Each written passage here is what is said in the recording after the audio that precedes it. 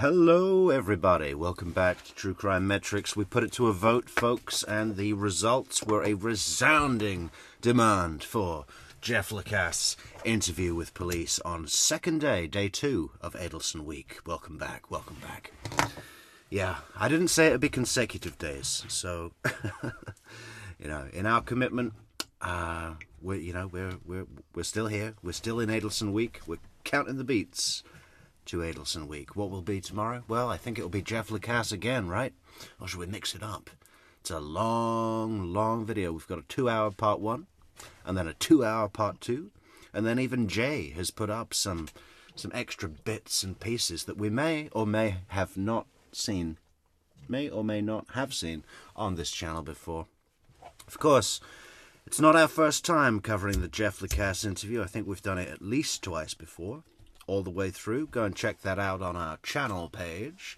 But like everything with Adelson case, every single time we watch, we see new things.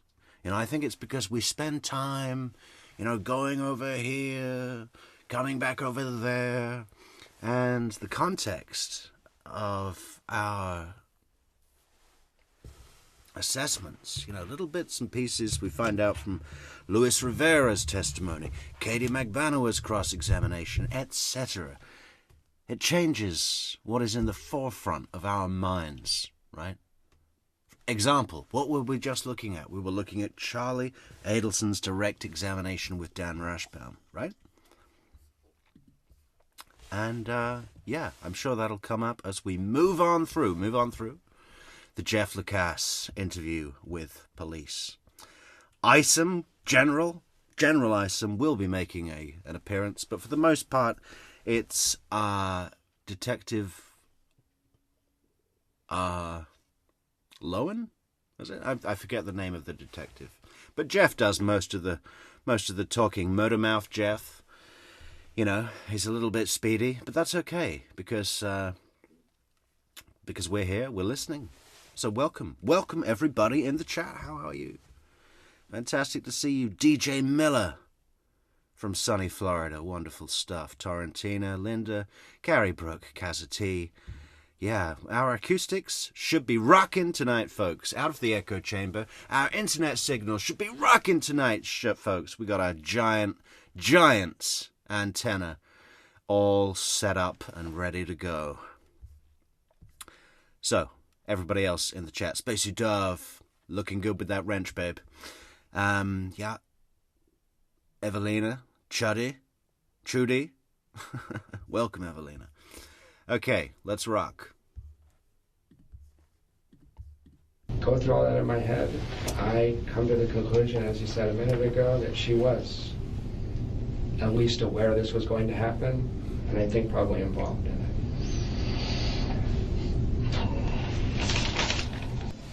Okay. All right. Mr. Lacasse, I appreciate you coming in and talking with me here. Like I said, we're still in the... Does anyone need context? I kind of like giving context, but I don't want to be redundant about it. Jeff Lacasse is, well... What's the crime here? Well, the crime is the murder of Dan Markel. Who killed Dan Markel? Well, he was killed by 2 hitmen that were hired by the Adelson family.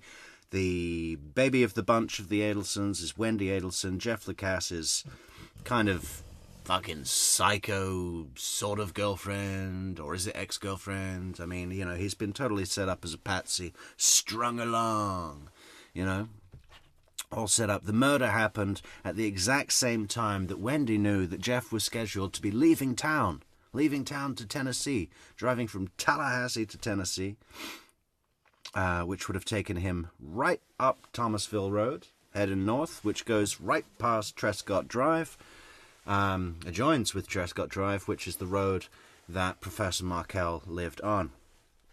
It seems pretty obvious, and it's widely accepted, agreed upon, and concluded that Jeff was, by design, meant to, if not actually go down for the murder, at least take the majority of the efforts of law enforcement in the immediate aftermath following the murder.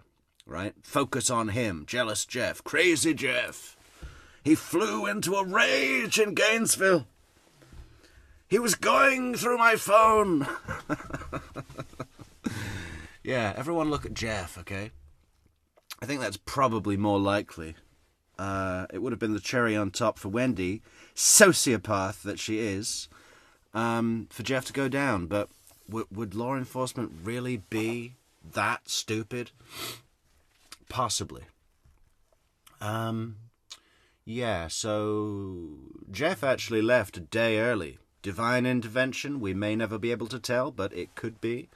So he had a, rock-solid, concrete alibi of being on a surveillance camera in a Kmart in Georgia, I think, at the exact time of the murder. So he's, a couple of 100 miles away, at least. And he came in to talk with police. They said, listen, we want to talk with you. This thing's happened. And so on. So he's come in to talk to police, and Jeff, by way of employment and education, is a social work professor. I'm sure there's a better description of his job title than that, but he's a professor, learned, and social, he understands psychology and things of that nature very well. So he's able to give invaluable insights on a personal level, on a professional and clinical level to police. I mean, I really think that he should be given, when all this is said and done and it's over and all the Adelsons are busted and LWOPing their lives away, I think Jeff should get some kind of medal. I mean, he's fantastic. Just wait and see. The preliminary stages of this investigation, Yeah. Your name did come up, Of course. Because you were associated at some point with Wendi, Of course. which is his ex-wife, as I'm sure Yeah. you know. Yeah. So basically, just I appreciate you coming in. Sure. DJ Mello, this is not Detective Craig Isom. Actually, if we want to do Isom's job title, it's Investigator Isom. I don't know if that's a Tallahassee Police Department thing, but we saw that in the case of Denise Williams the other day, didn't we? Everyone's called Investigator, not Detective. What is that about? But no, on this channel, Isom is called General Isom. But this isn't Isom right now. This is another detective or investigator, whatever. I want to ask you some questions, kind of figure out where you were, if you've heard anything, if you have any information that would be helpful to us. Yeah. Just kind of run that whole gamut. Okay, so... Can I ask one other question before you get started? Is this... I'm sorry? Is this on the record as I give you this Yes, statement? it's on the record. Is there any opportunity to talk off the record, or that's not possible? No, it's possible. Okay, we do on the record first, and I have a couple theoretical things that Sure. I want to be quoted on, but that Yeah. Okay. Is that Windrush Village? It is. Apartment 41? Mm-hmm. How do you like the neighborhood over there? It's cheap. It's $500 a month. I'm saving for a house. So. Oh, okay. You got to do what you got to do. Yeah. I used to live right over there off of Claremont. Yeah, sure. Which is right there across the road. That's nice over there. Well, like you said, it's kind of cheap over there. Yeah. That's where I first moved when I got out of college. But Gotcha. anyway, that's neither here nor there. Do you have any contact numbers that I can reach you at? Should I Sure. need to talk to you later? Sure. I think I talked to you on a 294 number. That's the number. That's the only number I have. That's your number. Yeah. Okay, I got that one. Just tell me a little bit about yourself as far as your background and Sure, stuff like sure, that, sure. and kind of what you and Wendi. Yeah, absolutely. Actually got my PhD here at Florida State from 2000 2008. Okay. Graduated from FSU, went to Arizona for 5 years, and this is my first year back.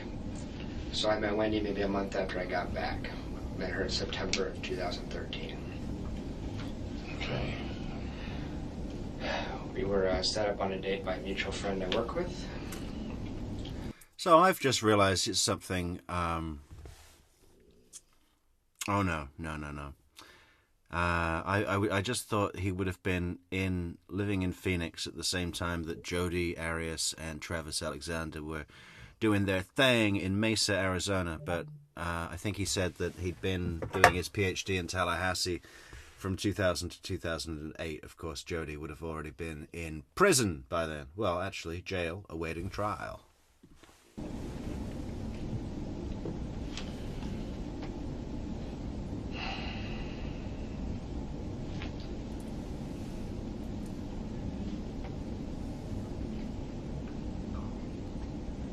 Hello, Tay. Dr. Jane, I know you've met Jane, so... I haven't. Oh, you have someone met Jane. She was in here when Wendi did her long 9-hour day. Okay, and I take it you've talked to somebody about that because you know about it? I talked to Jane for 5 minutes. I've been out of town. Okay. And Wendi and I are estranged at the moment, so it's pretty bad timing in terms of that. So I can get to that as I give you the tail end of it. Sure. So we started dating in September. Did it all through. Yeah, we've met Jane, Jeff, don't worry. Jane came in, told us how jealous you were. Of course, she'd been fully manipulated, prepped by Wendi Adelson. You know, the whole thing about Jeff and Wendi is that, you know, he wanted an exclusive relationship, just the two of them, and she was playing the field, let's put it like that. And, you know, it was convenient to Wendy's plan to set up Jeff, to make him jealous. So she really played on this, right? She began to... At first she was keeping other men very well covered up. And then, you know, started to, on purpose, lay hints, drop hints, give indications that there was something going on, and, you know, encouraged him to get jealous, right? How dark is that? How fucking dark is that? And the whole thing about going to Gainesville was that, you know, Jeff had had enough. He had it out with her and said, listen, you know, I want to know where I stand, what's going on. And yeah, he might have got hostile. I think he says he gave her both barrels, right? Good. But then Wendi came back and had this long walk with Jane, confided in Jane about how a maniac Jeff Lacasse was, how jealous Jeff, just before this shooting.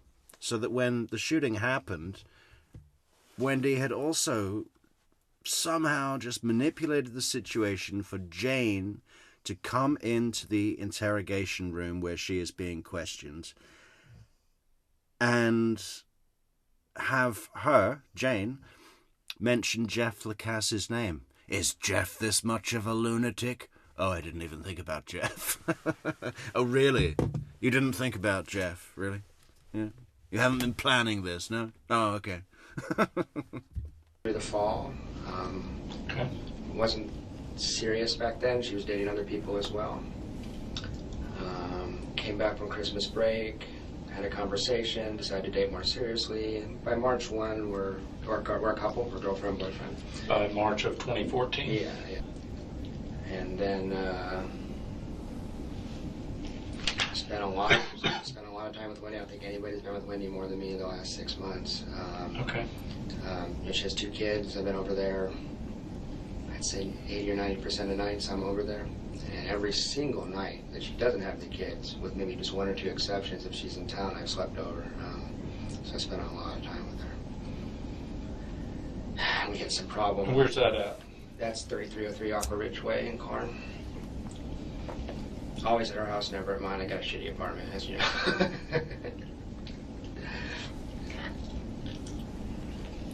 We ran into some problems in May and June. Started fighting.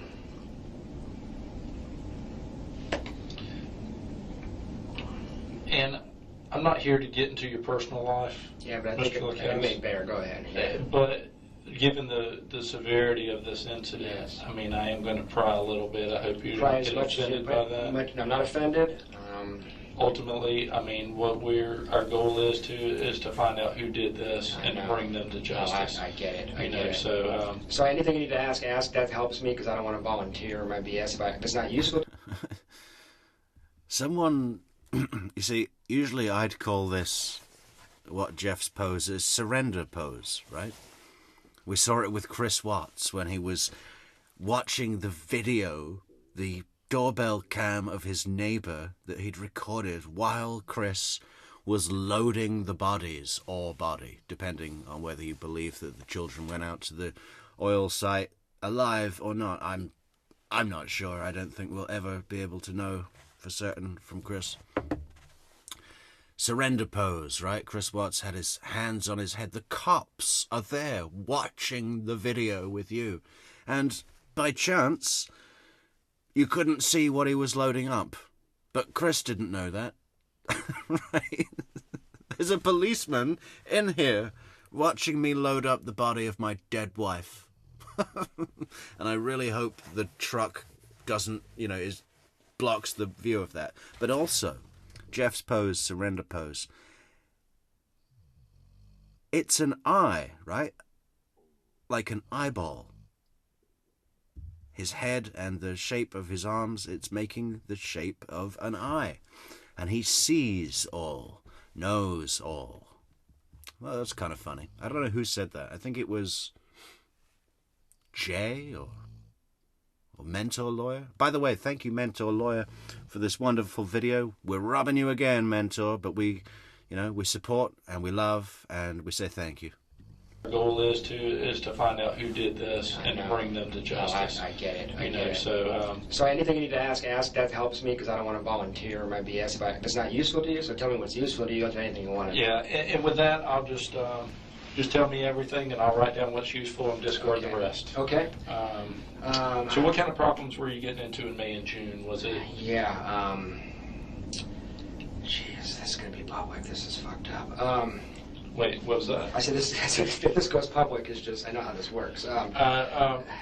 It probably won't. Okay. What was that about? I was just same thing. I was just trying to say, look, let's just forgive him, forget him. Both of us will move on here, But she wanted me to just roll over, and it's a little too stubborn. Didn't trust her anymore, and it's damaged beyond repair probably. I was in love with this girl, man, so it was hard. Maybe with the kids, I'm like a co-parent basically. It was really rough. How old are the kids? 3 and 4. Yeah, Ben and Lincoln. So the next night, and by the way, while she's in South Florida, she is completely miserable. She gets depressed, she gets anxious, and she's got her baggage. But I never, even though we didn't have much contact, I never heard her as bad as she was this trip to South Florida. I mean, this blew up her world. And how do you know she was in a bad place? Just because when we talked, she was just... So she did call you like... Yeah, 14 days I got 3 phone calls. When did you contact Jane?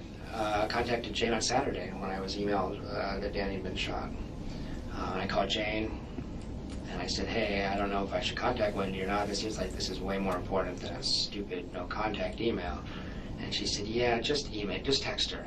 And I sent her just a nice text saying, I care a lot about you and the kids. If you need anything, I know we're in a strange place, but if you need anything, you please let me know. I'm always here, And she didn't even text back. When was that? That was Saturday at 2 p.m.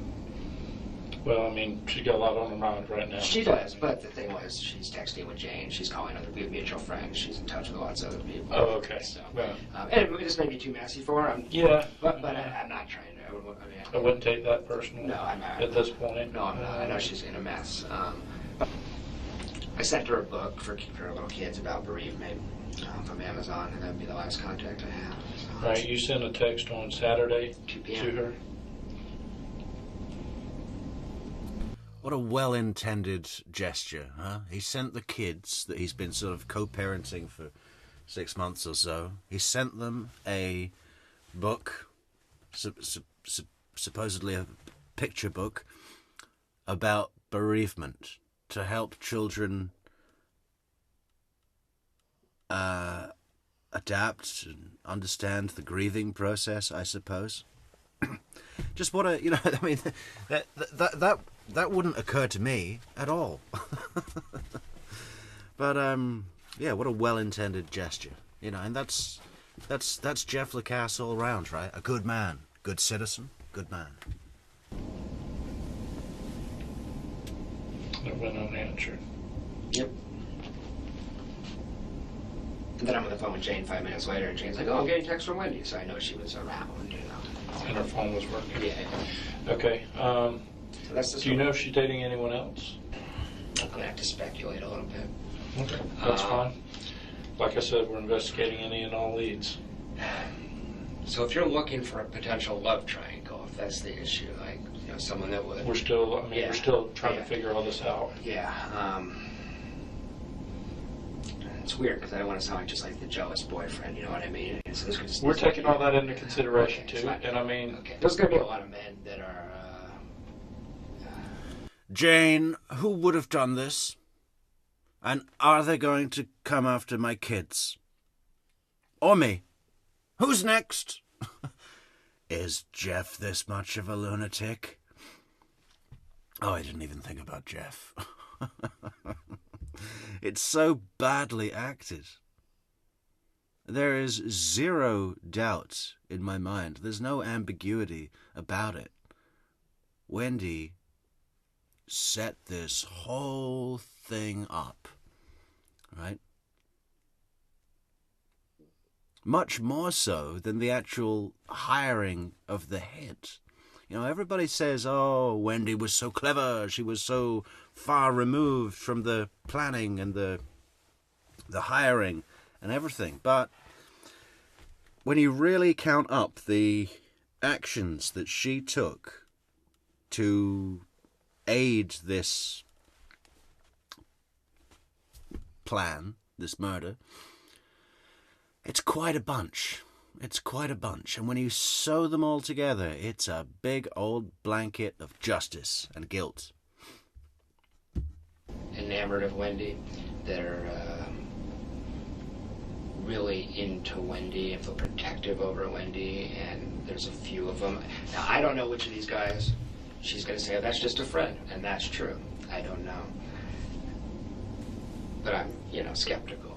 Let me ask you this. Yeah. You say she can kind of put men under her spell. Absolutely. For lack of a better term. No, it's true. Linda asks, so Wendi had Jane in her police interview helping point the finger to Jeff about the murder. Isn't this evidence of premeditated murder by Wendi? Well, no. Not beyond a reasonable doubt, right? We all know it is because we've been studying this for years, but the jury, 12 of Wendi's peers, whenever it comes to her trial, they may not have the benefit of years of studying this, going over and over and over it again. It's going to be up to Georgia Kappelman and Sarah Dugan to put it together for the jury in a package. But elements like that, when we look at elements like that, and we put them together with other elements like that, they start to form a picture, right? The TV, the lunch, the Uvia dinner, we got that coming up soon, guys. Look out for that. That's going to be our best show yet when we discuss why was it that Wendi threw up at the dinner table at the Uvia dinner. Yeah. We're going to be coupling it up with the trip to the beach on Father's Day weekend with Catherine McBanower and Yindra Velasquez Mascaro. Yes. I think we're going to save that to the end of Adelson week. Maybe it'll be Adelson 2 weeks. I was caught, yeah. Who's the guy that is, like, totally that guy, just out of sorts, not himself, would do anything for her? See, I don't think it's... Do you think there's anybody like that out there? Well, I wonder. You guys would have access to find out that. I've always suspected there's a guy in South Florida, because not getting my phone calls returned, all this kind of stuff. And she goes to South Florida a lot. Okay. And there's a weird pattern of behavior. And so my suspicion has always been that there was a guy in South Florida.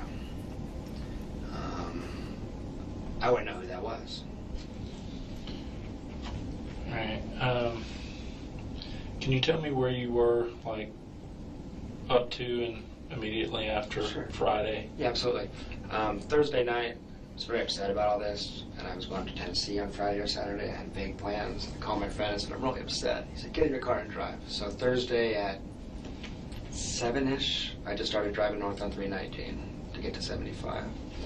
I drove probably halfway to Tennessee, stayed in a suburb of Atlanta Thursday night. Friday I drove to Tennessee, Harrogate, Tennessee. And I just got back. So when you drove, what'd you drive? Your vehicle? My car, my 2004 Nissan Sentra.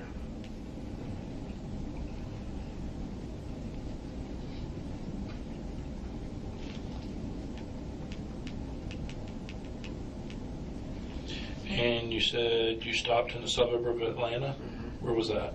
Can't remember. I stayed at a really crappy Days Inn, maybe 20 miles south of Atlanta.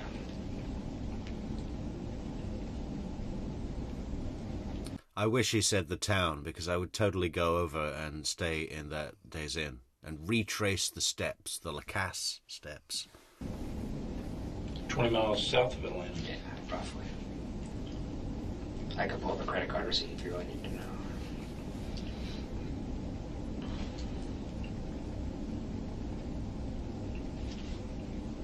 Pay with a credit card? Yeah. Used my credit card on the whole trip.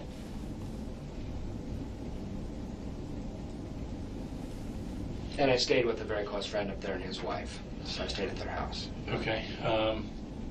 Okay, so if you just let me get a timeline. Yeah. So Thursday you started driving. You drove up to roughly Atlanta. Yeah, about 11:30 I pulled over. Yeah, it's getting tired.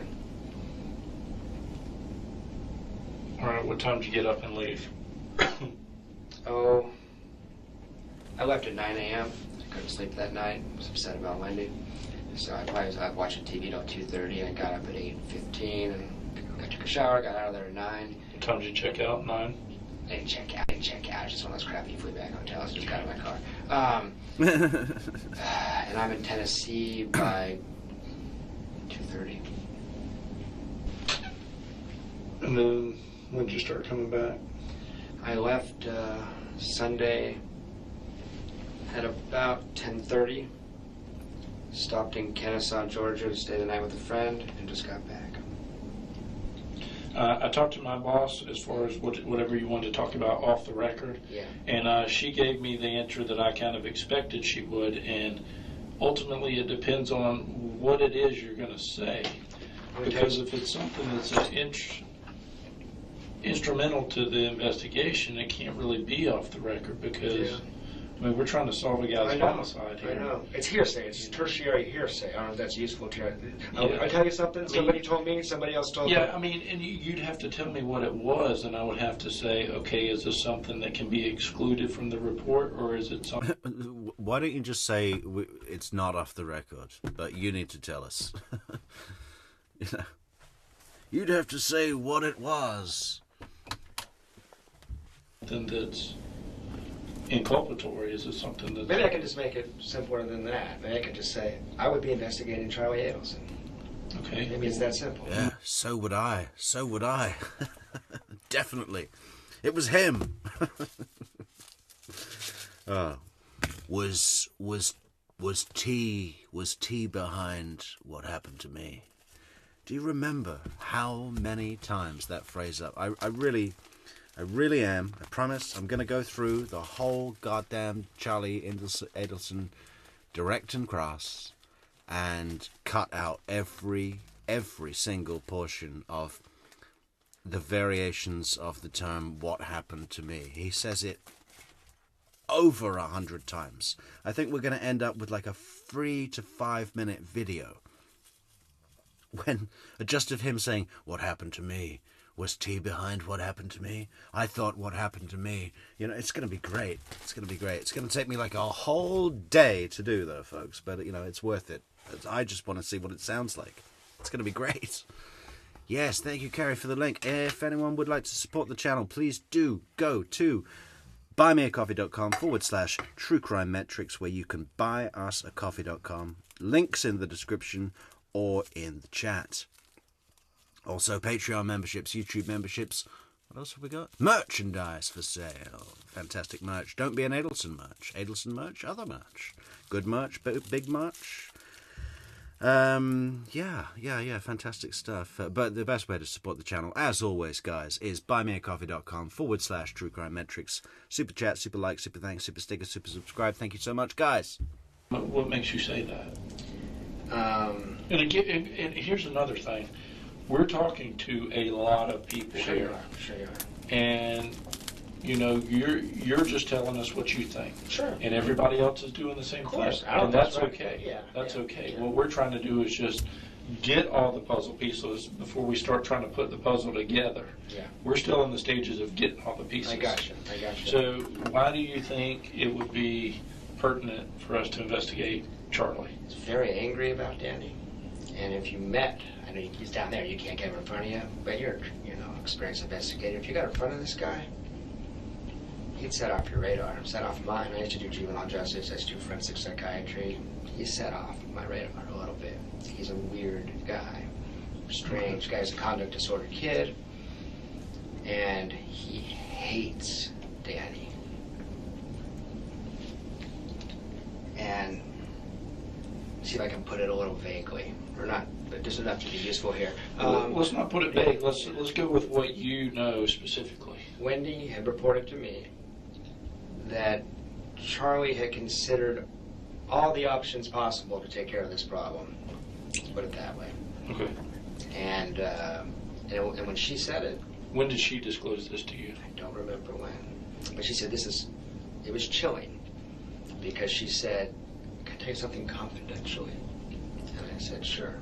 She said, "I think Charlie kind of looked into some options, like literally saw how and why and how you would do this if you did it." I think this was last summer when she had her petition to relocate denied. That family wants her back there so bad. And this is when she disclosed this to you, was last summer? No. This is when. Charlie had been examining all the options. Okay. He's a very successful dentist, but he reeks of antisocial behavior. Now, I could be 100% wrong, but I wouldn't want to miss that if I was investigating it. He's got a close friend who's an ex-Special Forces guy, like a Navy SEAL or something he hangs out with all the time. Hey, the two. Our good friend from Banff. Good to see you again. The two. Welcome back. What did she say to you specifically? I mean, when you say all options. She said, Charlie... I can't remember exactly. But it had something to do with the amount of money it would cost to have someone killed. And what did Christina asks, when is the Uvia night? What, you mean, when are we covering it on this channel? Or when did it happen in real life? It happened a month after the murder. Roughly.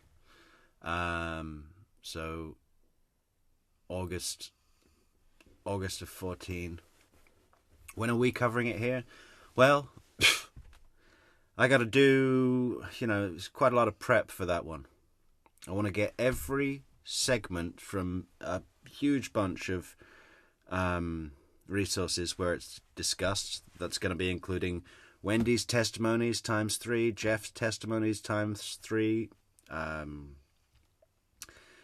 one of Jeff's follow-up interviews with police. It's mentioned. There's a bunch of stuff where I need to grab from Yindra's interview with AA Legal Focus. There's a whole bunch of videos that I need to go through, edit, grab bits out of, and put together in a way that makes sense. So I don't know when we're going to get to it. Hopefully next week sometime. What'd she say? Something like Charlie looked into how much it would cost to have someone killed. Something like that. Some statement like that. I can't remember. Did she give you a dollar amount? Did she? But that's the other thing. He's a dentist, but he's an independent businessman. He has a bunch of practices, and he's a Ferrari. I think he's $1 million and all this kind of stuff. So he has a lot of resources. And, wow, this might screw them. from me talking to him myself in the hot tub one time, and from a few things Wendy said. When was this? Like March 15th-ish. I was there for the one day with him. I stayed at his house. Of this year? Yes. Wendy and him were talking. I'm just listening. I just met him an hour earlier. We're sitting in the hot tub having a beer. It's a really nice house. And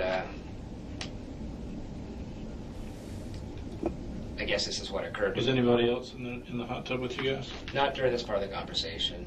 Another guy, his roommate came in eventually, and then just started to talk about girls and stuff like that. But, and I'm not trying to play cop here, but I do know one thing you'd be looking for is a lump sum of money moving around and some kind of crazy stuff happened. And I think there's a lot of financial irregularities. I think there's a lot of, tax fraud kind of stuff, of putting stuff in different people's names and moving money around, and there might be cash. I don't know exactly what, but he's not doing anything on the up and up in his finances. It was pretty clear. He was pretty open about that. So I thought about if you guys do look into it. Addie's an own. Welcome back, Addie. I don't know that. How did the exact conversation in the hot tub go? He was just talking about, I put that in Dad's name, I put that in Mom's name, and it was just clear that... Hiding resources. Yeah. Monetary resources. Yeah. So if you have to do an investigation, that's something you guys should know, because I think there's a lot of...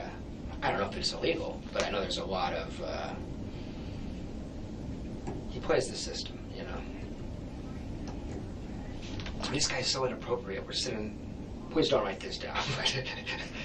He's so inappropriate. We're sitting in the hot tub, and he starts talking about sex acts with his girlfriend that he did to punish her for bad behavior in front of his sister. I'm like, this is the... And I didn't know what to do. I just met him. I talked with my girlfriend. This is just so weird, It's like this guy's... His social radar is way off. His sense of right or wrong, just norms is just off. He set off my radar. Now, I don't know if he did this. But if you're looking at somebody, don't miss him. Don't miss him. Of course, Charlie Adelson was not arrested for 8 years following this interview. 8 years. Think about where you were 8 years ago. That's a long time. That's a significant portion of someone's life, right? I mean, incredible. Of course, it was 2 years following this interview that the cops finally got Luis Rivera, Sigfredo Garcia, Katie McBanawa, the co-conspirators to the murder. But yeah, Charlie walking around 8 years. A little paranoid, I bet. But still free. And I can also see him doing this without ever telling Wendy he didn't do it. I can see Wendy being innocent, puzzled, and Charlie did. I can totally see that scenario. He's very... This is his mugshot, by the way. This is his arrest mugshot, and yeah, I'm smelling paranoia. I'm smelling Howard Hughes pissing in jars, never leaving his house. Protective of her. I think that's more likely than a romantic. All the romantic couplings are with highly educated, high elite status men. You don't want to throw that away. Who've got a lot to lose. I mean, she doesn't slum that I know of at all. She doesn't. Well, I mean, this Charlie guy's a millionaire by your own admission, so... Yes. Well, he is. He's got this buddy. He's got a lot to lose. He does. He's also really cocky and arrogant and narcissistic. So, I wish you had him in front of you, because I think he'd set off your alarm bells. That doesn't mean he did it, but he's aggressive, he's argumentative, focused on himself completely. He's got 3 girlfriends at a time, which some people do that, I know, but no qualms about it, So you think he may be good for it? Assuming this isn't a botched burglary or something like that, he's the first... Charlie popped into my head within 20 seconds of hearing this.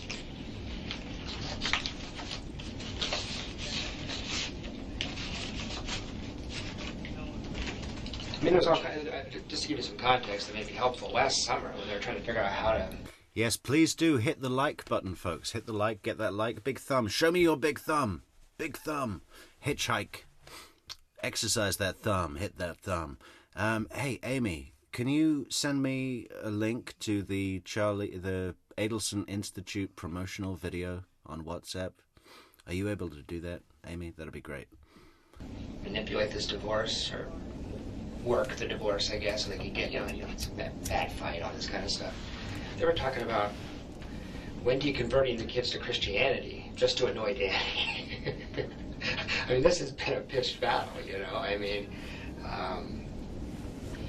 we fed the kids bacon regularly. He tries to keep them kosher. There's all kinds of passive aggressive shit going on here, So the family is... Yeah, right, Addy. That's another one. We have less of those, but the thing with Charlie Adelson, his thing about, he's on the phone all the time, right? And at the beginning of every call, when someone answers the phone to Charlie, he says, "Hey, how are you?" It's this creepy kind of don't say that to a child, please, or your own mother, for fuck's sake. Hey, how are you? What is that? Yeah. What happened to me? Was T behind what happened to me? Family, it's important that you know this, actually, man. The family is so unhealthily enmeshed, so completely enmeshed, that Wendi is not really involved. Amy. When she drives to South Florida, every single time those two parents drive up here and drive with her down. They don't trust her to drive from Tallahassee to Miami. It's not a normal family. What is that about, The woman is 35 years old. She's got 2 kids. She's got a car. She's an educated, professional lawyer. I mean, the parents, that is a long drive. That is what is it? It's like an 8-hour drive from Miami to Tallahassee. And she's going all the time, pretty much every week, right? Every weekend. She's down to South Florida. And the parents get in the car, drive 8 hours, a whole day of driving, pick her up, drive her back down another 8 hours, and then take her back. Why would anyone drive that much? I mean, it's ridiculous. It's not like she's a 35-year-old woman that has 2 kids and come down to see us. It's complete enmeshment. It's a matter of they didn't infantilize her. She's considered the baby still. She's 35 years old.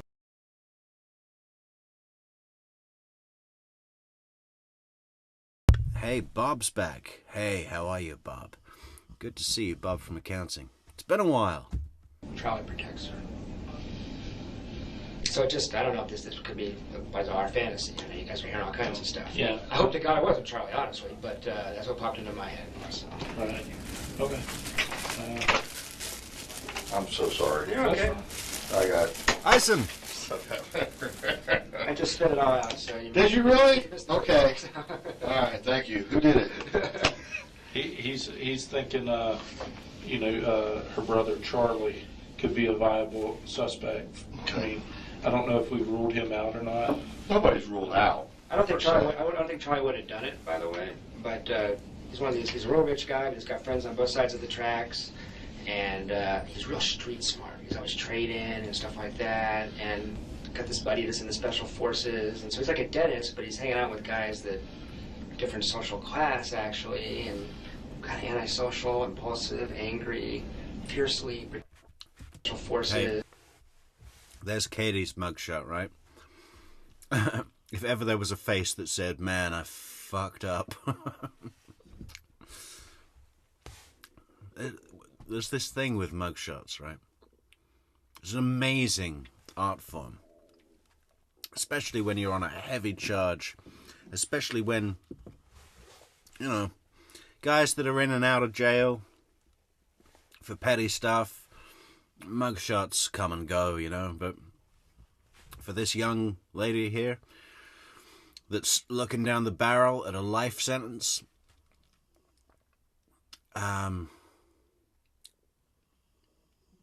is aware that the cops have a shitload of evidence. There's this fear thing, right? It's just so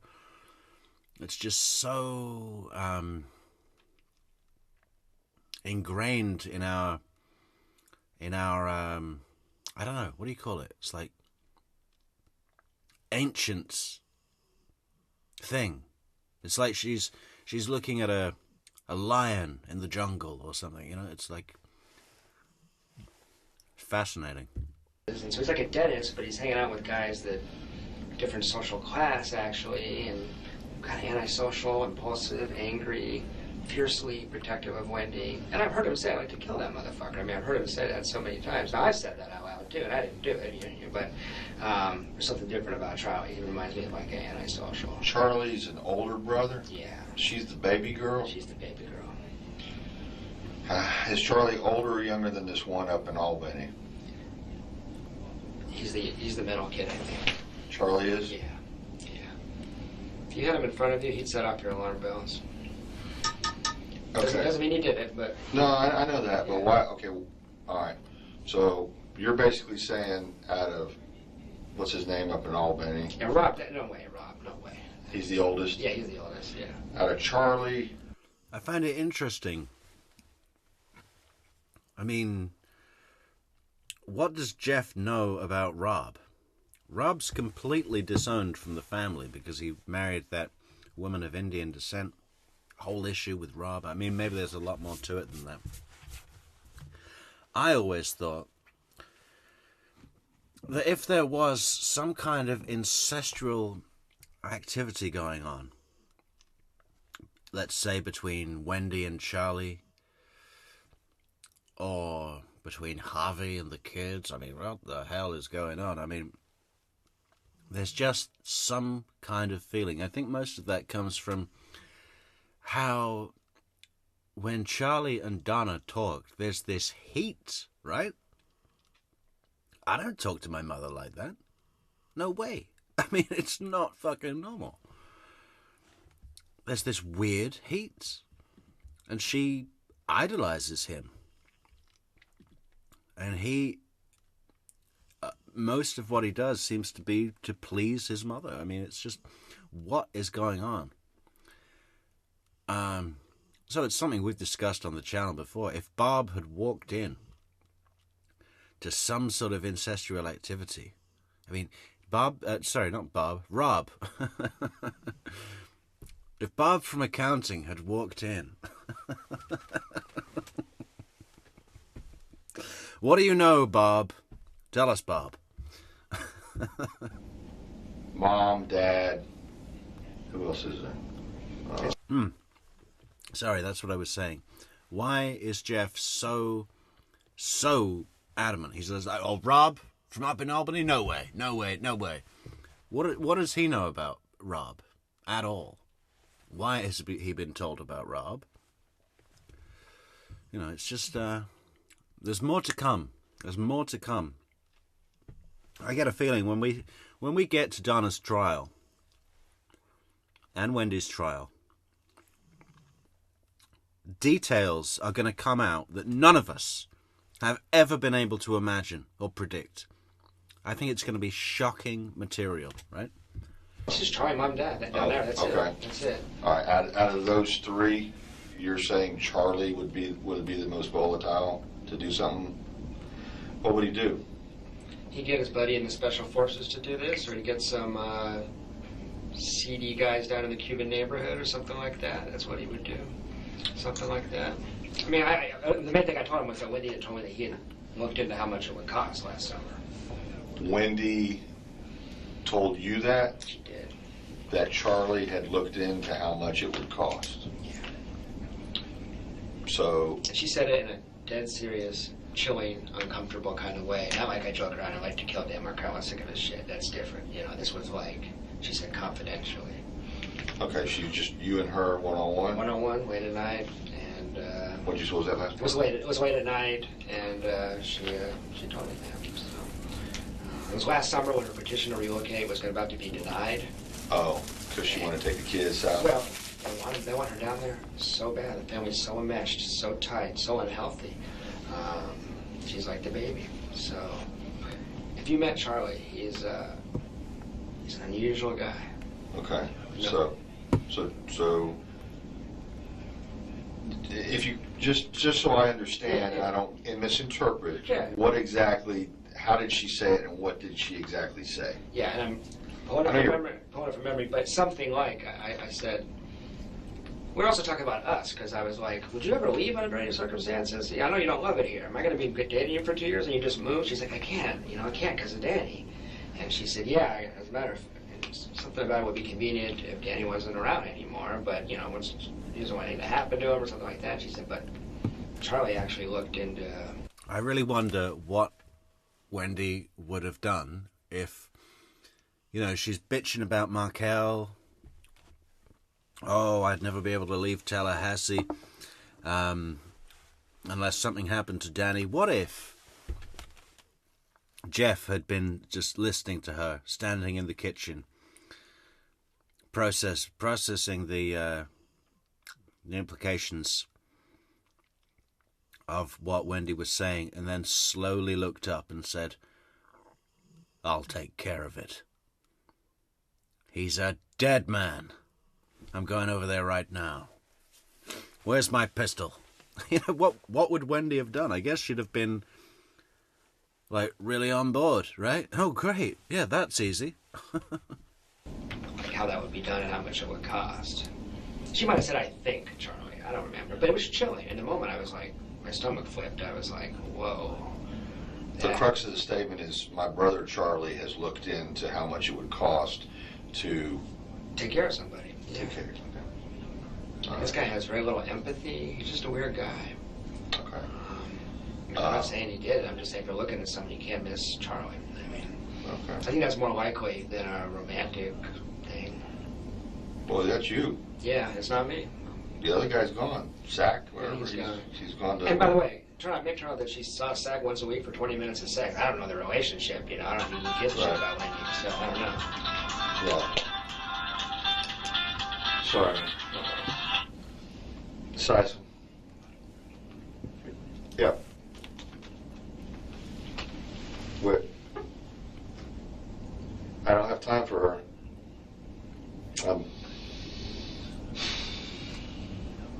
I said great. Okay. I wonder who that is. Who does Isom not have time for?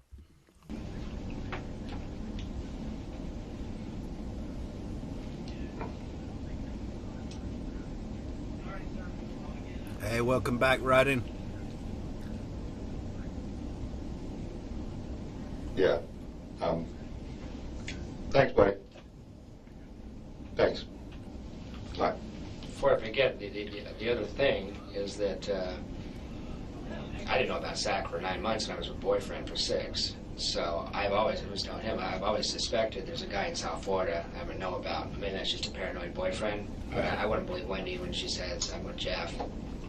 You gotta start the ground zero. She lies. I mean, there's been a lot of men since it were me. So I just wonder if there's a guy in South Florida. She always drops out of sight when she's down there. Phone calls not returned. Voicemail. Did you go down there? No, she doesn't let me go. That's why I think there's a guy down there. Okay. Did Charlie come up here? Charlie never comes up here. Okay, how did you meet Charlie then? Oh, I went to Charlie. I met Charlie one time. I went down there one time for one day. Okay. We were in a Immokalee. We just drove over and spent an evening with them. So I spent 4 hours for Charlie. What are you doing in Immokalee? I know where that is. Yeah, alternative spring break for FSU kids. Okay. So they're helping out the farm workers and stuff. Okay. So we spent a night in a hot tub with Charlie, and that was it. But I've always told him, I've always suspected that, and I'm the paranoid ex-boyfriend, so right, but she goes to South Florida awful lot. Okay. She's always a little weird when she comes back, romantically and stuff like that. So I just always kind of suspected. So I wouldn't, obviously the connection is now she can go to South Florida. Right. I mean. No, we see that part. Yeah. Who's it? Like what she did immediately after the memorial service, which happened 2 days after the murder. Well, this is 3 days after the murder. This interview. So, has the memorial already been?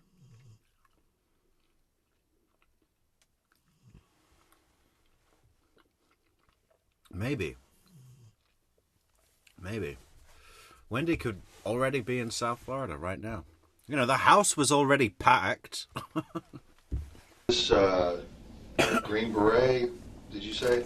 And I don't know anything about this guy. I just know that on Facebook there's a lot of pictures of him, and Wendy's told me stories about him. He's, I guess the point is that Charlie doesn't just hang out with other dentists. He hangs out with all kinds of people, so it's not like he's some snobby dentist that's not going to hang out with this guy did 5 years in Afghanistan, so it just popped into my head. Like, Charlie did? No, Charlie's friend did. Was Charlie in the military? Nah, he's a dentist. He's a dentist.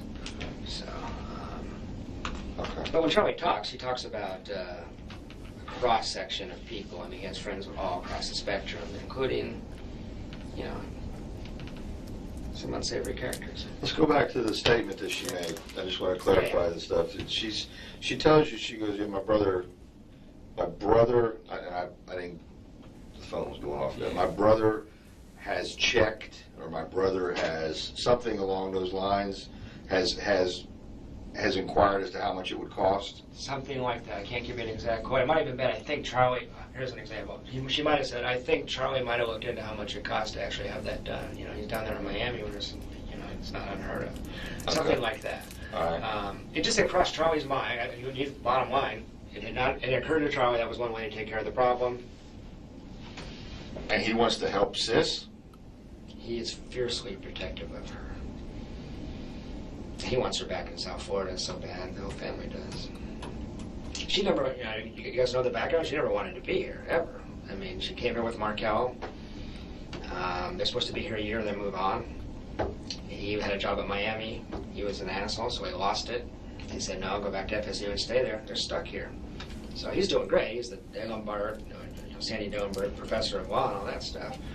Wendy gets a shitty job that she doesn't really like, doesn't like the area. She's doing her best to make it work. She hates it. Never wanted to live here.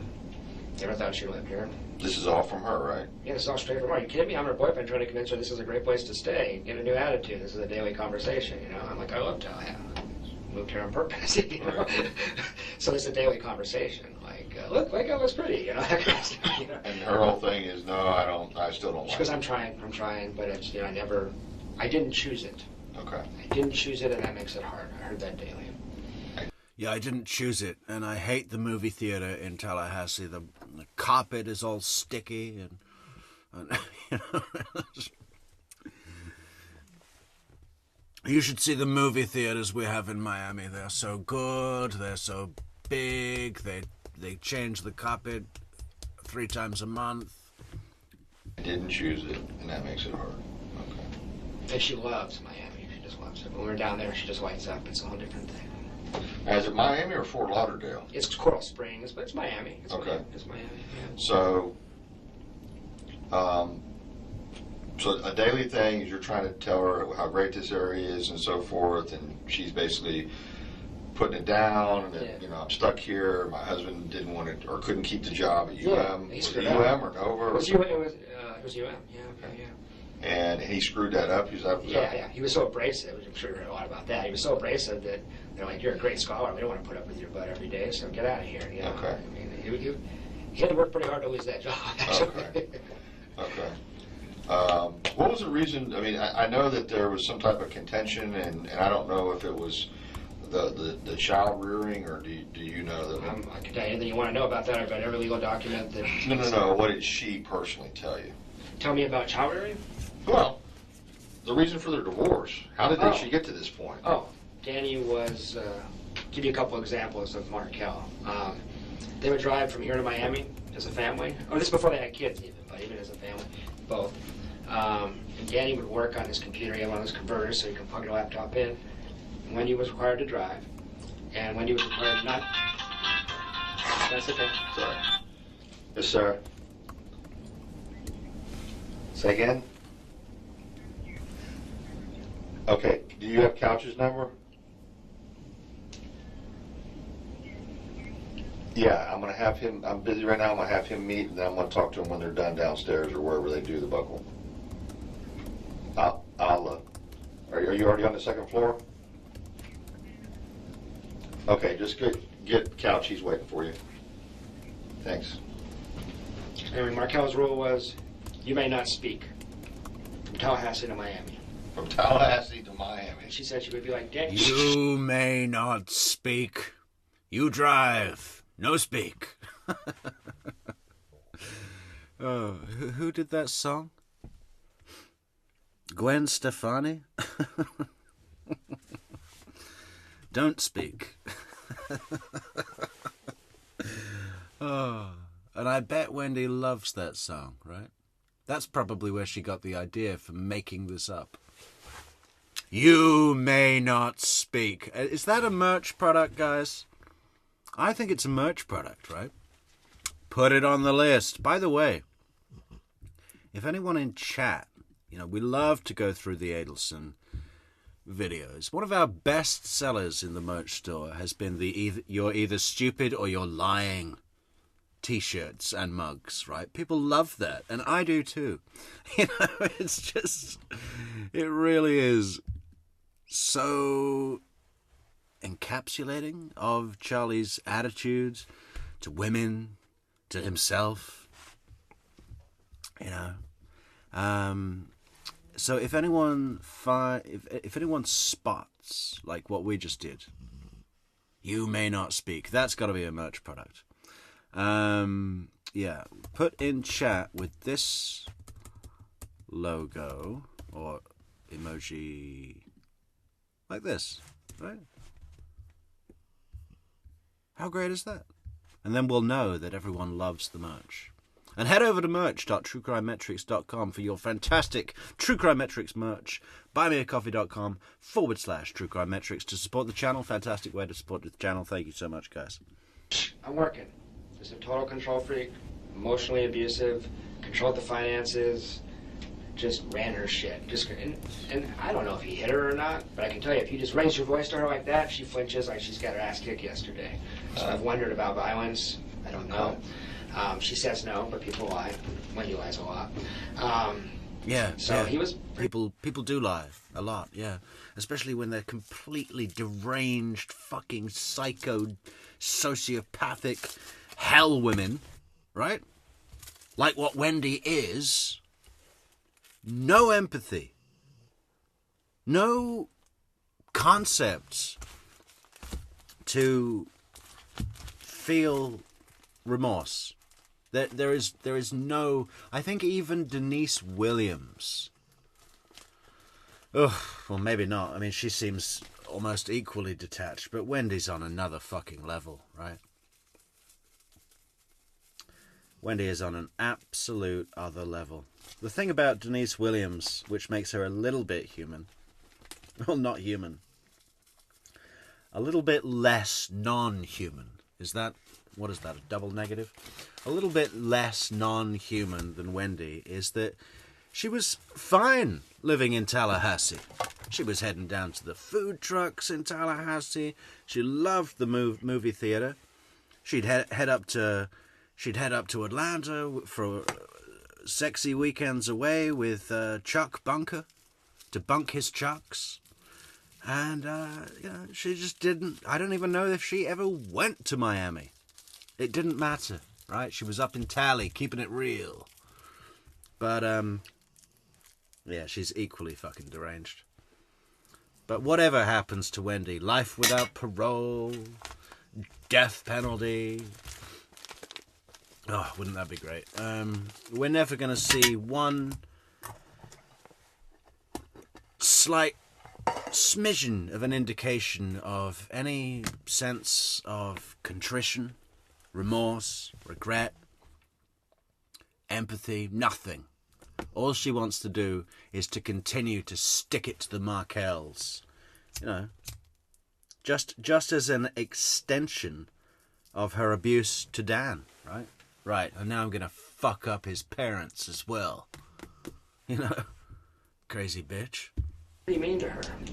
And as she went to get married, every friend she had was begging her, don't marry this guy, he's the biggest asshole we've ever met. And she got caught up in the Harvard law and elitism and all this kind of stuff. And she was in a bad place. Made a bad decision, got married to a guy. I just got divorced last year, so I understand this. Oh, you did? I got married to the wrong woman, too, so I get it. That's how we bonded, actually. We picked the wrong people before. So it was a bad marriage from day one. I mean, pretty much, according to her at least. By the second year, it was awful. And then how many kids will fix it? You know, people try that. So he's also an absent father. Yeah, people do that a lot, don't they? Why the fuck is that a thing that human beings do? It's like you're in a relationship and it's not going well. You're at each other's throats. You're constantly bickering and arguing and you're just not getting along. And then one of you says, so, do you think maybe we should have a child? Do you think that would help? Oh, you know, that's not a good idea. I mean, he came home 9 o'clock every night, she claims, and I would play with the kids for 10 minutes. That was it. She did everything, kind of like a house slave. And then when he went to go get divorced, he tried to get... It's not what the policeman said. Remember when we saw Mr. Buff, the younger cop that walked in, and Wendy was like, who are you? You know, Mr. Buff came in, Detective Buff, and he said, what did he say? He said he walked into the Markel house and he immediately got the impression that Danny was very involved with his kids. Now, I assume that to mean that, you know, there were toys everywhere and, photos on the wall and little markings on the wall to measure their growing height and, you know, just all kid stuff, right? But Wendy calls it like, yeah, you know, he'd come in, drunk, play with the kids for 10 minutes and then go to bed. And he would say, you may not speak. 100% custody of the kids. So if you read these legal documents that he's filed, I don't know if you're better, but they give you insight into, like, he's pretty crazy. I haven't had the time, but I will. Yeah, it's a lot of lunacy shines through. But I'm sure he had his side of it, too. I'm sure he... Isom hasn't had the time to read the divorce litigation yet. He's probably still working his way through to this day, right? I mean, that thing was huge. Thousands and thousands of pages and documents and motions and everything. He's probably still in the Tallahassee police station. Big long beard, covered in fudge, reading. He did, and I'm, well, that's what I wonder about is with all the stuff I talked about with Wendy with me, I mean, he was controlling. Well, maybe he's trying to keep his wife in control. I don't know, you know. Right. But you must have heard he's not, don't want to speak ill of the dead. He wasn't well liked. It's bizarre to open up the paper and see all these comments about how a great guy he was. No, they're just friends of Jewish. It's all Jewish. Oh, it's all the Jewish okay. stuff. Yeah, You're hovering around. I'm an honorary Jew, I guess. Okay. I don't know what they call me. Okay. But I mean, I don't know the truth about the marriage, but I do know that it was really, really hard on Wendy. And when we got to the legal stuff, he was vicious. He was really vicious. So. Anything? Did she ever tell you anything concerning any incidents when Danny and Charlie were together, or Danny and any other family? I mean, was it kind of like, hey, you know, Danny, you sleep over here in the doghouse or something? You don't. No. It was more like the family hate. This is why she didn't introduce me to her parents. She said last time it was so awkward because it went so badly because they all hated Danny. Charlie hated Danny. Her parents hated Danny. Do you know why? He is in person. He is so arrogant. He is so unlikable. He would just talk down to people. He was one of these Harvard guys. Okay. And it was just like, when I met him in an awkward meeting, I was early, I was late, he was early, and we met for the first time. He insulted me 3-4 times in Really? 10 sentences, just in subtle, like, haughty, snobby kind of ways, like, oh, are you a lawyer? You know, and just little comments here and there, you know. So he was passive-aggressive about it. He wasn't in your face, he wasn't yelling, but he insulted. He would just tell you, say you're stupid. Okay. I mean, that's just how he talked. He thought he should do. He's basically subtly insulting you the entire conversation. Yeah, he did. I mean, as far as Wendy and him, he did all kinds of little things to intimidate her. I don't know if he knew he was doing it, but she was scared of him. I would go with her to, I was telling him, I would go with her to functions that he was at to kind of reassure her and run interference because she would get heart palpitations and stuff around him, and it seemed completely out of the scope of normal. I got an ex-wife. I can get in front of her. not a big deal. Right. For her, it was like, will you please come with me to soccer practice or whatever it was? Oh, swim lessons 3 weeks ago. Will you come with me to swim lessons because Daddy's going to be there? And it just... Yeah, but it's not out of, like, fear of his abuse. She's stirring the pot, trying to rustle the feathers, trying to get the jealousy going on. You know, both ways. You know, it's called narcissistic fuel, right? She just loves that. You know, she's so empowered by knowing that she's causing these feelings within people, right? Sick shit. Sick fucking... She would just freak out. Did you go? I did go. Was he there? Yeah, he was there. Was everything okay between you and him? Well, yeah, everything was fine. We kind of moved through a phase where at first we were real friendly, shaking hands, and then we got like, hey, I'm not going to shake your hand. We're on different sides of this thing, you know, that kind of thing. But it was always reasonably friendly. Did she introduce you to him She did. as your boyfriend, your current boyfriend? No. Friend? I don't remember what she said. This is Jeff, I think. Okay. That was a point of contention between us. She didn't call me her boyfriend until very recently. So okay. I think because she might have had other ones. I think that might have been the issue. Okay. Maybe Dan Sack was also her boyfriend. I don't know. Okay. We already got his phone number. Yes. Is there anything else I can... I just don't think it's... He did say he was willing to give buckle if you need it or want it. Is that something you want to do? I think so. I can call him back if we have his phone number. Yeah. It's taking a second on And the guy drives in from Georgia, Tennessee, whatever, and comes straight here from what I understand, what you told me. Is that all you need to do to prove your innocence to General Isom? The guy drove in from Tennessee and came straight here. Why do we need to take a buckle swab? Oh, he's just such a nice guy. I didn't do it. He drove in from Tennessee and he told us that it wasn't him, so no buckle swab needed. We've got all the proof we need. He's cleared. He drove in from Tennessee, told us it wasn't him. Move on to the next suspect. It's probably just give it a second here.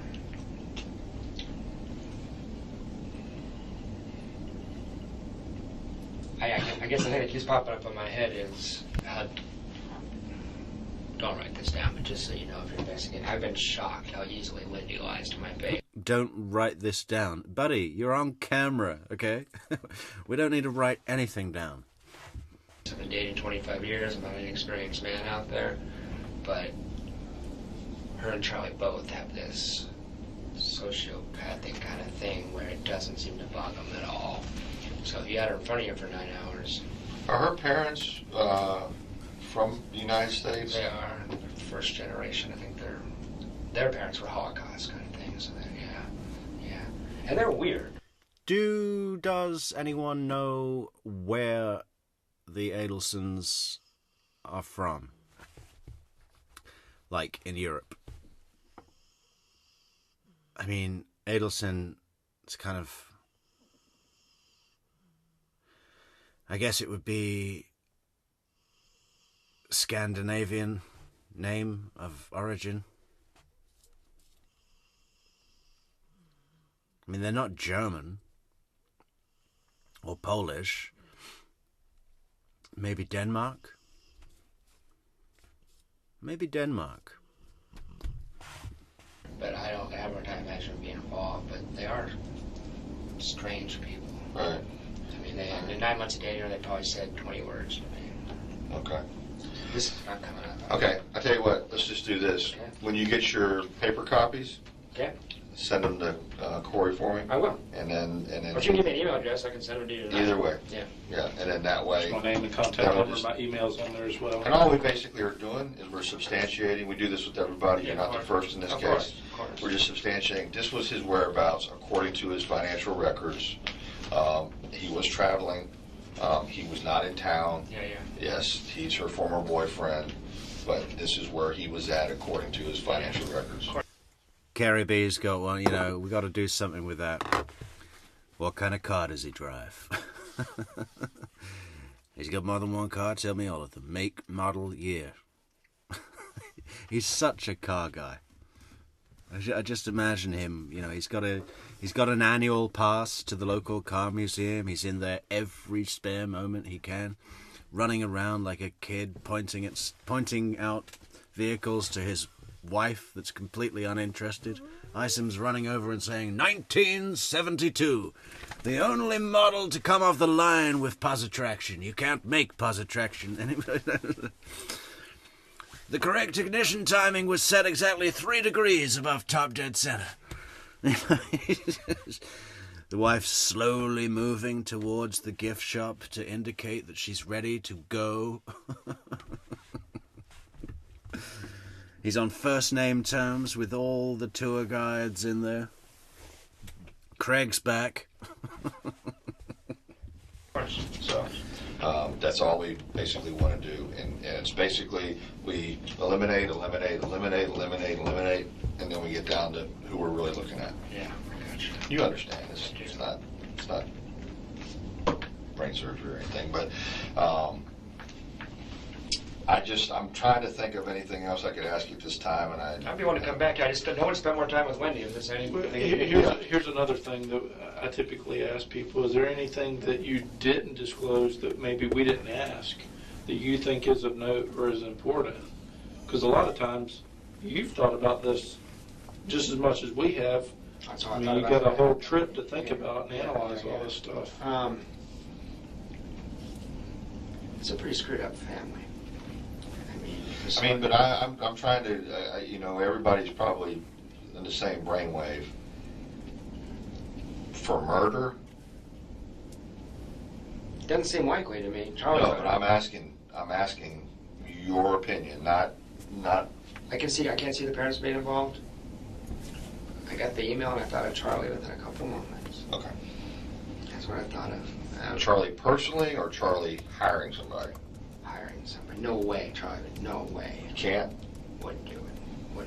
Couldn't pull the trigger? I don't know about that. I don't know him that well. Yeah, I think he'd love to pull the trigger. You know, it's just the whole getting caught thing, you know. He'd love to pull the trigger. I'm surprised he's not a fucking big game hunter that goes over to those places in Africa where you can, just... You walk in as a tourist, they give you a huge gun, and you say, yes, I'd like to get a rhino, a silverback gorilla, an elephant, a mother elephant.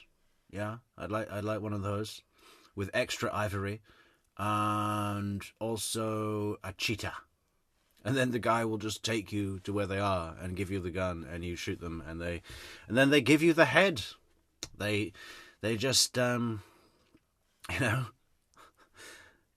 surprised he wouldn't be into doing those kinds of trips. It's. I was telling him I used to work juvenile justice a little bit in forensic psychiatry. He gave me the creeps. But I could see him hiring. I could see him. You don't follow the rules, man. I mean, that's how he lives his life. He goes to South America. Yeah, Tay, thanks. I know Donna's from New York. I mean, where do they hail from? The family. Jeff said that they were the parents' parents were Holocaust something going on. So, and that the Donna and Harvey first generation Americans. So I guess I'm asking where does the family originate from? Yeah. America sees prostitutes. I mean, he does his own thing. Is he married? No, he's got 3 girlfriends at all times. Okay. Rotates them, and they don't know each other exists, and that's not a crime. Right. But the ease with which he did it was no empathy for other people. That's kind of a deceitful person to start with. Sure. The whole family, really. Okay. And I just have this, I guess, everything that you didn't ask, and I said it before, I'll just say it one more time. When I looked at... Good point, Neverly darling. It could be bullshit. Another one of Wendy's lies. That agenda. When I started poking around, when I started looking at my calendar and examining Wendy's behavior and all this kind of stuff, I don't think Wendy... I just remembered there's this bit from Wendy's, that thing where she read, or what was it? She did like, you remember? Oh, we should go and look at that during Adelson Week as well. That's going to be rough. What was it? There was some like book, not her book. She did like a creative writing podcast or something. And she was going on about how... Oh no, it was something about... She was promoting Miami. And saying why she wanted to be involved in immigration because her family fled persecution, religious persecution in Europe. Yeah, but again, it's only from her mouth, right? Does anyone... I'd be interested to know, who could we contact that would know the facts? If anyone out there tonight is from FSU or Tallahassee and, you know, a friend of Jeff or a friend of Dan Markel, hit us up on Discord and let us know what you know. And he wouldn't do this. I don't think she's capable, no way. I mean, but there could be people you don't even know about unless you investigate very closely, would be my guess, because there's some weird patterns of behavior when she's in South Florida. I don't know if you know how often she's gone there, but I have it on my calendar. And it is like 30-40% of the time when she's not at work, she's in South Florida. Where's the kids? Down there with her? Or? Well, like when Danny has them for a week, she'll take them with them, she'll drive. Okay. But it's like, it's a big problem in our relationship. Like when she's got time off and want to spend it with her, she's in South Florida. So, I don't know. All right. When you think of anything else, just give me 1 second. And I even wonder about another guy in town. I mean, there's just been so much deceit that I wouldn't be shocked. I was telling him she has a lot of free time. Teaches 4 hours a week. Other than that, she's on Yes, the Markels live in Canada, Toronto. her own schedule. Okay. So. All right. Well, that's enough for today. Okay, great. If there's something else comes up, you know, give Corey a call. Or, I will. And we might have to call you back. Call me back if you need me. Okay, buddy. Good to meet you. Thank you. Appreciate it. Right, I'll walk you down. Okay, great.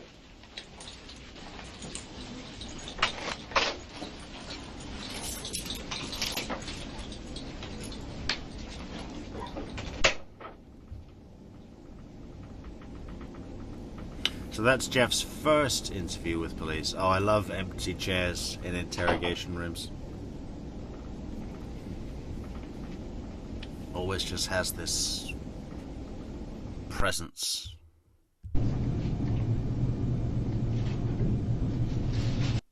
So this is just 2 days later, right? 23rd. That first interview was on the 21st, 3 days after the murder. This is on the 23rd, 5 days after the murder. So Wendy's definitely in Miami now. I don't know if she left before the 21st, but definitely by now.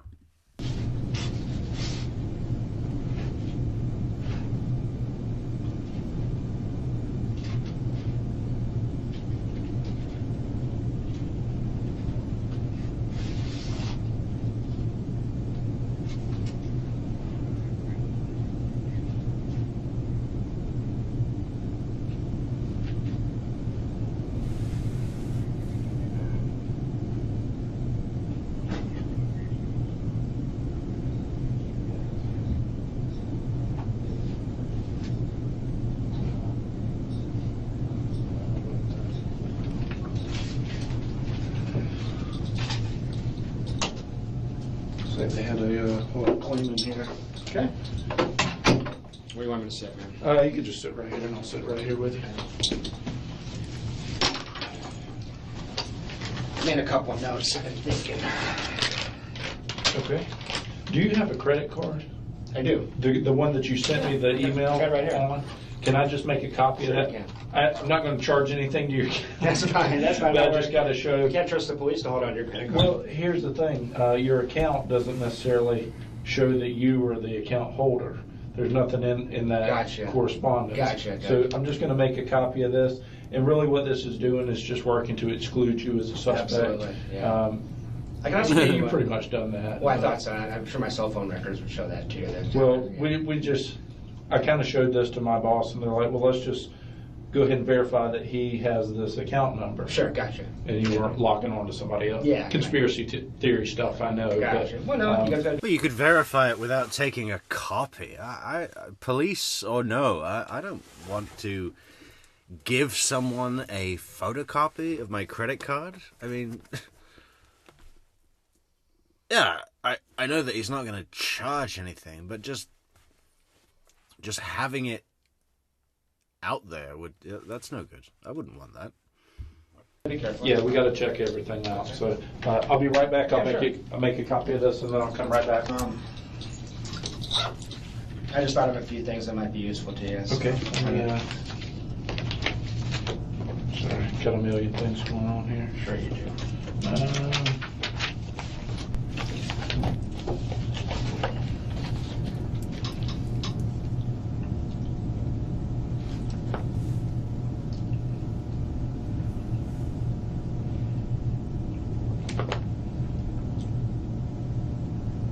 And now, is this just kind of like theory kind of stuff, or is it just kind of you had some time to think about what I talked to you about? What it's been is we had a 14-day break while she was in South Florida. Then last 7 days I haven't heard from her yet. So we're at day 22, 23. No longer under the spell. I'm starting to see a few things a little more clearly.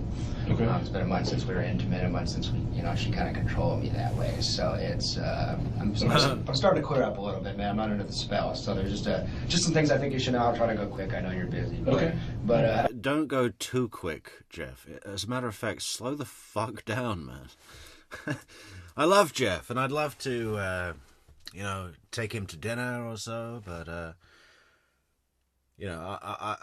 I would want us to eat in complete silence, right? Even if I want him to pass the salt, I will just point or tap my finger on the table and point. No talking.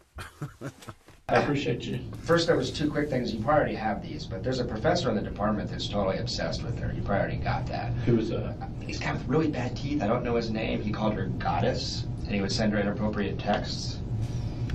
I can't imagine that Wendi wouldn't have mentioned that, but just to make sure you had it. He's an older guy, probably in his 60s. I don't know his name, but he called her goddess. And he's no fan of Markel.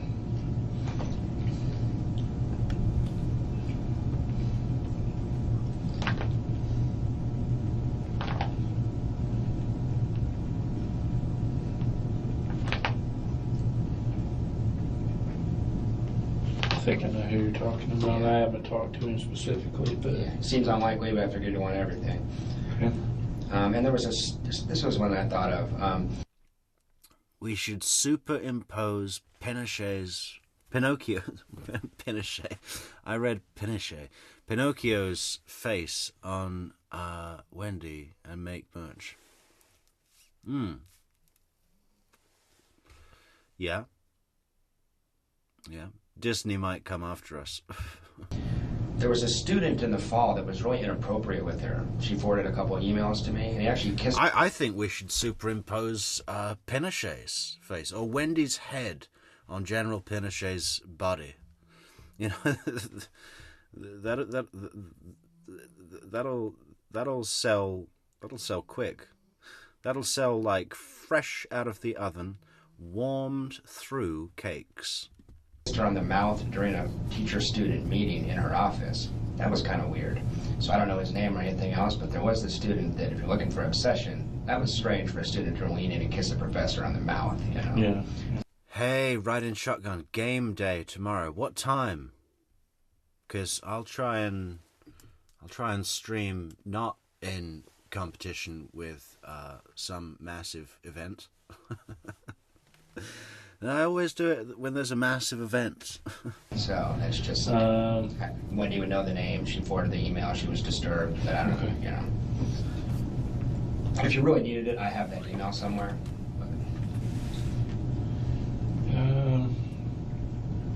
Might have been a cocky student trying to pick up his hot prof. I don't know, you know, but. If you can find it, just you got my email address. Yeah. No one told me about her, the way she lied. No one told me about her, how many people cried. How does it go? What's the rest of the lyrics? Well, it's too late to say you're sorry. How would I know? Why should I care? It's too late to... some people try to find her, but she's not there. Yeah, I could see that. Would you like to see that one? Okay, I'll Sure. send you an email. I think his address is on it. Yeah, we haven't excluded any. In fact, there's a few good songs that would suit Wendi. Maybe we'll build that up on Discord. We've got a new music section on Discord. Everyone join Discord. Link in the description. One really at this point. Gotcha. Still. Okay, a couple other things. And if you don't know what Discord is, it's a massive community. Fantastic community. How many people have we got in Discord now? You know, we've got the key players, of course. How do I look that up? Let's look it up. We've got 133. Well, it doesn't sound like much, but it is really good. And it builds all the time. If you like chatting to people in the comments on YouTube Lives, you don't have to wait for a live because you can chat all damn day on Discord. We got sections, we got themes, we got general themes.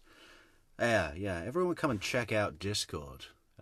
It's free, it's safe, it's exclusive, it's, you know, True Crime Metrix community, 24/7, 365 days a year, and it's just really, really good. I love it. I've been seeing a therapist since about, I don't have any major mental health problems, but just to try to deal with Wendi, I was seeing my therapist I used to see when I was going through my divorce. So, I was thinking about what we talked about in there. I mean, I've spent like $2,000 on therapy trying to figure out how to deal with Wendi. She's been really hard to handle. And I realized I never put it together, but he, for months, has been concerned that she's a sociopath. And I didn't tell you guys that before. I still love Wendi. I was under her spell. She'd call me tomorrow. I'd probably go back to her. But there's a lot of stuff that, as I look back, is really strange. Just to give you a couple examples. Well, I guess one of the things I worry about is Wendi has this public persona. And she's a very good actress, and she's very charismatic and all this kind of stuff. And she knows a lot of people. You know, everybody in Tallahassee knows Wendi. You probably discovered that already. I mean, she's in every social circle. You know, she's very social butterfly-esque and out there and stuff.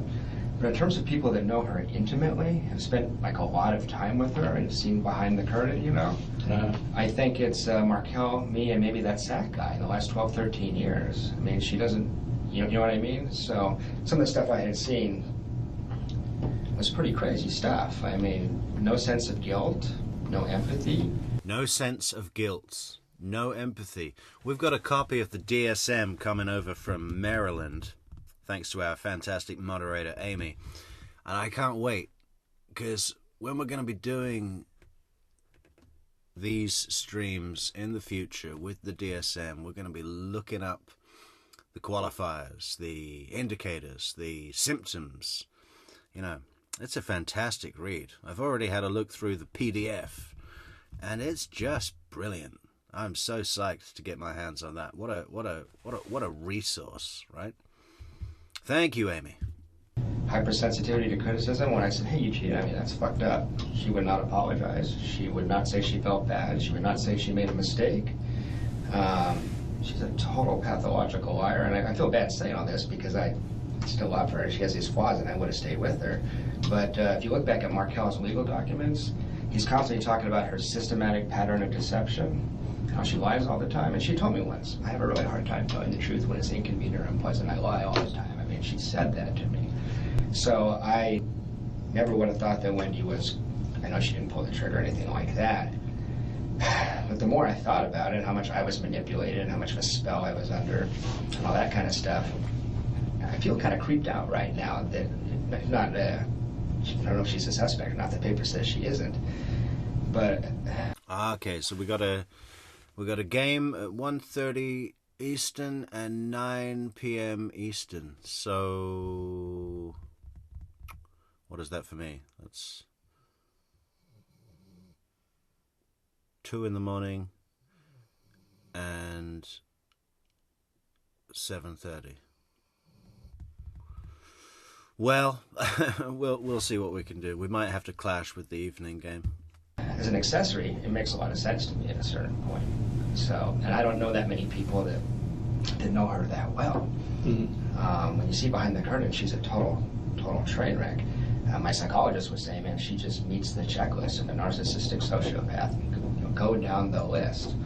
So, go down the list. That's what we're going to be doing when we get the DSM. Diagnostic and Statistical Manual 5, 5th edition. Obviously, she's already a person of interest and all that kind of stuff, but I thought you should know that I'm a myself. Right. So I never saw that when I was under the spell, but I've had people trying to convince me for 3 or 4 months you're dating someone who has real severe sociopathic tendencies. Right.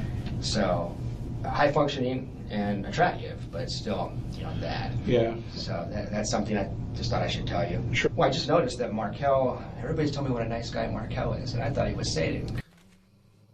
Don't bother trying to find her. That's it. Please don't bother trying to find her. In our household, I mean, he's a psychopathic, stalking, emotionally abusive, controlling jerk. Okay, I love this.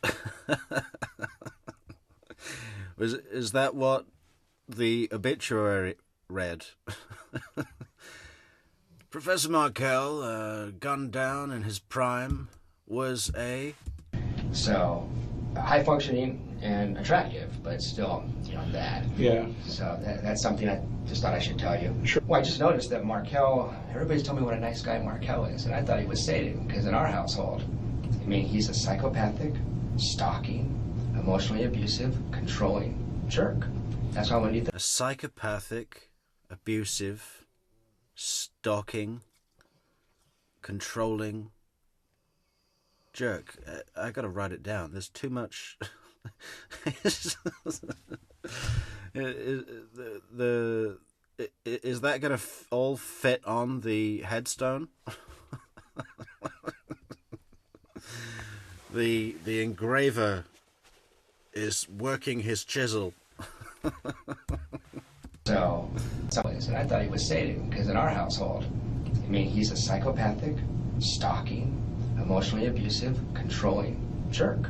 A psychopathic, stalking, emotionally abusive, controlling jerk. What a review. That's how Wendy thinks of him. Now I know. And that's her assessment of him. Yes. Do you have the same assessment of him? I did when I was with her, because I didn't know. I just believed her. Right. But no one else has. What I hear from everybody else is he's an arrogant dick. As far as academic, there's a lot of professors that are arrogant, Sure. But he's a good man. That's what I hear people saying. He was a good father. He was a good man, and he was really upset with Wendy. Starting to understand why. I mean, there's some timing things here. I hope this is all wrong and you find some disgruntled student that shot him. I want Wendy and her kids to have a good life. Hey, thanks so much for gifting those memberships, Riding Shotgun. We got Nicole E., California A. Me, the beautiful Bernice, Susan Locke, and Loretta Deans. Welcome, Loretta Deans, and everyone else. Thank you, Riding Shotgun. Fabulous memberships, guys. You can get your membership too for your green name and the star next to your honorific.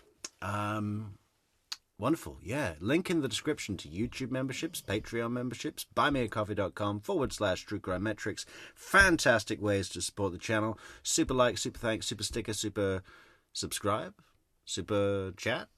Like, share, leave a comment. Thank you for supporting True Crime Metrix. South Florida, I still love them. I still care about them. I miss them. I'm pretty heartbroken over all this, but if you want information, I had some things to say. Mr. Pinto Peabody just bought us 3 cups of coffee. Thank you, Mr. Pinto. So we have this big fight in Gainesville. And I really confronted her. I'm really hard on her. I'm pissed because I feel like I've been conned because she's been calling me her boyfriend and all this kind of stuff. And I don't know exactly what the relationship was with Zach, but I found out enough that it was very clear that she was busted, that she was juggling 2 guys in some form or fashion. I don't know the details. Yeah. I got the impression I was boyfriend number 2 is why I was pissed. There's no picture on the Facebook page. I noticed there wasn't even a picture of me in her house, and that's when I got really, really upset. I was like, come on, we've been dating 9 months. This is bizarre, So I had it out with her in Gainesville, and then she went to South Florida for 14 days. I've said this before, but there's I don't know if this is an American thing or like a maturity thing, or if you're an academic and you live in a real house. No one has ever had a picture of me on the wall in their house. No relationship. I've never had a picture. Well, maybe actually I have had a picture on the wall, but not often. Once, I think. And that's when there were things on the wall. That's when I had walls. I don't have walls anymore. Yeah, I've never even heard of that. That's to my mind, the world I live in, that's not common at all. To put a photograph of your boyfriend on the wall in your house? What? The whole time she's down there, she's miserable and not that available. But we're talking about future-oriented stuff. We're talking about trying to get back together and desperate to see each other. It sucks that we're separated in this bad situation. And I can show you the text, like, can't imagine my life without you. God, I fucking miss you. I mean, these are like exact quotes, you know. She gets back to town. We go on a date. And I said it was awkward, but we were holding each other. We're holding hands. There was a future orientation still. We're going to spend a lot of time together and work this out. That's what we had decided to do. And that was last Monday. It gets really strange from there, and it makes me suspicious. And maybe I'm just paranoid. But then on Tuesday, she called me at 2 or 3 in the afternoon. And she said, I walked out of my house. We were going to see each other that night. And I say, okay, I walked out of your house. What are you going to do? I tried to get a key, but I probably need a locksmith. I said, oh, well, I'll come out and we'll just hang out on your front porch and have our date there. And she's like super sweet and friendly, and it was like everything was okay, actually. She was like, I would love it if you would come keep me company, see you in a little bit, calling each other baby, this kind of stuff. When I showed up to yoga, and it ended up that she got into our house, and we went to yoga together instead, and we just met there. When I showed up to yoga at 7, something was completely different. She was gone. I mean, and that might have been just her talking to her friend and says dump him, and she decides it, and that's it. It may have nothing to do with your case.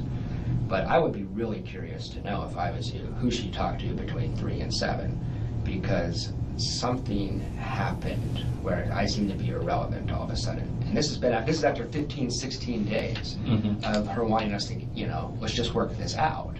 It just turned in a second. And then it gets a little stranger from there, actually. And this was Tuesday preceding the 18th? Exactly. So I'm never. What point did she send you the email? That was that night. That was that Tuesday night. That was Tuesday night, which I suspect was already in her head. Because well, that maybe, and she maybe came to a finalization that she was going to do that. She may have. I mean, I don't want to make this all about me. There's bigger things here. But I did notice some things. I mean, so she's done with me, right? Okay. I'm looking at her. It's not right. Something's wrong here. I walk out to the car, and it's really awkward. Small talk, I can tell she thinks she's done. But she asked me if I was going to be here this weekend. Now, she's done. Why does she give a shit if I'm here Friday? She asked me directly, are you going to be here Friday? And I said... You see, the penny has started dropping for Jeff, and he's like, she was setting me up. There wasn't any of that in the first interview, right? It was all, he had this huge instinct to go say, look at Charlie, don't miss him, da-da-da-da-da-da. But now he's like, why does she give a shit if I'm here Friday? When Markel was shot, and she knew I was leaving town, driving up Thomasville. Maybe it's up in the air. And it wasn't up in the air, I just didn't want to seem desperate, and I was just going to stay here and not take my trip if Wendy was willing to see me, is what that was about. But she was really interested. Oh, why is it up in the air? Oh, because, at his end there's a thing. Oh, okay, talk to you. And this was prior to her sending you the email? Prior to sending me the email, and the last thing I ever heard from Wendy, last words I exchanged with Wendy were, are you going to be here Friday? Mm-hmm. I just thought you should know that. It may mean nothing, but it was kind of strange to me. And then the no contact order was also kind of strange to me. Usually you would just send someone an email and say, hey, I need some time to think. She was very strict about that no contact thing. See you later, Spacey Dove. Climb into that nest. Almost like she didn't want to be in front of me. I just busted her for Well, she probably didn't want you to try and talk her out of it. Maybe. I don't know. Well, that's my thinking. Maybe. Or maybe she knew something was going to go down and didn't want me in front of her because I read her pretty well. And I just busted around a whole host of lies, you know.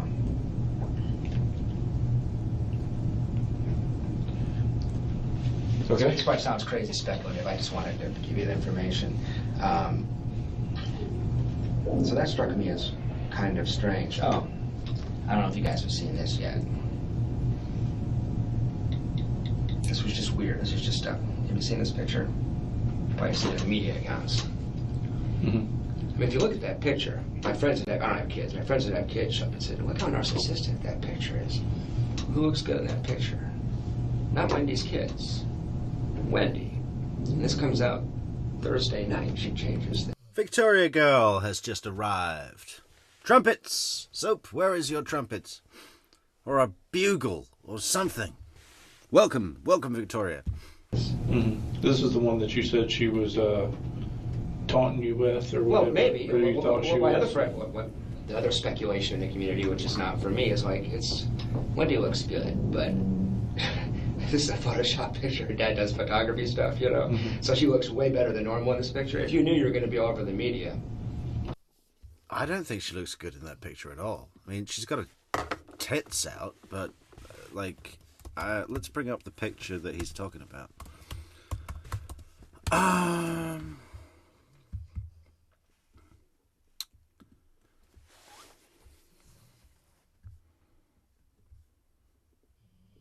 Yeah, it's this one, right? Just fucking Jack Nicholson Joker smile. Horrible. Wretched woman. Wretched woman. Cold, dead eyes. How am I gonna save image? Okay. Nope. Desktop.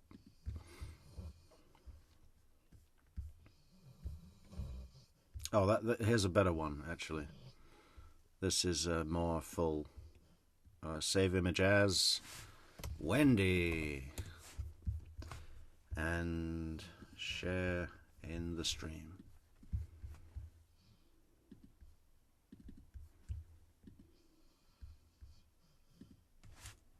No.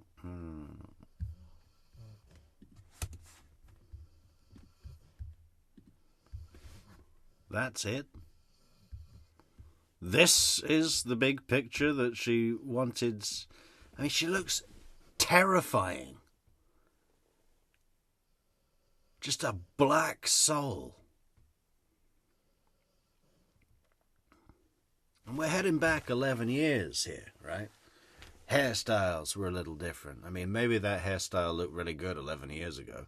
I hate it.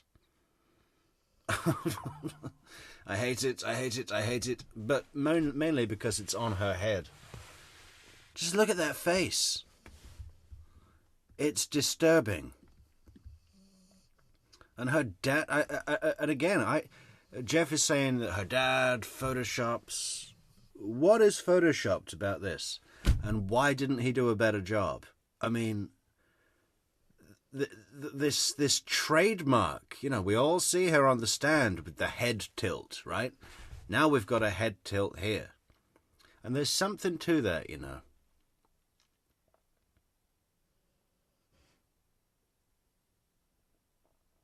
There's something in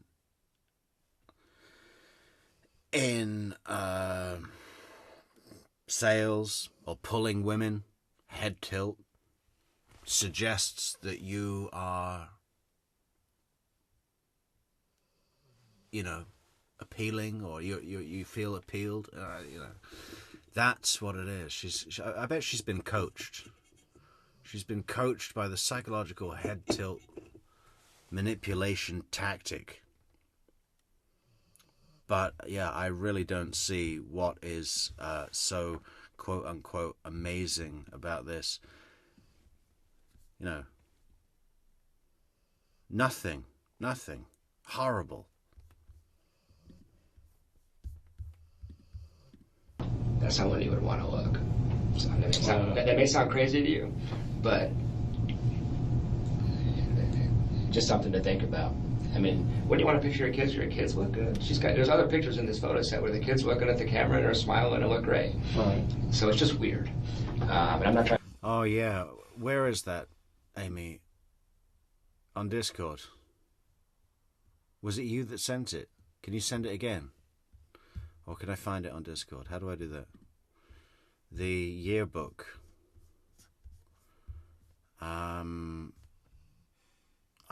I don't even know how to find that. Was it in general? Do you have it, Amy? If you do, send it. Trying to do your job for you to be like an FBI profiler, but it was a thing. Right. And that one of the last things would be, it still is, I don't want to be the disgruntled ex-boyfriend, but it's really strange to me that she's never contacted me. It's very strange. We were co-parenting for 6 months. We've talked about Danny for hundreds of hours. No one knows that case better than, as far as her friends, than me. It's really, really odd. I mean, your ex-wife and you are estranged, you're fighting, you're separated, her dad gets hit by a car, you pick up the phone and call, usually, you know? So there's a rigidity to this no contact thing. It just strikes me as very, very odd. She is, I know you said, hey, I wouldn't take that personally. I'm not taking it personally, we're done, I get it, you know? But what I am taking it as is, it almost looks guilty to me. It looks really strange. Why wouldn't you call for, I've put these kids to bed for the last 6 months. I've been riding around in a minivan with them. I care about these kids. She knows that. Even if we're over, not a text message, not a phone call. It looks strange to me. So. Right. And even more so in lieu of recent events. Well, that's what I mean, is that when that happened, I didn't expect to hear from her that day. You guys had her on, you know, into the night. I know all that kind of stuff. But I still haven't heard a thing. Okay, check this out, guys. We got Wendy's yearbook. And I don't get this. Maybe someone can explain it to me. We don't have yearbooks where I'm from. I don't think.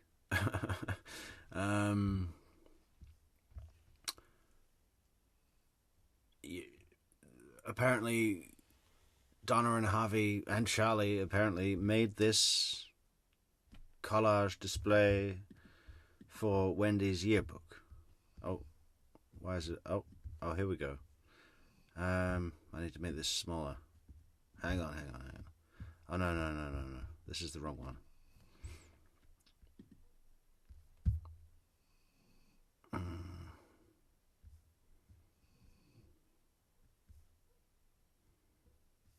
God damn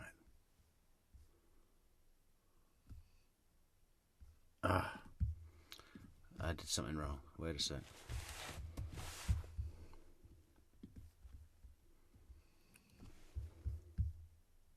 Okay.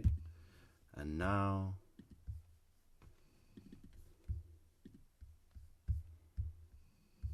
yeah.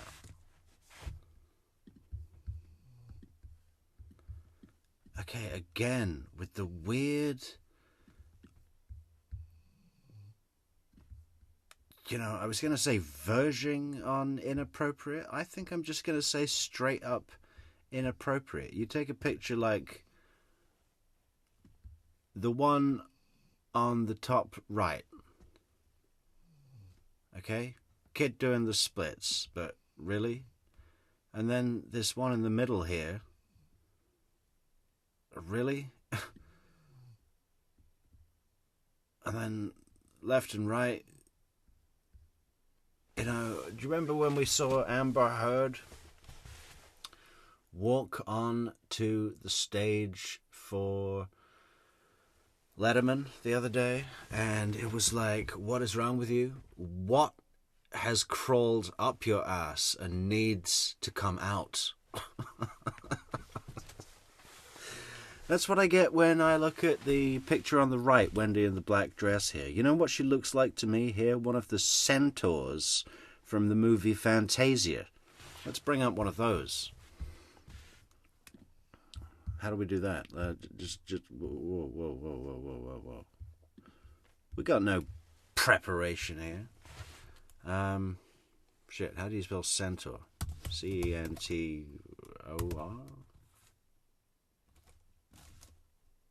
Or O-U-R. No. Well, we'll let Google work it out. I have no idea how to spell centaur. Fantasia. A-U-R. Interesting.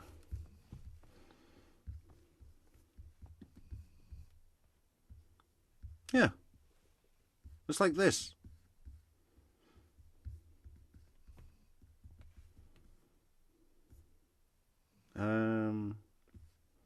Trying to find a good one. This one, maybe.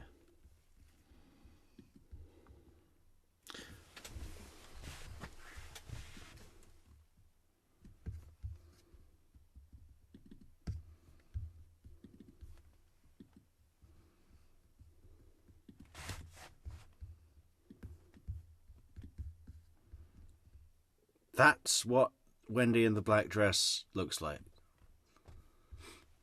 If you've seen the film, maybe you know what I mean. I mean, it's not the best example, but let's go back to the Wendi picture.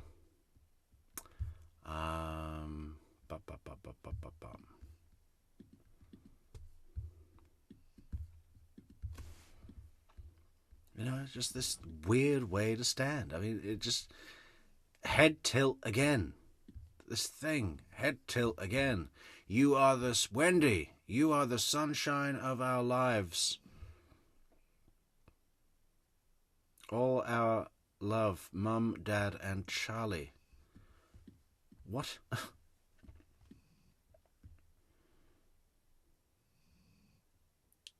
Just a horrible child. Just a fucking...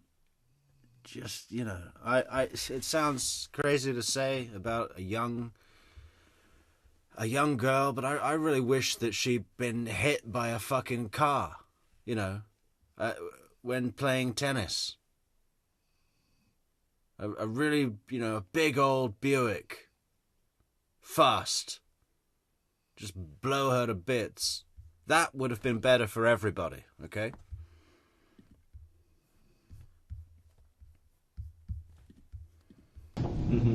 That just is very, very strange. Maybe she's just a cold-blooded, damaged, needy woman that decided she... Cold-blooded, damaged, needy woman. Yes, yes, yes, we've got it. We've solved the mystery.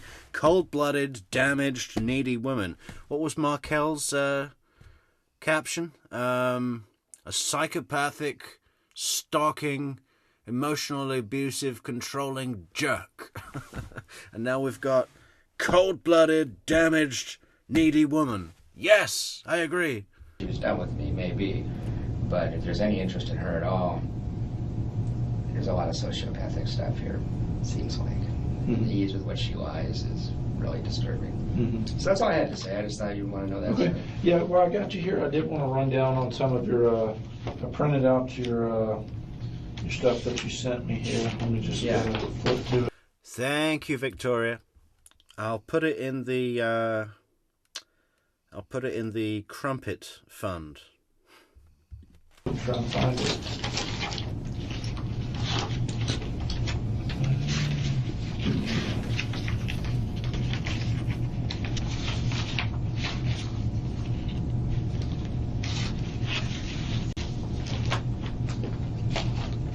Okay, and this actually is a little bit better to kind of have something tangible to look at, to kind of see where you are and where you were going and stuff like that.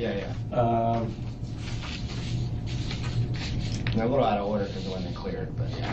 Okay, so this day's end was actually, even though it says the 18th, I talked to the clerk and she said you were there on the 17th. Yeah, Thursday night. Thursday night, which is what you said. Yeah.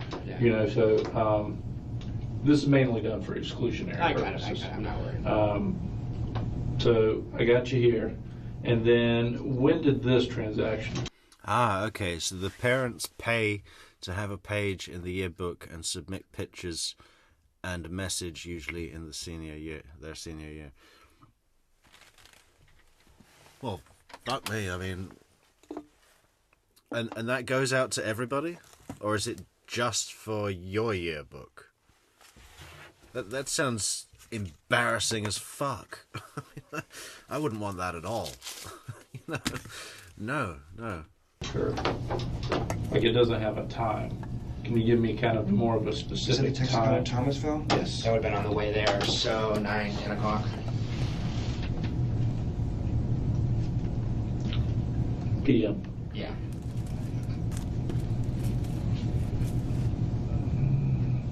And do you remember what time you got into the Days Inn?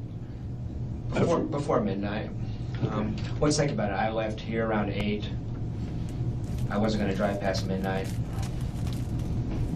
It might have been 12:15 or something. But I went from here to South and landed, average of 75 or something like that. And then $37 in gas on Friday. And where's that at?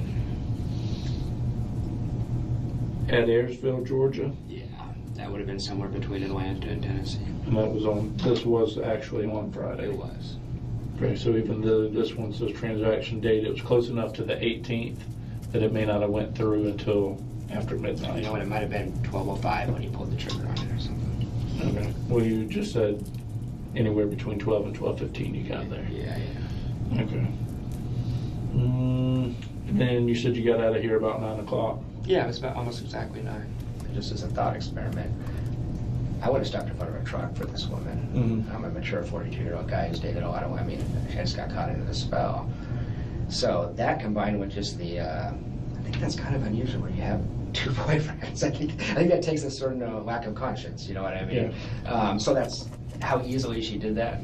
Mhm. Just makes me wonder. I really hope she's not involved at all. Yeah, I mean, I don't think she is, but I mean, time will tell. I don't think she'd be directly involved, but as an accessory at this point, I gotta tell you, that's in my head. So I just wanted you to know that. I don't know.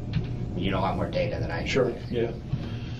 Well, if you don't have anything else. Nope, that's it. I appreciate you coming in. Sure. And if you want to go ahead and send me that email, if you still got it. Yeah, I'll find that email. And then, like I said, you got my email, you got my phone number. Anything else arises, let me know. If you do have subsequent contact with her, Yeah. and you guys have a conversation that you think is of note, I'll let you know. Yeah, but let I me think, know. I think we're probably done. If you need anything from me, let me know, but that's all I had. So, okay. all right. I appreciate you coming in. Oh, what is this? Jeffrey Lacasse, okay, August 12th, 2014. Jeff Lacasse came to the police department after calling me and asking me to meet with me. Asking to meet with me the day prior. He had asking me to meet with me was T behind what happened to me.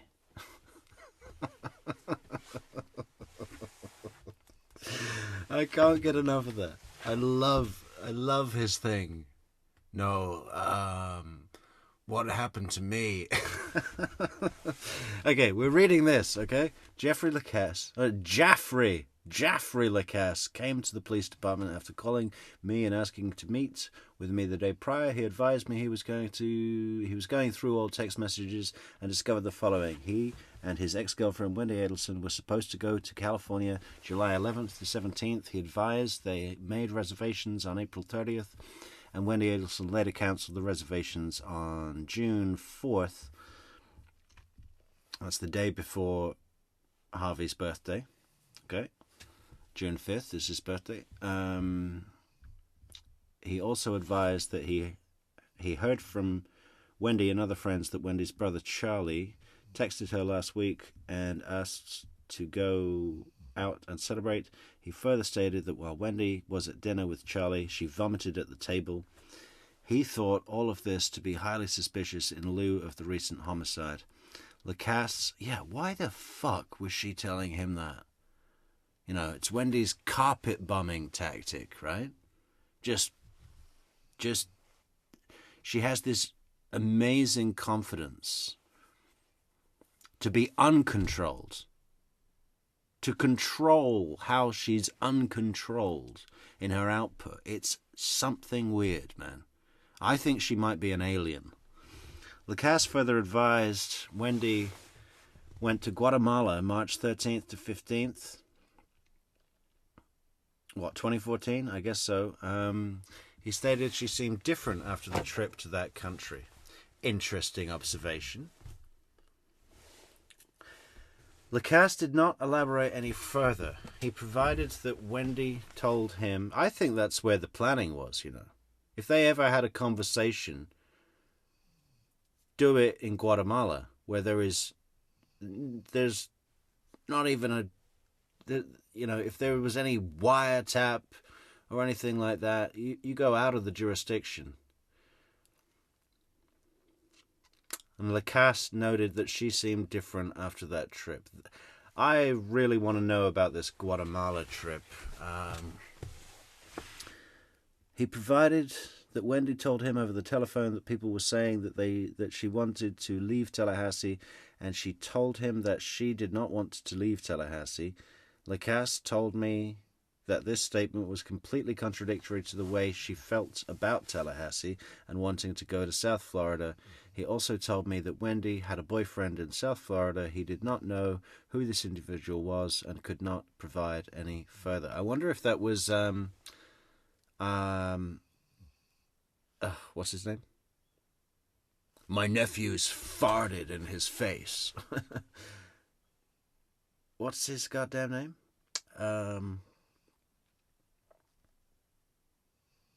Dave. Not only is he a really successful, super successful, but he's also really, you know, t-shirt and jeans kind of guy. Not like that crazy Markel. He did not know who this individual was and could not provide any further.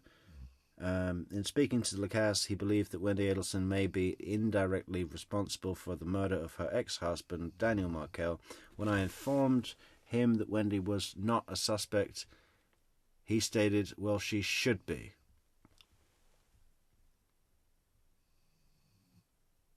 Wow. It's quite a lot to absorb from these 3 paragraphs, right? A huge amount.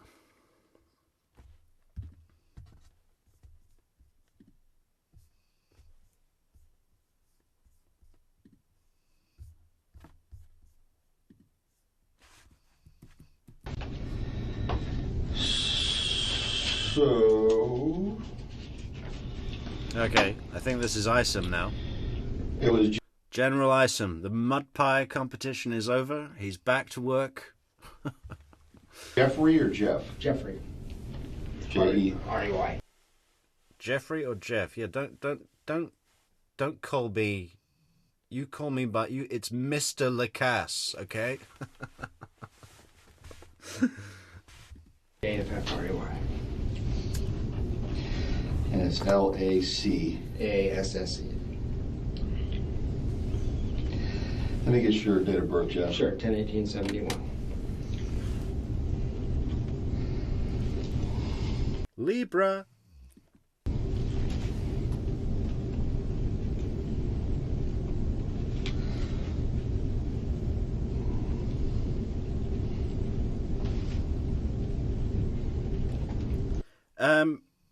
I believe Wendi did claim that she's ambidextrous at some point.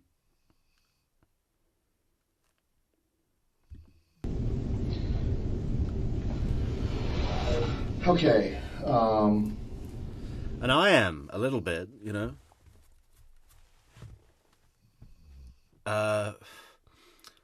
Which hand are you supposed to use a knife and fork in? Because when I broke my arm when I was a kid, I switched out of necessity. Decided it was better to do it the more uncommon way, and it's always stuck. You know, and it is. Hang on, I'm trying to think what I do. I think I use the fork in my right hand. Or no, whatever the normal way is, I'm the opposite. So what's up? Corey said, and we talked on the phone a little bit, that you want to do. And you can start at the very beginning, however you want to do it. I got some notes. Do you mind that? No, absolutely not. I don't want to forget stuff, so I've been writing stuff down the last few months. So that we might end up in Well, here's the thing, and just to give you the broad overview quickly. I felt like when I first talked to Investigator Hale, I was shattered. Hale. Hale, that's what it is. Investigator Hale. Violent crime all the time. So I think he saw a lot of noise, and a lot of the stuff I told him, but I don't know how it came across. The last couple of meetings we had, he seemed to think I was a disgruntled ex-boyfriend that got my heart broken, and that was why I was upset. And there was some truth to that. I was upset. But over time, I've got some clarity on some things. So I guess I'll just give you my overall impression. And just want to tell you things I saw with my own two eyes that were very suspicious to me that I didn't feel really heard previously. Or maybe they were heard and not seen as credible. I don't know. But just so you get the context for it, as far as the relationship stuff, that sucked. But, you know, that last 3-4 months, I moved on with my life, you know. Actually, her moving away was the best thing that ever happened to me in terms of my personal life. It was a bad relationship. So this isn't any animosity towards her for being an unfaithful girlfriend. This is more deeply concerning stuff about someone getting killed. So I started dating Wendi in fall of 2013.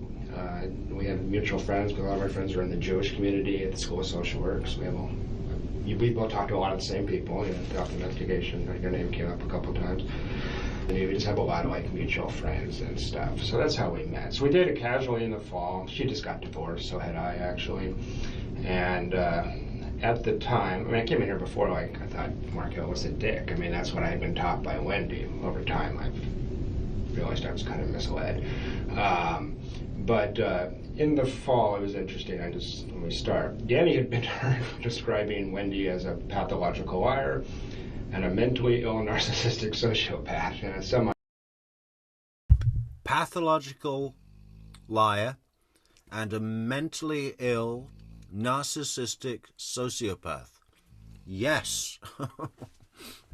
Joking manner, but to you? To other people. I just heard that through the grapevine. Because people said, be careful with Wendi. She's a little... Oh.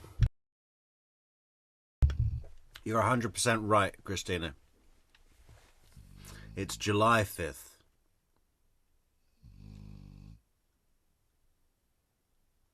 Or is it?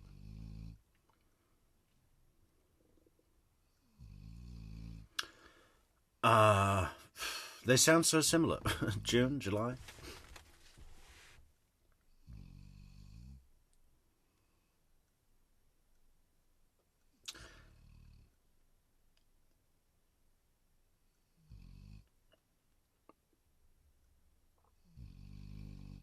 Are you sure?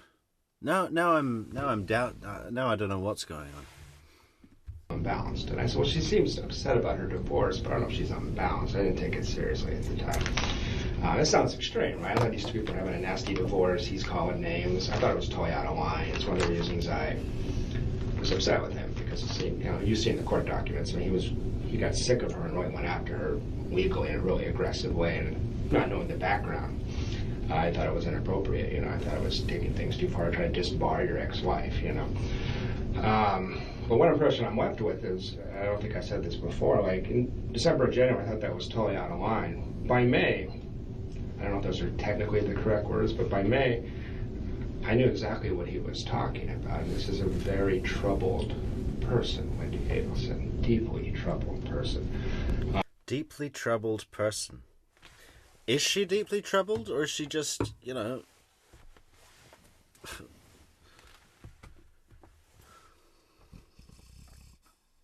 just horrible. I mean, I think she's just horrible. And at first, she's gorgeous, she's smart, she's funny. I mean, I fell for this girl like a ton of bricks. Most men would. I mean, that was one of the reasons I stuck around too long. But just an overall impression of her. And Danny says this in court documents, actually. She's a very manipulative person, a pathological liar. Wendi was an alcoholic while I was with her. She drank her dinner. Irene B. Thank you for the 5 coffees, Irene. Come on, Irene. Good to see you. Thank you, Irene. Nights, extremely fragile, extremely depressed. Many, many nights sitting, hated Tallahassee so much that thought we're a bunch of country bumpkins and we liked Tallahassee because she's from Miami. Didn't hide that fact. Thought it was bizarre that I moved here from Phoenix. And the 2 conversations that we had every single day for 9 months were, Danny is an evil monster, and Tallahassee is the worst place in the world to live, and I can't believe I got stuck here because of Danny Markel. And she was obsessed with those 2 concepts. So I got really tired of hearing that, but I heard that every day for 9 months.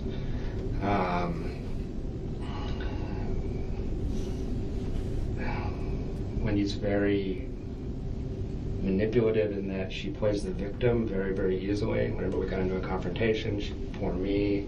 Very sensitive to that. I work with DV victims, women that have been raped as a social worker, all that kind of stuff. So I'm a sensitive Mr. Rogers kind of guy. So it's a very, easy way to manipulate me, or Markel for that matter. But she just wasn't stable even in the fall, and able to cover it up here or there. One of these people, the first 100 hours you spend with her, you think she's amazing. 101 on, you're like, shit, what did I get myself into here? This person's kind of crazy. You talk a little fast for me. I'm sorry. 100 hours? Yeah, first 100 hours you think she's amazing. Then after that, wait a second, there's some tremendous flaws here. So she puts up a very good public face. It's but as far as seeing stuff pertinent to the crime, I met her brother Charlie when I was down there in Miami for Immokalee. You may recall that I said I found him to be a very strange person, very aggressive, verbally. Ah, look, Victoria Girl's right-handed but eats left-handed too. Maybe it's a Pisces thing. He takes sex tourism trips to South America to have sex with underage prostitutes. Wait a minute, back up a second. Yeah, he takes sex tourism trips to South America to have sex with underage prostitutes. Sex tourism? Yeah, okay. Yeah, South America. I'm kind of a sheltered guy. Well, I was shocked not only that he would tell people he did that, but that he would tell his younger sister. That was strange to me. Very odd. And there's this odd dynamic between them. The whole family's real. Tell his younger sister, who's supposedly an advocate for trafficked females.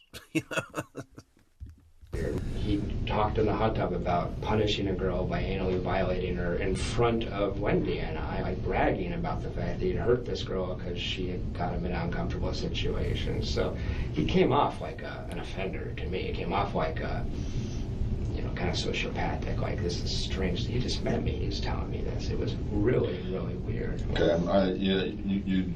Go ahead. I know, I'm just trying to rein you in a little bit so I can make sure I get it right. Yeah, I do recall something about a hot tub. Yeah.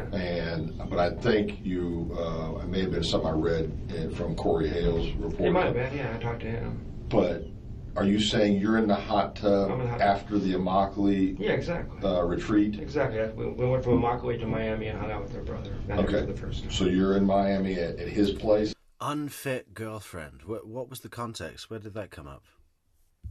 Exactly. It's very wealthy. It's got a really nice house in Miami Beach area. Miami Beach. Yeah. Okay, so you're there and you're in the hot tub. Yeah. She's in the hot tub. Yeah. And the brother Charlie's in the hot tub. Yeah.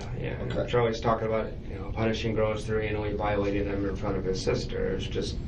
Is it braggadocious? Yeah. Like she got him punched out at a wedding. He had a Korean girlfriend and brought him as the only white guy to 400 Korean people and just him.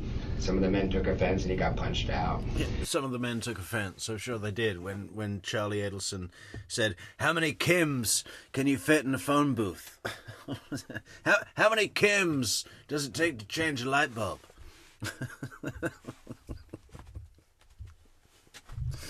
Oh.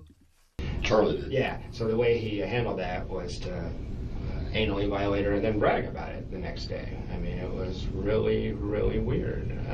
That had happened the day before you all got in the hot tub? Not I misspoke there. It was pretty recent. It wasn't that day, but It was last month, the last couple of weeks, something like that. So he goes to a Korean wedding as the only Anglo. Yeah, exactly. And some men took offense because he was a date for one of the Korean girls that was at the wedding? Exactly. And he got punched. And he probably opened his mouth or something. He says he got sucker punched, but I don't know. Okay, so he gets... And so his way of getting retribution is the girl that brought him to the wedding is to rape her? Well, not rape. It wasn't rape. It was consensual sex. But he was bragging about the fact that he made it hurt a lot and that kind of stuff. Oh, okay. And that was just... that was anal penetration he's bragging about. And it was 20 minutes after I met him. I got you. So I'm just like, this is not normal. This is strange. Guys will talk to their guy friends. Although I've never said anything like that, I would never want to hurt a woman. It's, right. you know, so it's, so it just struck me as very, very odd. It is odd, isn't it? I mean, just imagine the scene at this wedding, 400 Korean people wedding, you know, great food.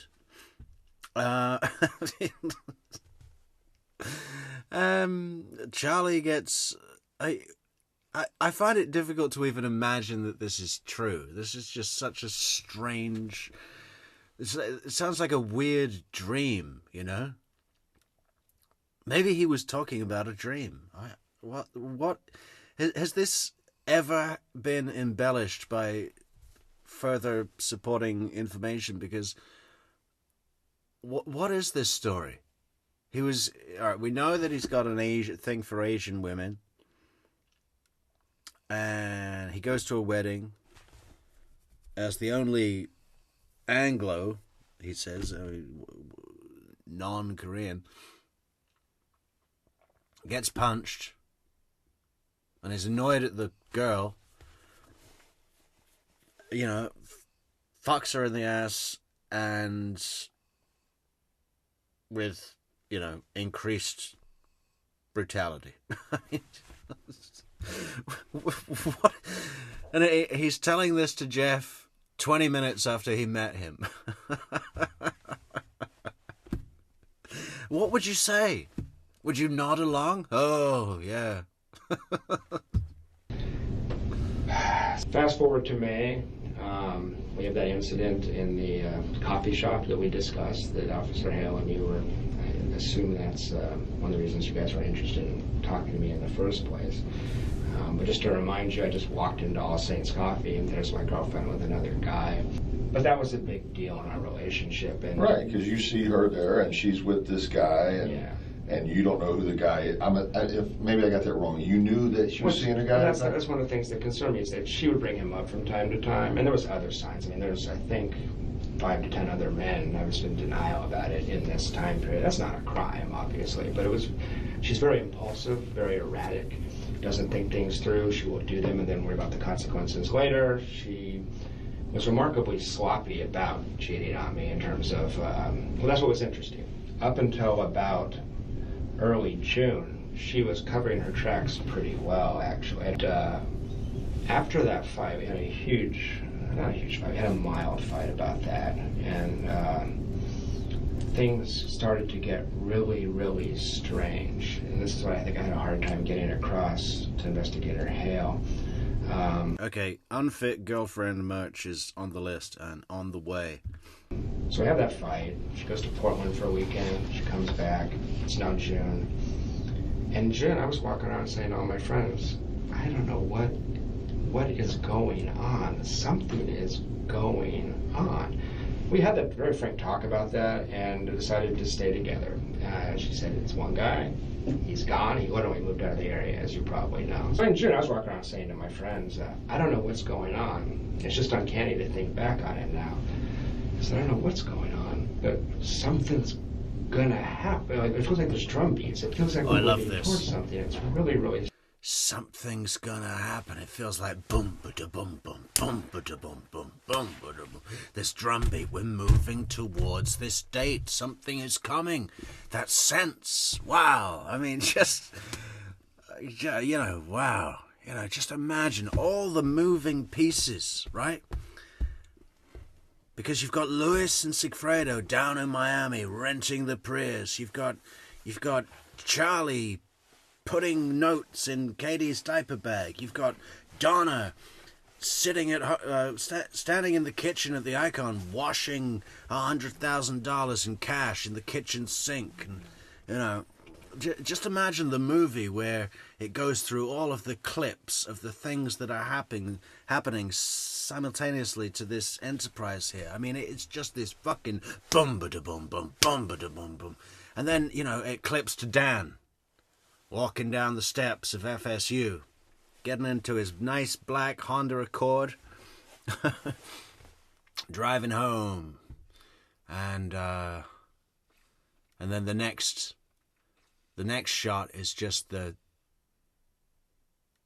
phone call of Dan in the driveway.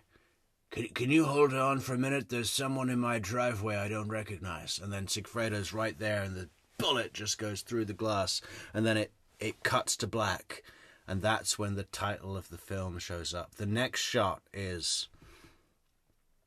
What is the next shot? I don't know. We gotta make this movie.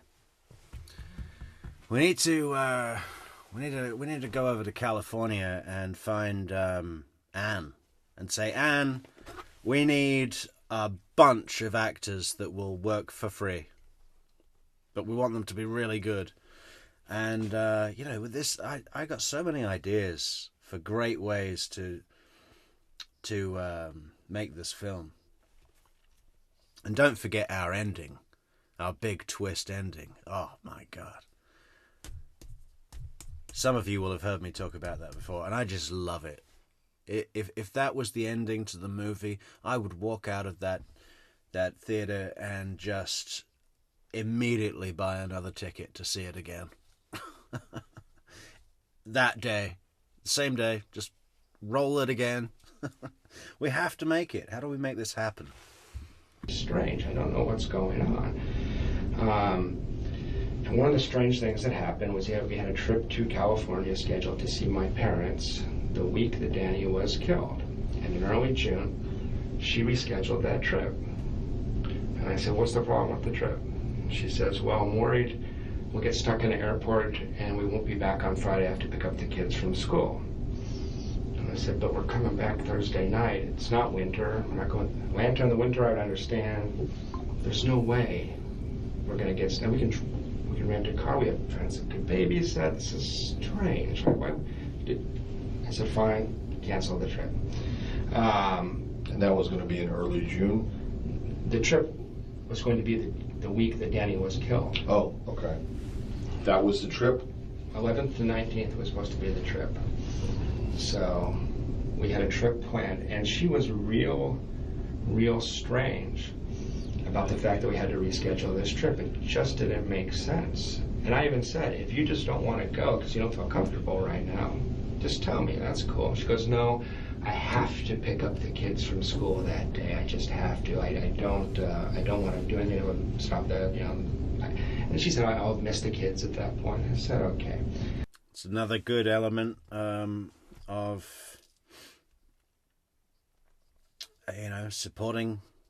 supporting her prior knowledge of the events, right? I have to be there to pick up the kids that day. Now, of course, there's no proof other than the testimony of Lacasse. There's no proof that did happen. But it just helps build the picture, doesn't it? Prior knowledge. A couple of days later, I say, well, she said, but I want to spend that time with you. I was leaving for Tennessee on Friday. And she said, I want to spend that Monday through Thursday with you. I said, great. You want to go to St. Augustine? She loves the beach. She hates Tallahassee. This, again, is just very strange and suspicious to me. Wendi Adelson tells me, what I want to do is a staycation. I want to stay home in Tallahassee. I said, you want to stay in Tallahassee the hottest week of the year? He goes, yeah, we'll go to Tom Brown Park, we'll do this. I said, you hate it here. I'm offering to take you away. Why wouldn't you? It was just really strange at the time. I remember saying to my friends, like, Wendi wants... People laughed. I said, Wendi says she wants to stay in Tallahassee. Like, she leaves town. Sure, every chance she gets, she leaves town. Why would she want to stay? I said, I don't know. I have no idea. I finally managed to convince her to do a trip to St. Augustine, but we had to schedule it so that we were back basically by the time of the shooting. So that was just strange. It was peculiar at the time. And she was, when we scheduled that trip to St. Augustine, I was sitting her, she has her calendar open. You have to schedule everything with her. That's just how she was. There was just, at the time, I can remember sitting in her office trying to schedule this, and there was this weirdness about that weekend. We're scheduling other things, no problem. But that weekend, she just was intent on that day meant something to me before Danny was shot. Like, there's something weird about that week. I don't know what it is, but there's something weird about that week. If we keep going through June, other things I noticed in June that were really crazy. Let me back up a second so I get this right. Yeah. July 11th through 19th, you're supposed to go to California. Yeah. Leave on the 11th, come back on the 19th. I can look it up for you. It might be 12th to 19th, but it was the week that Danny was shot. Yes. Okay. Yes. So when is she saying, I can't do it? What date? What date are we talking about when she's telling you I can't do it? Early June. I can pull up exactly. Early June. Early June, yeah. So you're supposed to go to California with her, just you two. We have plane tickets purchased. And she sat me down, I think it was June 5th or 7th. I will find out for you if you would like. Yeah. And she just said, I can't do that, and it just didn't make sense. It just didn't make any sense. So she'd already said that date was that window of... She said, this is the 1 week I have to go see your parents. And I 11th said, through the 19th. But that was in May we booked them. So 3 different times she canceled plans with me in the 2 or 3 day period with Danny. What you're leading to is this is highly suspicious that she needs to be here on the 18th of July. Yeah, just anecdotally, subjectively, whatever it's worth. Riding Shotgun asks, Riding Shotgun states that she's hoping Jeff will write the book after Wendi is sent up. Yeah, so do I. And I think he owes it to science and clinical study. I mean, who better positions to, take us through the events than Jeff. I think Jeff and Tamara should write the foreword. Just get Jeff. True Crime Metrix will make the movie, but Jeff should write the book with Tamara's help. I really think that not only would that be an incredibly interesting read, a bestseller for him, it would also be important work for the criminal investigations world, for the clinical world, for the analytical thinking world. I mean, for so much that is considered in this huge case. I mean, can anyone think of a case like this? We cover a bunch of cases on our tiny little Metrix channel over here. There's nothing like this. There's nothing as big as this, by a long way. I'm trying to think of anything that could even begin to compare. And, in terms of the length of the road to justice, the amount of various trials we've had, the body cam footage. I mean, what is bigger than this? Jody was a really big deal. That went on for a long time. She was on the stand for 18 days or whatever. But it's still not this big. There was a bunch of recordings and photos, and it was it's still nowhere near the depth of this. This is just, it's the best case that there is. Come on. It was really weird. It was really strange. I know this woman. I know her really well. And there was something at the time with me saying to my friends, what's going on? It's just really, really strange.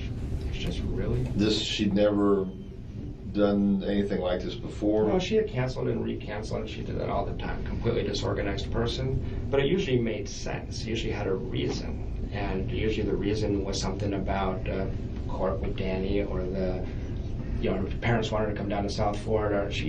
Every other time but this, I understood. This time I was completely puzzled. It didn't make sense. And it was very, very strange. Okay, so she cancels this trip to California. Did you go anywhere? I did No, not. of course you didn't. You were... Okay. Wish I had. Yeah. And so what happens to these plane tickets? Her ticket, I have no idea. So she bought her own? Yeah, we bought separate plane tickets. As a matter of fact, I don't know that she did buy a plane ticket. Oh. But she told me she did. Should we do a poll on that? Did Wendy buy a plane ticket to visit Jeff's nobody parents in California? Oh, yeah. Oh, bless him. This guy was so fooled, and that's okay, you know. But, yeah, she had no interest in seeing Jeff's pointless, pathetic, worthless, nothing parents. Are they dentists or doctors? No? Okay. No plane ticket. I don't think there was a plane ticket. I don't even think we need to do a poll. Should we do a poll? All right, we can do one. Tay wants a poll. Tay gets a poll. But I think everyone's going to say no. Like, did Wendy buy a plane ticket? No. Did Wendy want to sit on a fucking some Jet 2 nothing airline coach ticket from fucking Tallahassee to San Diego or whatever? No. Oh, where is he? Where is he? I think he's in Northern Cali, right? Redding. We're going to Redding.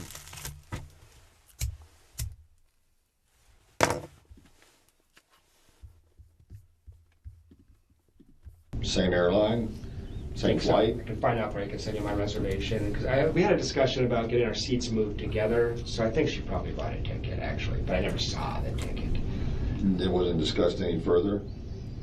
I can't recall. Okay, so that's the first thing. In early June, she says, Jeff, I got to be back on that Friday the 18th. Exactly. To pick up the kids. I guess that's going to be the first of her week with the kids, maybe? Yeah, she gets the kids back after having, because they went to 7-day schedule in the summer. Right. And she's going, I'll miss the kids. I said, we'll be back. It's not, I said, you don't want to go, just tell me I don't want to go. No, I want to go. I just got to be back for the kids. There's a special... Okay, why not adjust the flight or adjust the... Well, she had the kids the previous week. This was her one free week. She's also booked all summer. Well, the 18th is a Friday. Yeah. She didn't adjust the flight because the next day she was going to move to Miami. So, you know. Yes. Okay, so, you know, going backwards, the 11th should have been a Thursday, I'm thinking. I can look it up, but it just wasn't. She was booked week by week throughout the summer. She doesn't even have any school stuff, right? I mean, I don't know if you're off during that time. No, I'm completely off. She has Oh, a lot of look, people are saying yes, that she bought a ticket. That's interesting. Maybe. I don't know. I mean, it's not really an important detail, is it? But I think she certainly had no interest in meeting Jeff's parents. I mean, if it was in service of her alibi that she would be out of state when Dan was killed, maybe that was an original plan. But then again, if she cancelled the plane tickets, the trip, on June 4th, and June 4th was the day of the first attempt on Dan's life, when Sigfredo and Luis were in town and ready to do the deed, then she wouldn't have been out of state anyway. So it wasn't in service of being an alibi.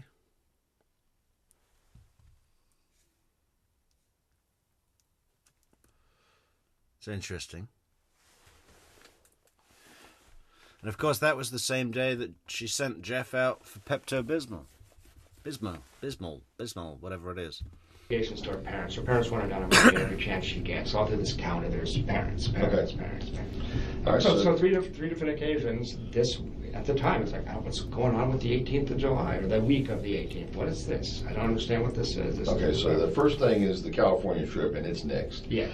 Then you want to take her to St. Augustine. She says, yeah, she wants to stay, and that's just bizarre. But did you ever make plans to go to St. Augustine? Yeah, so a week later, again, we sat in front of the calendar, and it was really strange. There was this hesitancy about that weekend.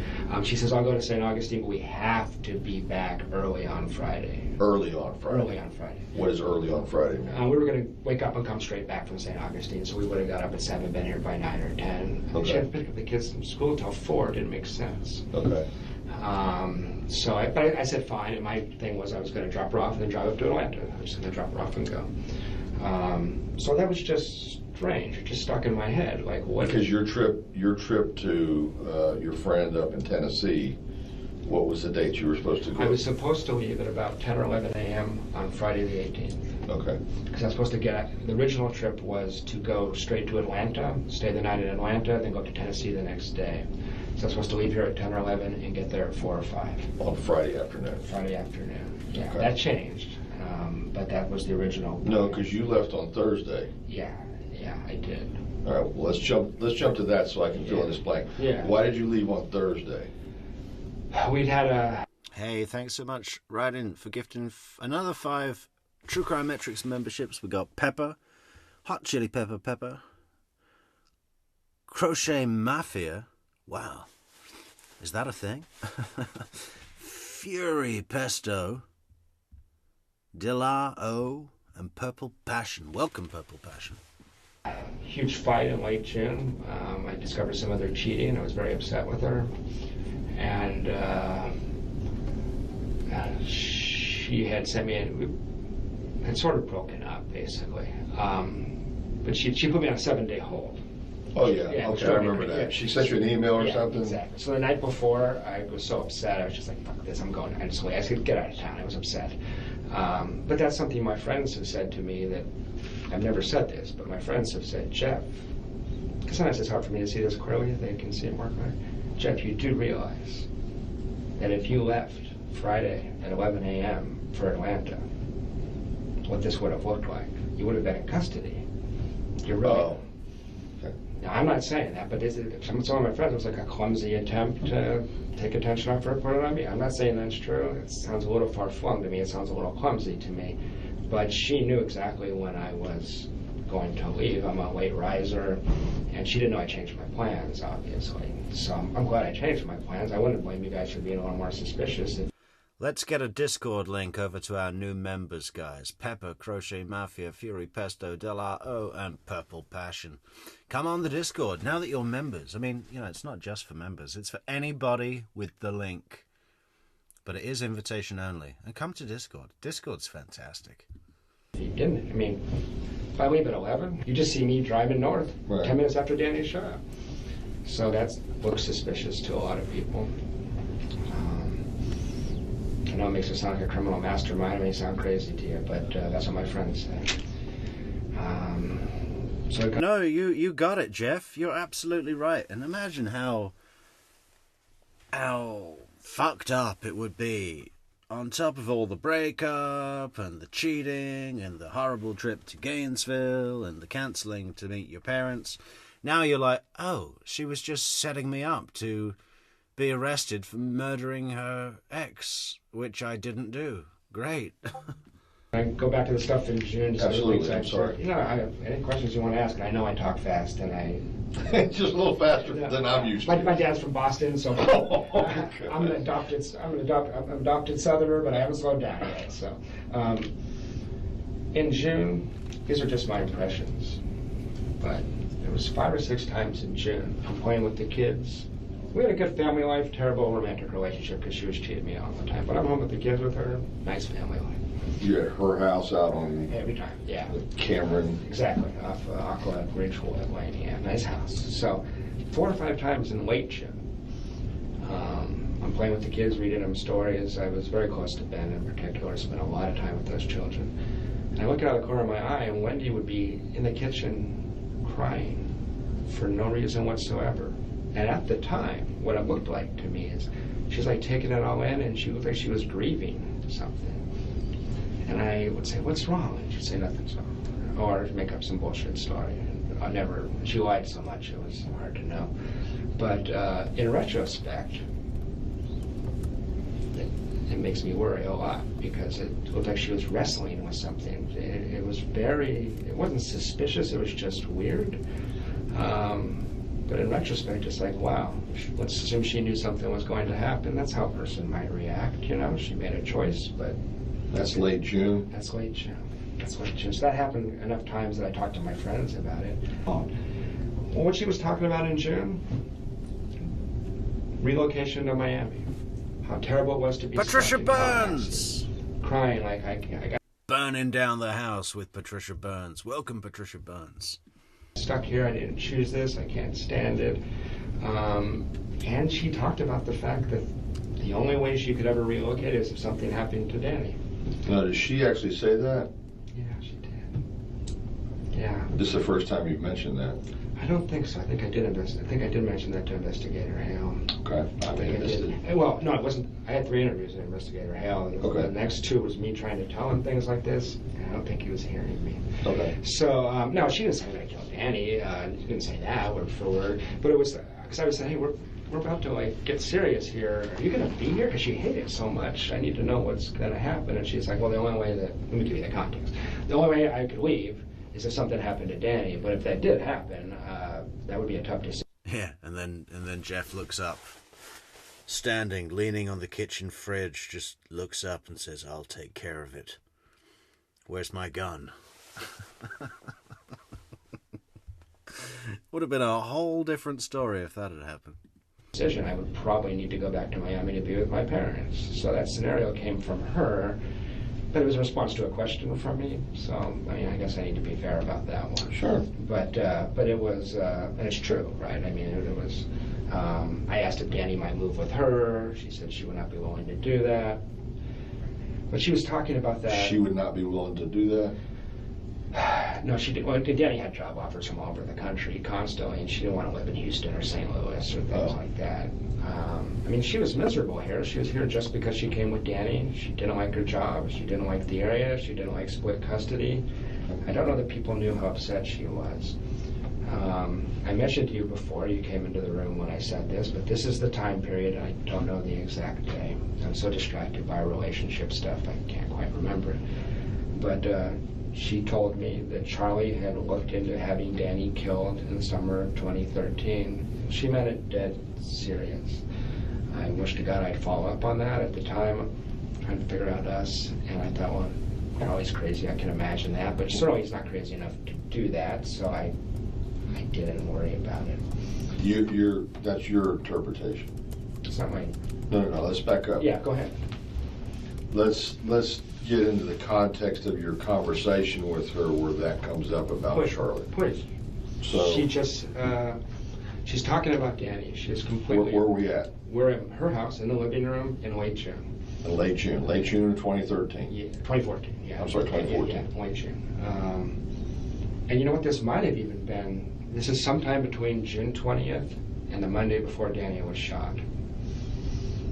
Okay. And I want to say it was right before, but I don't trust my memory on that, the date. And she's talking about Danny because that's all she ever talked about. Danny wasn't a human being, he was Satan. He was what? He was Satan. Satan, Yeah. okay. And what was so Satan. strange about this was that... Danny wasn't a human being, he was Satan.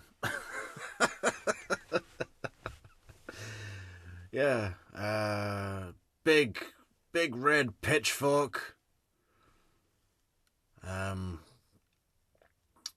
Scaled, flaky skin, sits on a fiery throne. January, February, March, they had a lot of court stuff, and I could see why she'd be so pissed off at Danny. Danny had calmed down. He liked his new girlfriend. The judge had read him the riot act in court when they went to court the one time and told the other attorney, you need to calm your client down and stop having your client write his own legal briefs. I'm sick of reading this crap. You know, Danny was going to get his butt handed to him by the court, and Wendy was going to have to concede a couple things, but she was going to win, everybody thought. And he had calmed down. He really had. So I was trying to say, maybe we could talk about Danny a little less. Danny's chill. Danny's happy with Amy. This is good. This is good for us, you know? And I was starting to see Danny a little more realistically at that point. So she's in the middle of these conversations. She's just ranting and raving about Danny. Very angry with Danny. She's very sensitive. And the worst thing you could do for Wendy is point out that she's not perfect. And that's what Danny represented to her is, he said, you're a liar. You know, things like that. Anyway, she just comes out of the blue, and I said, well, I just wish something... I can't remember exactly what I said, but I was like, you know, this isn't going to ever be fixed in the way you want it. This is been linked to this man for your life. You know, there's no fix for this, but you have to fix what you think and feel. And she said, well, you know, Charlie did. Patricia taught me a new British term, minge, as in, Wendy is a minge. Oh, Patricia, you know. Look into having him killed last summer. He said it would cost about $15,000. $15,000? That's right. Seems cheap to me, but you would know better than I. And it's. I want to make sure I understand this completely. Please. So, June. What was the date? Between June 20th and March 14th, let's say. I think it's probably. I think it's closer to July. Between June 20th and July 14th. I think it's closer to July 14th. Okay. She says, you know, Charlie did actually look into having him killed last summer. And he was told it would cost $15,000.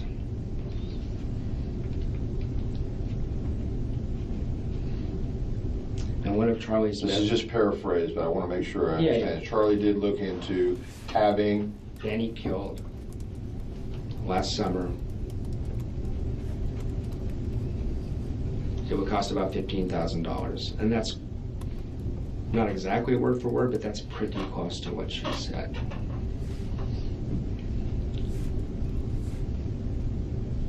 I wish to God I had followed up. But how do you respond to that? What do you say? What did you say? I changed the subject to us. I was interested in working our relationship out. She ever bring? What did we get on our poll here, guys? We ended a poll. We started a new poll. And what do we have on this poll? Where is it? I lost it.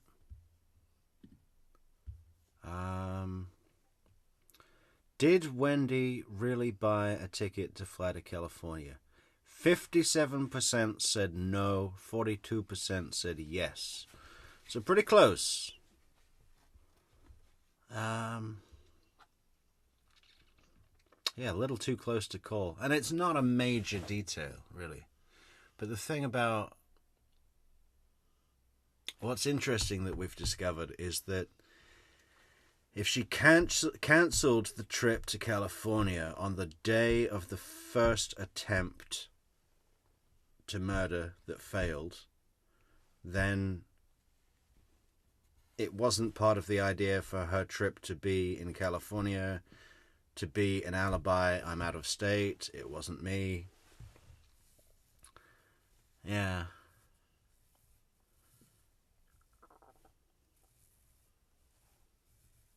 I mean, personally, I think the whole, yes, let's go and meet your parents, I'm cancelling thing is just part of this thing that we've seen a lot of other behaviour from Wendy, which is this hot, cold, we're moving forward, God, I fucking miss you, I can't imagine my life without you, then turn off the fucking charm altogether.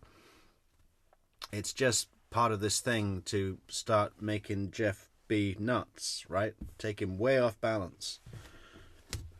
Jealous rage. He flew into a rage. He was all red. He was red and puffy.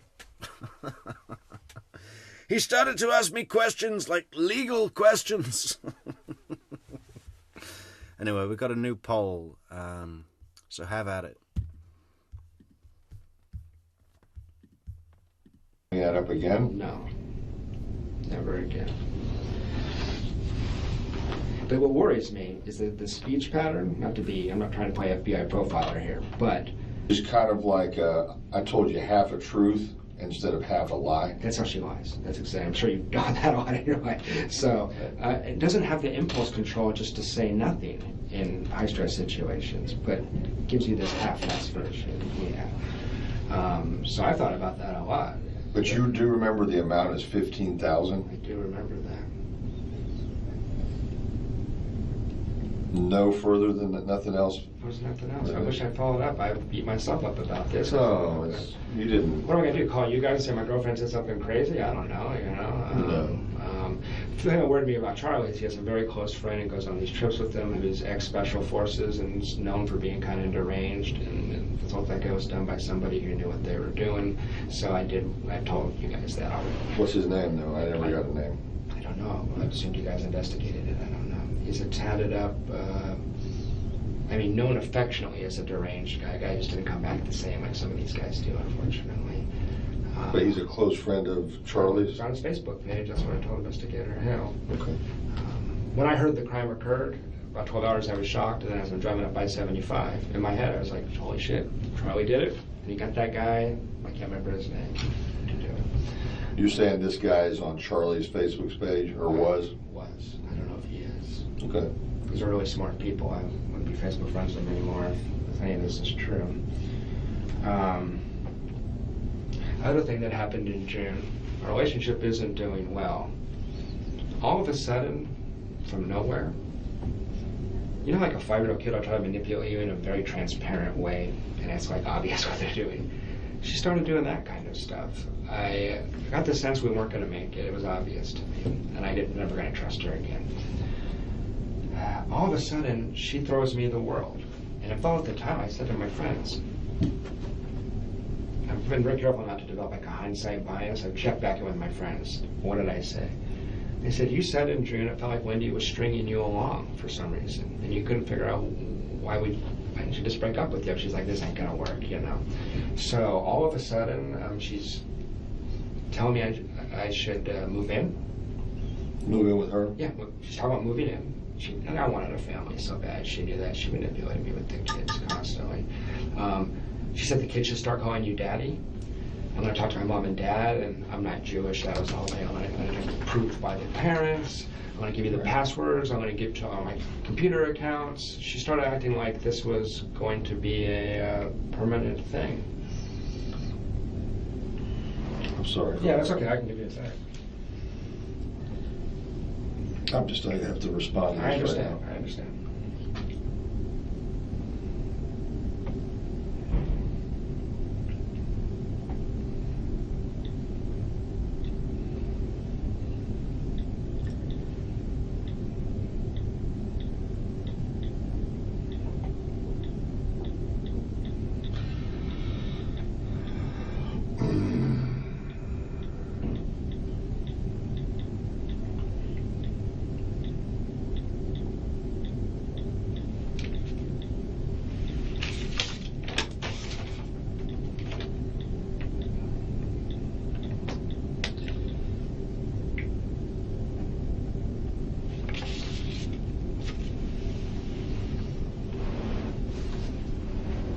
Okay, that'll suffice for a while. No problem. So just at the time, I felt like I was being manipulated. I couldn't figure out why she'd want to keep me around. It was really strange. Just all of a sudden, here's the world. Just all of a sudden being over the top sweet. I hate it. Jeff, I'm confused about this timeline here. Yeah, Maybe we should try to get that. Yeah, okay, go ahead. Okay, where's this week off? What That's is in the- July. I've been going. Okay. I've been going in order. Okay. So we're still in June right now. Okay, so we're in, but this comment from late June of the 20th through the July 14th is before or after what you're telling me now? I can't remember exactly. It's my fault. You know, it's okay. No, it's not a fault thing. I can't remember. I want to be as honest and accurate as I can. Sure. I think that's the Monday before he was shot, but I can't be certain. So this would be preceding that. Preceding, okay. Preceding that. Okay. Yeah. So it just felt strange. These are just my impressions, but it's like, what is going on? It just didn't make any sense. It was just really strange, erratic behavior. She wants you to what, though? Well, I was threatening to leave at this point. Okay. So, and I guess if I'm putting on my cop show hat, I'm wondering. Yeah, you probably should have left. You know, that would have been a good idea. Your instincts were in the right place. Oh, man. I would just love to meet Jeff when all of this is done. I know that he doesn't want to really talk to people while it's still up in the air, but it's taking its sweet time, you know. I hope he's doing well. Wondering if it would have looked weird if you break up with your boyfriend and then a week later someone gets shot. You know what I mean? I don't know. So, get to mid to late June. She went down to South Florida. She came back. I could tell she had cheated on me. I was very upset. It's very obvious. And we went to Gainesville, June 27th. She accompanied me down there for a work trip. Okay. 27th? Yeah, that weekend together. I do a thing was she was going back to Miami for 2 weeks. As soon as we got back, we drive back to Tallahassee, then she drives down to Miami with her mom. Oh. So that was because her mom has to come up to take with her because she's not allowed to go herself. I knew it was the worst time in the world to have a fight. I just finally lost my mind on her. The only reason this is relevant to the investigation is it precedes this crime by a couple weeks. I did not touch her, I did not call her names, but I lost my shit on her. I told her exactly how upset I was. I chewed her ass.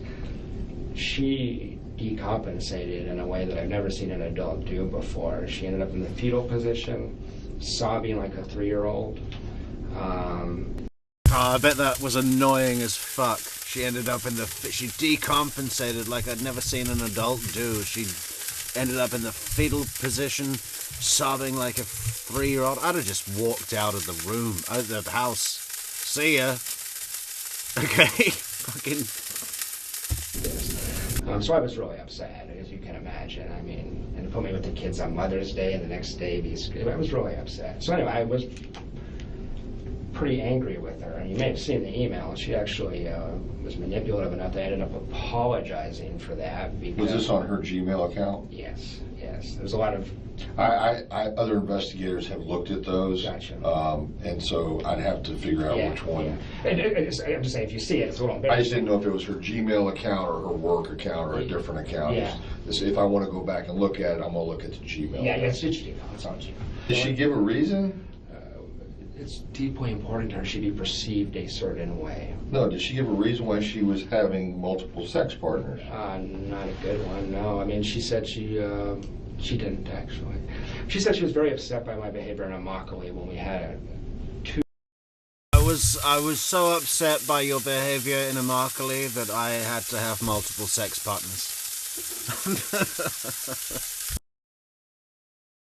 Your behavior in Immokalee was so bad that I had to go out and, well... What you or I would probably consider normal range, uncomfortable conversations for 30 seconds. Where she said, I was afraid in Immokalee you were going to be a jerk. And I said, could you please be more considerate to me? That's literally all I said. She's a hair trigger. I think she... didn't want a boyfriend is my suspicion. I think I was awful helpful. Hair trigger as well. Believe that. Believe it. The kids and stuff like that. Okay, I got you. I think she enjoyed using me as her... Okay, let's narrow this down. Yeah. Okay. June 27th, you're telling me, is the date that you're in Gainesville and you have this blow up. Yeah, we have a 12 blow up. Okay, so is the comment about Charlie and the 15 grand after that? It is after that. Okay, so we can narrow it down to the 27th. And after. You know what? I just want to be as conservative as I can.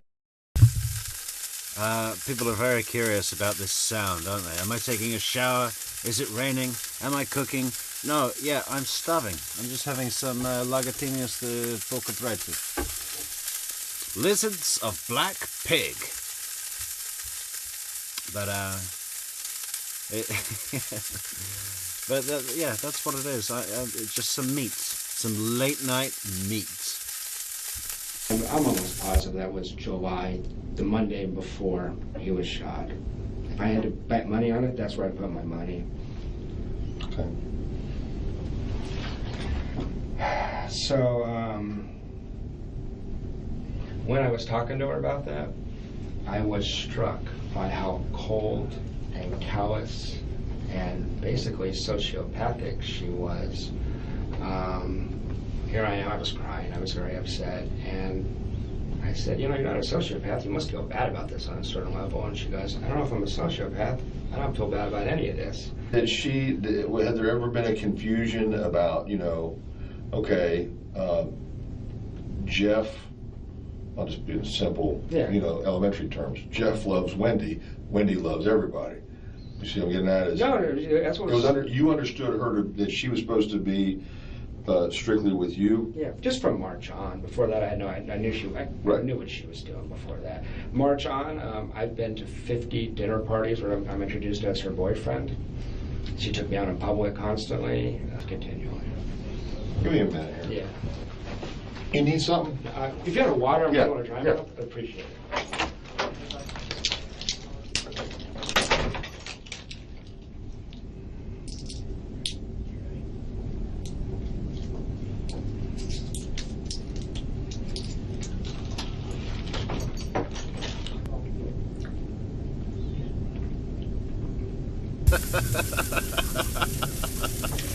Look at Jeff here. Do you have a water? I've got a little dry mouth. And then he's just staring. He's very unaware of the camera, isn't he? He never looks at the camera. Nothing to hide.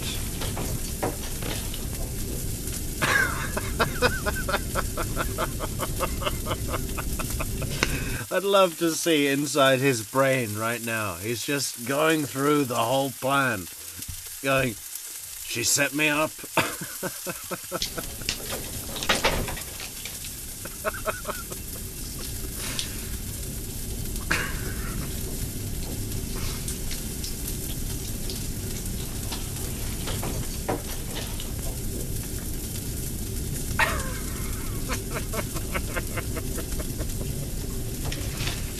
What did he have there? Some gum?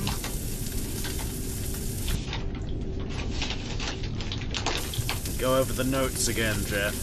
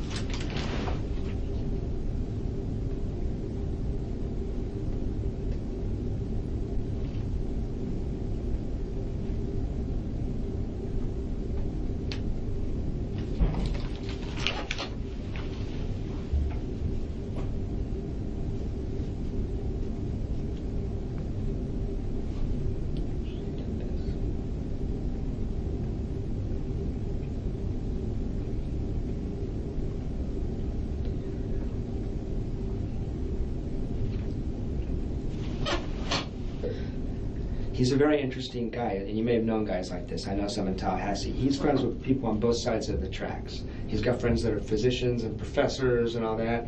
He's got guys he hangs out at his gym that don't have a high school diploma, and he's able to buddy up with them too. He's very good socially. Charlie Adelson actually fits right in with those guys that don't have a high school diploma. No, he can talk to them on a very, very equal level. Charlie Adelson is not fucking bright. He's a little bit shrewd, you know? You can see that he can operate and process and manipulate, but as far as intellectualism, there isn't any there. Okay, not one bit. street smart. He comes off kind of like a con man. He's really good with women. He's one of those con man womanizer types. Different girl every night. Very socially smooth. So he enjoys flowing from one side of society. He has a Ferrari. I mean, he could just hang out in the upper crust. I don't know if it's late night meat or early morning meat. Maybe we should do a poll on that. How about that? He doesn't. He enjoys.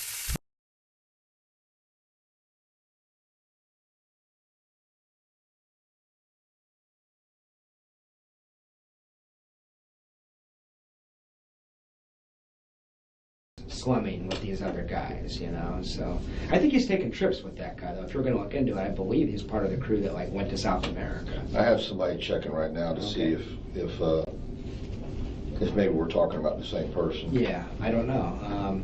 I mean, by the way, Charlie is so industrious and so street smart that if it wasn't that guy, it wouldn't make me any less suspicious that Charlie was involved. He just was the natural first thing that popped into. So what do you think, Jeff? You don't. Okay, so when you first started talking to me today, and don't take this the wrong way, but when you first started talking to me, I thought we were fixing to crucify Wendi right here, as far as everything, and that she was directly involved.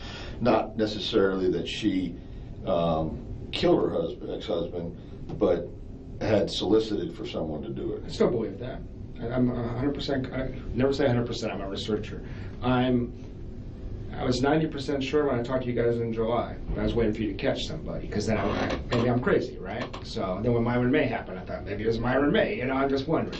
At this point, I'm pretty confident. This is an email that I think you're referring to. I'll give you an opportunity to read it. Yep, that's the one she sent. That's where I'm going right now. Okay, so this is July 15th. Is that accurate? That's right. Okay, July 15th is the Tuesday before. The thing she told me about Charlie would have been the night before this. Okay, so we are on the 14th. Yeah, I think that's right. Yeah, it would have been Monday, July 14th. That's actually just where I was going for right now. Go ahead. So she goes to South Florida for 2 weeks. We barely talk. It's hard on both of us. You guys have emails. It's bullshit romance stuff going back and forth. We had one long conversation and decided to patch things up. She sounded very calm in this conversation. These are phone conversations? Yeah. You know, she's in Miami. She's in Miami. And while she's in Miami, she always says, she would just disappear for 14 days. I wondered if there was another man down in Miami too. It seemed plausible because her parents take care of the kids. It doesn't make sense how busy she is. Come back Monday, we go on a date. That's the 14th. That's the night that... okay, you're on. Jeff loves Wendi. Wendi loves everybody. Who said that? Someone said that. It's going on the merch list, guys. It's quite good.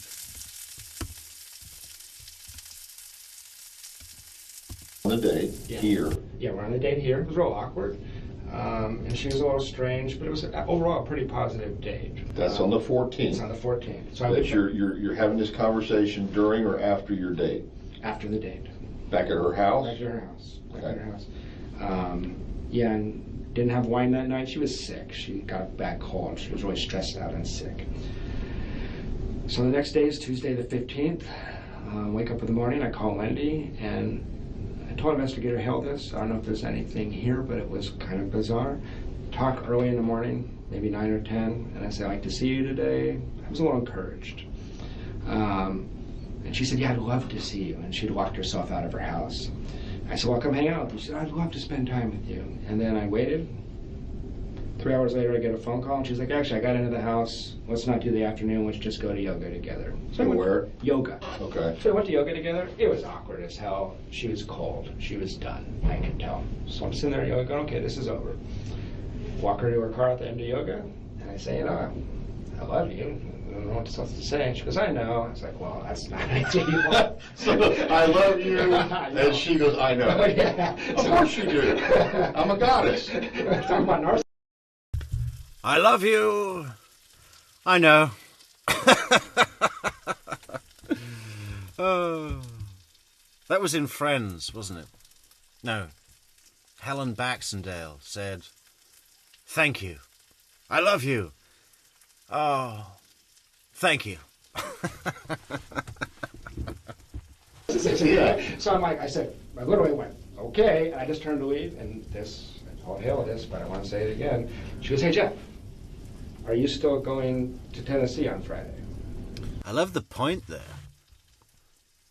That must have been what she really did, right? The big point. Big hands. I literally went, okay, and I just turned to leave, and I told Hill this, but I want to say it again. She goes, hey, Jeff, are you still going to Tennessee on Friday? And I say, I'm thinking, why the hell does she care? We're obvious. You're walking away, you're separating? Yeah, I want to be 10 paces away from her, and she says, hey, Jeff, are you still going to Tennessee on Friday? And I say, I lie. And I say, actually, it's up in the air, because we talked about if we broke up, I should come over and say goodbye to the kids. I was hoping she'd invite me over. And she said, well, she was deeply interested. She asked me 3 or 4 questions. But this is after this, right? It is after. No, that's not. I get this email at the end of the night. She goes home and she sends this email. This is after this. This is after the conversation. The conversation I'm telling you about right now happens an hour before I get this email. An hour before. Okay, so we're still Tuesday the 15th? Yeah, at 7 o'clock at night. Okay. Okay. So she asked 3 or 4 questions about under what circumstances would I go? Why am I thinking about not going? She seemed deeply interested in what I'm going to do on Friday. It just was bizarre. I was like, well, whatever. Got home, got this email. What was so strange about this? We had just spent 16 days away from each other, thinking about things. Then I get this. I told her, if you don't want to do this, send me a text and say I can't do this anymore. Why would you string me along for a week? It's real strange. I just want to make sure that we're on the same page. Yeah. And I'm going to read this aloud, so if there's something that pains me to be right. Yeah. That string along thing. That's annoying, isn't it? That's fucking pain in the ass.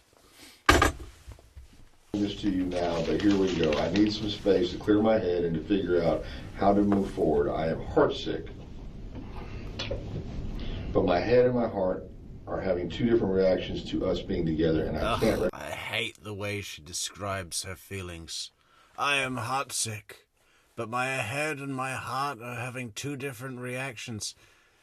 Don't fucking bullshit me. No one really feels like that sort of shit. My head and my heart. No, take control of yourself and make a decision. Reconcile them to be in this like you would want me to be. So she's saying you're coming on too strong, basically, is what I'm reading. You want a full commitment. 50 Shades of Beige.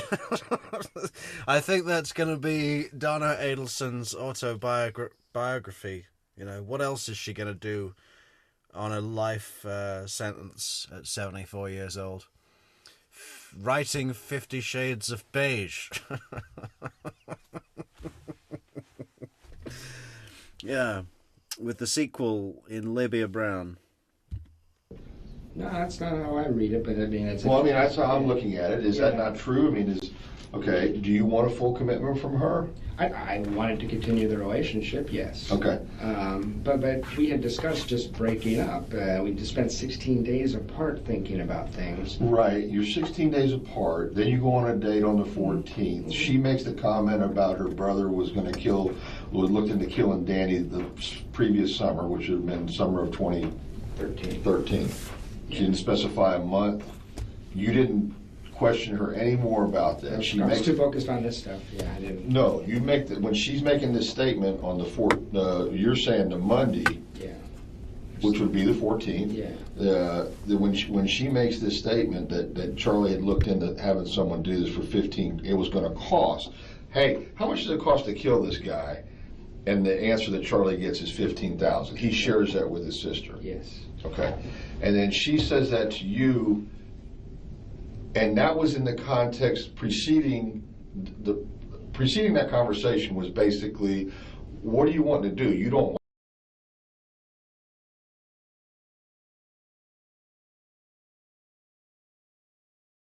Sorry, mute button.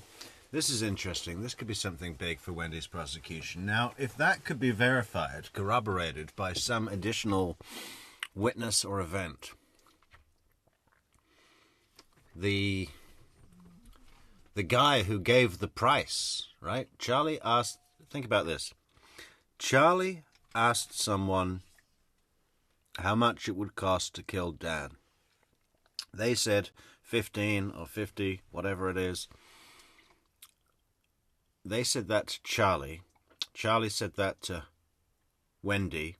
And Wendy said that to Jeff. If someone could come forward and say, Charlie did ask me that, and I did give that price, the only reasonable explanation for Jeff to know it would be going through Wendi, which would indicate her prior knowledge of the conspiracy, involvement in the conspiracy. Well, is that likely to happen? I don't know. Like it here. I'm talking in your... You know, that was part of the conversation. There was constant conversation about Danny is awful, Tallahassee sucks. That's about all she ever said. And I can't do anything. I'm stuck here because, well, I guess she got denied relocating with the kids. She did. And she's saying, I'm stuck here unless something happens to Danny. That's what you're getting at. Yeah, that's exactly what I'm getting at. And then she just spills this out. Yeah. And then I think, by the way, she just went to the bathroom. I think there was something like that where like. But you're saying that, I mean, there was no more conversation about, this is huge to me. This is like, my brother's already checked into it and it costs this much. Yeah, Is it like this is still available and open, or 15 grand is too much for, we're too cheap? This family's rich. I mean, it's nothing. No, I know, but He's what's... got petty cash in his office. Okay, but was this like, this option still available? Is that how it was? It was just said in passing, and I've mulled it over in my head 100 times. I didn't know what it meant. Okay, so my brother checked into it and it was gonna cost 15 grand. I'm just heartbroken in this situation. I'm not thinking about that. I'm thinking about how do I get this woman back. I realize, but I'm trying to glean this from what the interpretation that you got from it. Yeah. I know you told me you didn't ask her anything more about it. I mean, you know, a statement like this, don't take this the wrong way, but if I was in your shoes, I'd be like, I'd be saying, what the hell are you talking about? I got used to her craziness. That's okay, right? So, I mean, she's all over the place all the time. So I think I just wrote it off as another crazy thing Wendi says. But you recall the amount. I do, and I went back to a couple friends because I told them about this. Right. After Danny got shot, I said, holy shit, you know? I mean, that's what happened. So I beat myself up about that. No, I don't want you to beat yourself up. I just want to make sure that you didn't. I'm just trying to get you to see, is there anything else that you can recall? I'm not saying you did anything wrong. I know, I get that. I'm saying, are you sure you didn't miss something else in that conversation? No, because it was right back to her and I. Okay. All right. Since you're going to be here, and that's not going to happen, you know, So this comment is made in passing as she's traipsing off to the bathroom. Like, yeah, or her bedroom or something. Comes back out, it's all, and okay. I say, I had a good time last night, or something like that, you Okay. know, it was that kind of thing. So she sends me this email, and I don't know if it's coming on, I didn't know what to make of it. I sent it to some of my friends who know her pretty well, and said, she's crazy is what they said. I mean, why wouldn't she just break up with you? It doesn't even make sense. I should have broke up with her. But we've been apart 16 days. She wants another week. But recall that when she left Danny, she just moved out while it was gone. So confrontation isn't her thing, you know. So maybe that's why. So Wednesday goes by. There's Thursday. Thursday, she... You're still up in the air about leaving. You've told her, I don't know for sure if I'm leaving Friday or not. That's right. She doesn't know for I don't know if she would have or would have known. We have enough mutual friends that I told on Wednesday or Thursday that I was going, that it wouldn't shock me if she were able to find out that I was going. I mean, we have mutual friends. But your answer to her was, I don't know yet. It's still up in the air. That's right. But the next day I decided to go. So it was all on Wednesday. Yeah, I decided to go for sure on Wednesday. Thursday, she changes her Facebook picture. I'm sure you've seen the picture of her in the beautiful purple dress. It's all over the media. It was suspicious to me after the fact that that picture was changed 12 hours before Danny shot, and that's the picture that was distributed to the media. The picture was changed 12 hours before the killing. And Jeff tells us that it's the kind of picture that if Wendi were going to be all over the media... I mean, imagine that element to it as well. Not only have you got to commit to the act and then go and speak to the cops and then get your mom on the phone while being filmed. Danny has been shot. Mom, are you sitting down? Are you sitting down? Danny has been shot. At his house. I need you to come here and help me take care of the boys. You got to do all that. You're also about to be jetpacked, launched onto the fucking media. And of course, you've got to update your Facebook profile picture. Media. She's very concerned with her appearance and how she looks. So I know that maybe sounds crazy. Investigator Hale seemed to think it was, but I thought this is so strange. She changed her Facebook picture twice in 2 years, and the night before Danny's shot, and she's going to be all over the media. She looks like a Victoria's Secret model. I hope that Investigator Hale has apologized to Jeff. What an idiot. Jeff Lacasse walks into your interrogation room, gives you gold, and you say, no, she's not a suspect. Yeah, probably just a jealous ex. Nothing of evidentiary value here. You missed it, Investigator Hale. You know? Okay. So, but I was bothered enough by that picture, because it... What was the prior picture? Something that looks more like a 35-year-old woman with 2 kids would have on her Facebook page. Okay. All the other pictures, and she looks pretty enough, but that one looks, I mean, she looks amazing in that picture. Okay. She's not even that pretty in real life. That picture, I think her dad Photoshop. Her dad photoshops that stuff. He does that kind of thing. So it was a picture produced for her by her father, I believe. So Friday I leave. Thursday night I leave. About an hour after I saw that picture, I said, fuck this, and I just drove out of town. The next day, Danny shot at 11 a.m. No one contacts me, which we have a lot of mutual friends, and they didn't. I talked to some of them after the fact. They tell me that they were under the impression that I was very likely an actual suspect in this case. I posted on Facebook from Tennessee Friday night at a time where it would have been impossible for me to ever have been here at the time of the shooting. She didn't contact me for 10 days. She told me that the police had instructed her that I was a suspect and she was not to return a text message that I sent her. That she could not do that. Wendy loves this.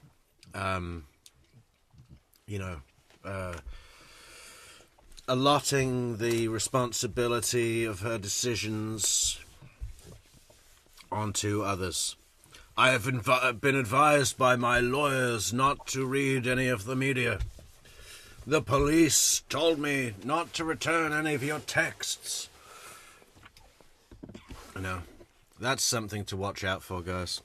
If someone fucks you around and has a really, an excuse like that you can't argue with, double check it. Verify it, because it's probably bullshit. I actually recently dated a criminal defense attorney, just coincidentally, and she thought that was bizarre because she said they want you talking, you want to incriminate yourself, they're going to get access to this stuff. But that didn't come from me. I don't think it came from anyone. It was very strange. Well, I know legally you can't do that, probably, but no. I mean, it's why would you want to? So I wasn't in the room with her. I don't know how she acted or whatever, but it was implausible that I did this. And I don't know if she told me I tried to protect you from the police. They want to know where your house was. They want to know this. I said, I don't need protecting. How come none of your friends called me or texted me?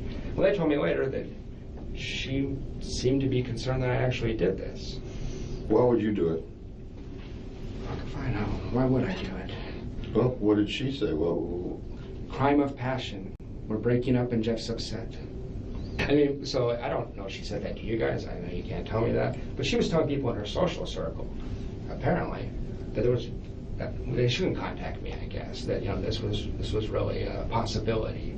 And that just seems deeply suspicious to me. A lot of these people aren't really close friends with me, but I found out about this crime third hand. And that just struck me as incredibly strange. And suspicious, very suspicious. I just got a couple other things and I'll answer your questions. Yeah.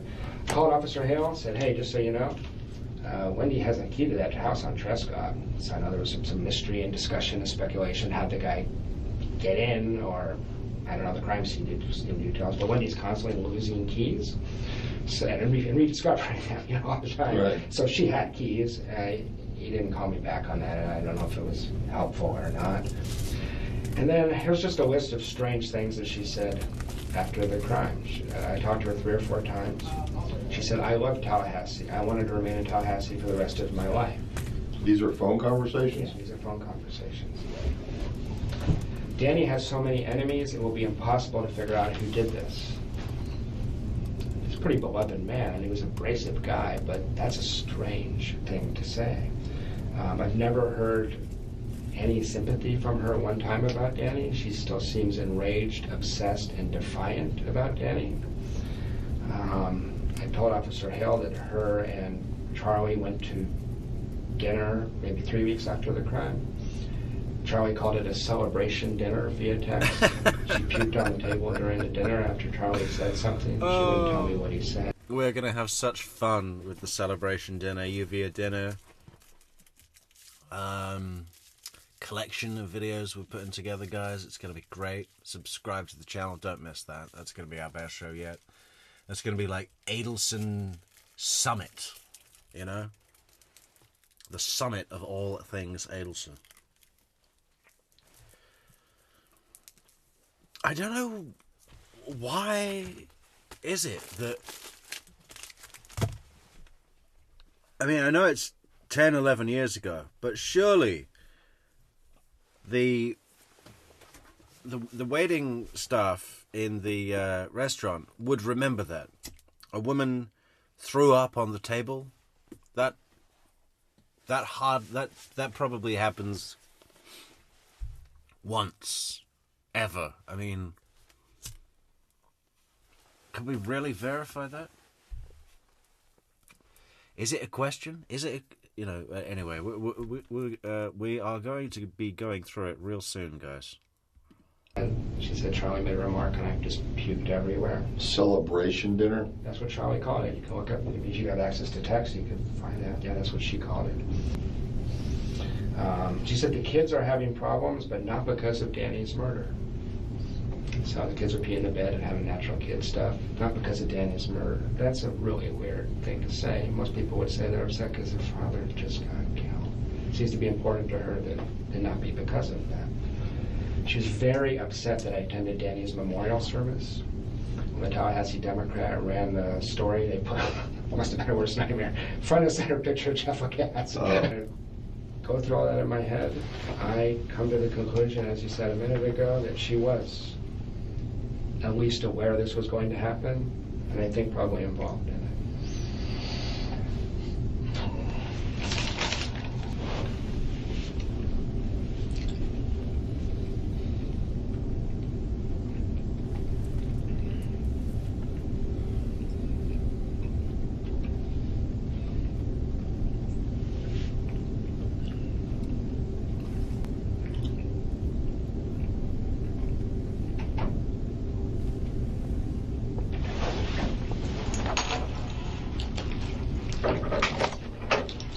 Still trying to get that photograph. I don't know if it's still going to be on his Facebook page or not.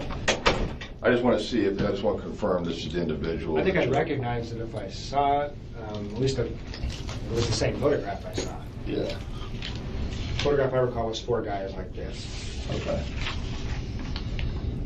Okay.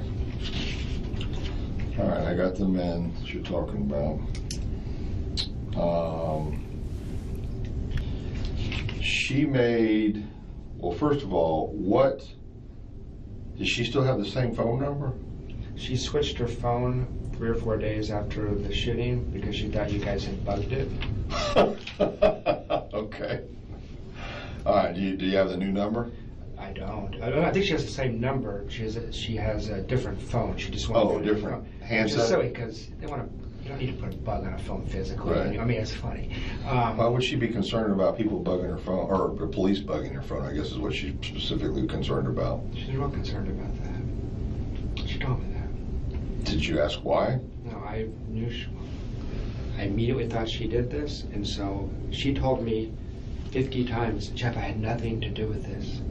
And I always just let it be silent, sorry. I just let it be silent because I didn't want to go there. I didn't want to play my hand. I've never said anything to her. I just wanted to listen. I was hoping she might give me something interesting, and I would come tell you guys. Because she's erratic enough, I thought she might say something stupid. She must have said 50 times I had nothing to do with this. And you saw her statement in the press. She's worried for the safety of her and her children. No one's suggesting a serial killer looking for Jewish warriors, you know? I mean, this was...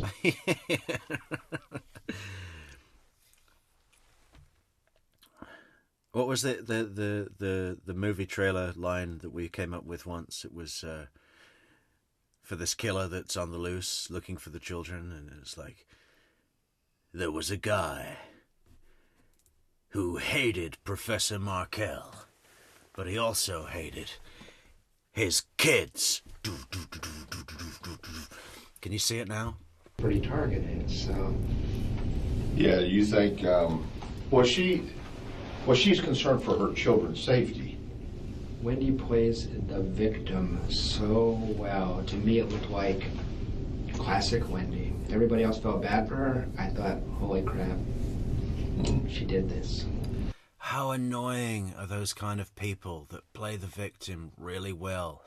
And even if you're in a position where you do care and you are sucked into that drama, you can see it happening before your eyes and you're aware of it. But, yeah, it's just... I'm amazed that she's still walking around. And I don't mean that she hasn't been arrested. That's hard to understand also. But there's, you know, I can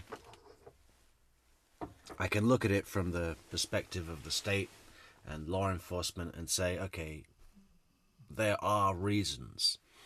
But what I can't find any reasons for is why just some random member of the public, and I'm not promoting vigilante violence, but crazy shit happens in Florida. Terrible things, right? To innocent people. Why hasn't someone just run her down?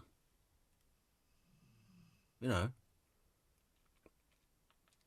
when I was about 20, I was working in Camden in London, and just up the road we heard all of these cop cars and everything like that, you know, serious stuff, special police, and it was just like, wow, something's going on. And we found out later that just up the road in Chalk Farm, which is about a mile up the road, there was a guy who attacked someone with an axe and cut this guy's head off in the street. Witnesses were saying that while he was doing that, he was screaming, "You've had it coming for 20 years!" And the interesting thing was, in the report, when the police got there and surrounded him, he just stood up calmly and didn't move, and the police said to him, "Why have you done this?" And he said, "It's personal." It's personal. Yeah, you know, so something like that. I mean, why?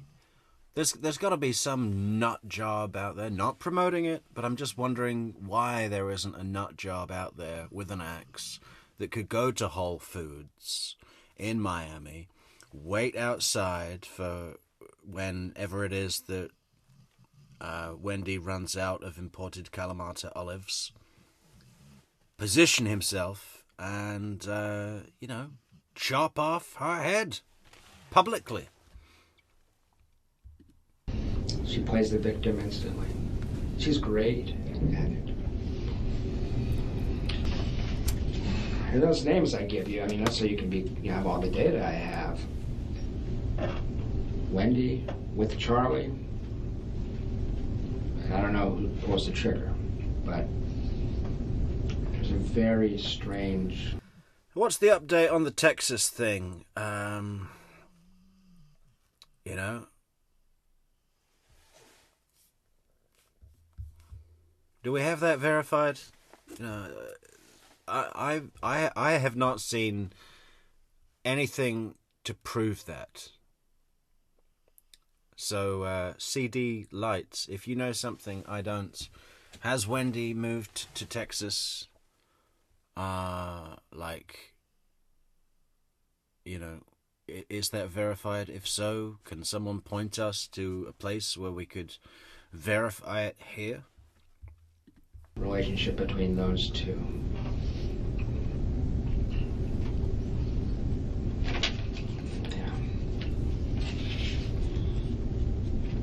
I acknowledge this might all sound real crazy to you, investigator. I'm not, no. So I'm very interested in this. Yeah. I want to make sure that I understand it completely and thoroughly. Yeah. And I can see that it's been weighing on you heavily. Well, it has, because it sounds crazy to people, obviously. Although I told a couple people the whole story like I told it to you start to finish, and no one else has said I'm crazy. My therapist said, one thing I forgot to tell you, I had to go get a damn therapist. It was so crazy. So to try to manage her, I tried to get some advice on relationships. And in April of 2014, he tells me, look, he's real blunt. I gotta be honest with you. There's two possibilities. One is she's just getting over a divorce, is drinking too much, and she'll settle down over time, maybe live happily ever after. Second option, she sounds an awful lot like a sociopath to me. That's an objective person.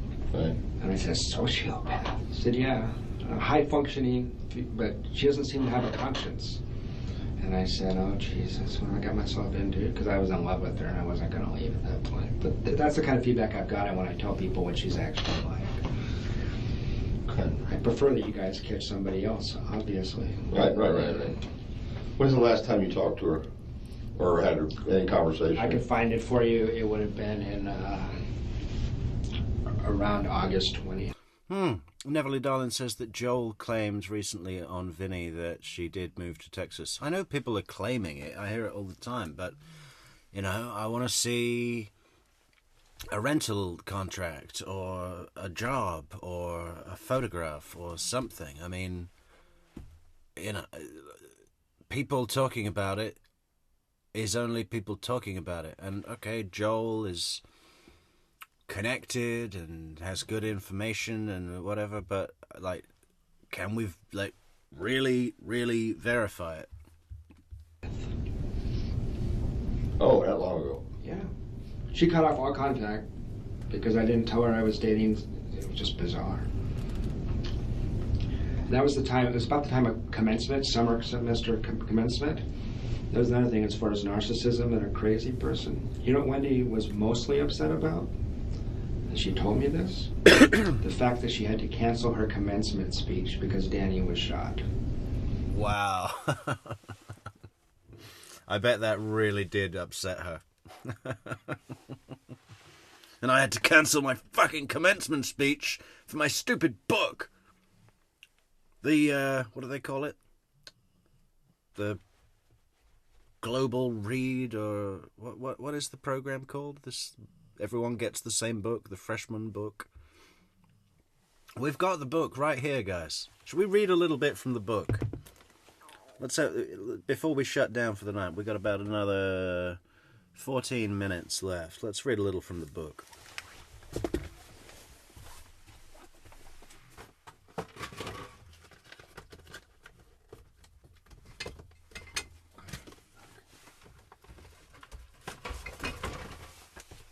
Okay. Ugh. I so appreciate you sending this, Neverly, but I just hate holding it. It's just... Oh, my God. So what do we do? Should we start at chapter 1?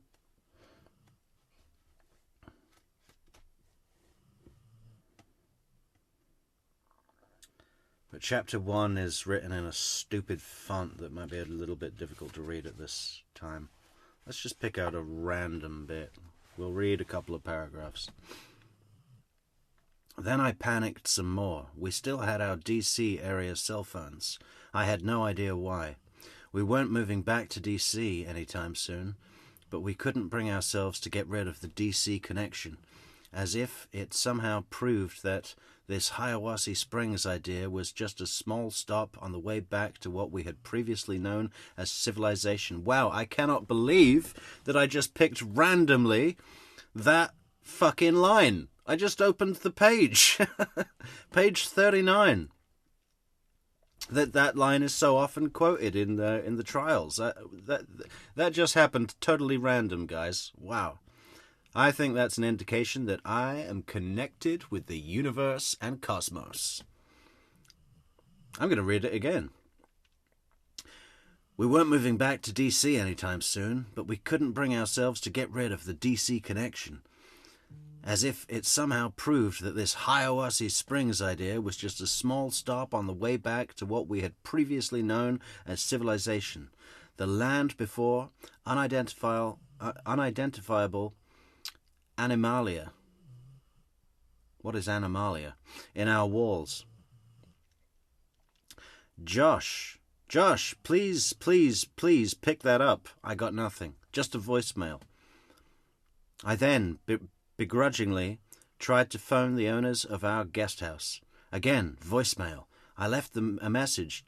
Jeannie, this is Lily, Walker Stone, with Joshua Stone. The tenants from next door. There is some kind of small animal clawing its way into my wall.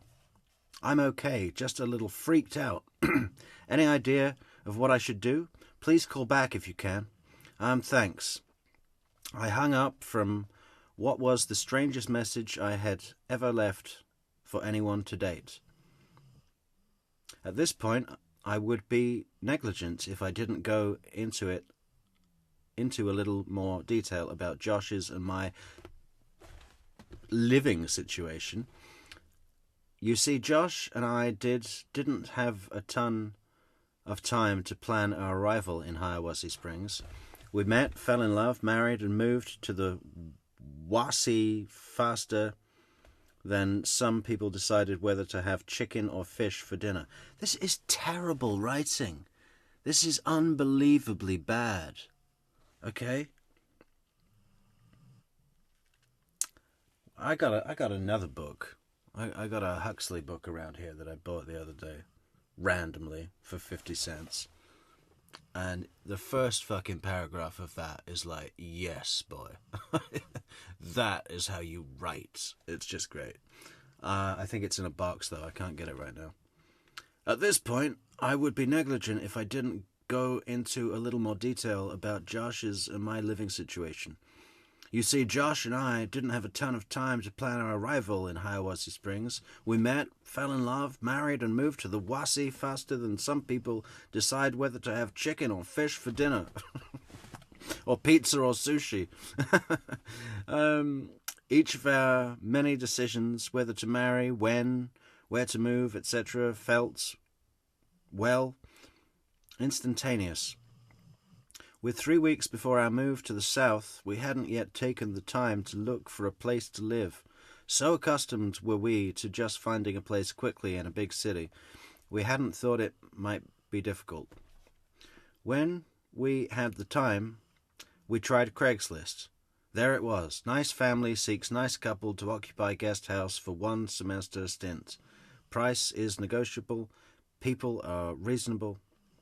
Josh called right away and negotiated a rent, sight unseen, that was less than a third of whatever of us had paid individually to live in DC. He mentioned that the woman he spoke to, Janine Pitchy, which she clarified is correctly pronounced Pushy, not peachy. Okay. seemed very nice and convinced him that we would enjoy living in her house. She had 2 horses, a pony named Macaroni, and 5 dogs. A pony named Macaroni. Josh had an upcoming meeting at the university. So he decided to check out the digs and give me the lowdown. Josh, being a man of written words rather than verbal statements, sat down to write me an email about his experience at Janine Putchie's compound. My dear Lily Billy Goat. This is in italics for the letter, the email. My dear Lily Billy Goat, I promised you our life would be an adventure, right? Well, here goes. The guest house is adorable, cozy, like a nice writer's cottage. It reminds me of my grandparents' country house in Montreal. Montreal, where Dan Markel was born? Oh, no, this wasn't about our lives. There is running water, a big kitchen, and a beautiful view of the great outdoors. It isn't a place. It isn't a palace by any means, but I do think we'll be happy there, at least for 1 semester, until we have time to find you the home of your dreams, or at least your Hiawassee Springs dream house. All my love, Joshicito. My sweet Joshua, always... This is back to her now. My sweet Joshua, always one to woo with words, left out some crucial details about the new abode. I will bullet them for you. Bullet. I will bullet them for you, the reader, in no particular order of repulsiveness, for your ease of reading pleasure. Janine is married to a large man named Stuart. A large man named Stuart. For some reason, is called Joe C. When said fast, it sounds like his name is Josie, which is a woman's name where I come from. Joe C. is a recovering sex addict who needs structure to maintain emotional equilibrium. To achieve this structured environment, Joe C. enjoys woodworking, which I suppose is another attempt to replace the other work with his hands, which got him into trouble with the neighbor's teenage daughter, Molly May. While Joe C. enjoys all kinds of woodwork, he is most fond of right angles. For some reason, they quell those illicit sex cravings like none other. Like none other? That's poorly worded. For obvious reasons, I avoid Joe C. Cockroach, fecal matter, covers every available surface in the house, especially the kitchen area. At first, I wasn't quite sure what all those black squishy dots were. I asked Janine one day, and she said, Sure as all get go. Sure as all get go. Those here are either mouse or cockroach droppings. I am not entirely sure, but I think I would have preferred a third option. Oh my God! Can you see what I mean? This is. I cannot believe that an educational institution such as Florida State University would associate itself with this dribble. I mean, the logo is right on the front cover. Florida State University, 1851, one book, one campus. Unbelievable. Incredible. I mean, maybe I'm going to read the whole thing on the channel. I don't know. But I have to do better than that. Like, I need to read it and then reread it. It's just the energy of this is just so horrible. I need to be cleansed. Where are my crystals? Yes, my chakras are all fucked up now. The attorney said it's a bad idea to get yourself in front of the media like that. Inside Edition will show up. You can't do it. She was devastated.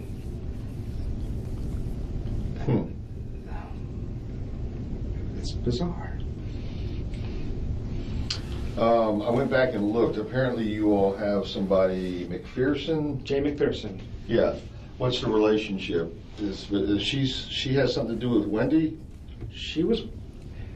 They claim that she was in the room with Wendy in the 9 hours you guys interviewed Wendy. No, she came up here. She was not in the room with her. Wendy told me she was in the room. Well, okay, let me correct that. That sounded weird to me. She came in the room, I think it was over the children. The children had to be picked up. Gotcha. And there was two ladies that were up here, and I can't remember if that was McPherson or not. Jane was with her that day, and coincidentally, Jane's one of my doctoral students in our program. So she's getting her PhD in social work. I teach in social work, so I know her professionally. Right. Jane is the one I talked to for about 3 hours, maybe 2 weeks after the crime. They told me that Wendy and her circle of friends. Shall I read the whole book? Should we make an audio book of This Is Our Story? How long is it? It's like 200 and... around 230 pages. Yeah, yeah, it's going to take a while.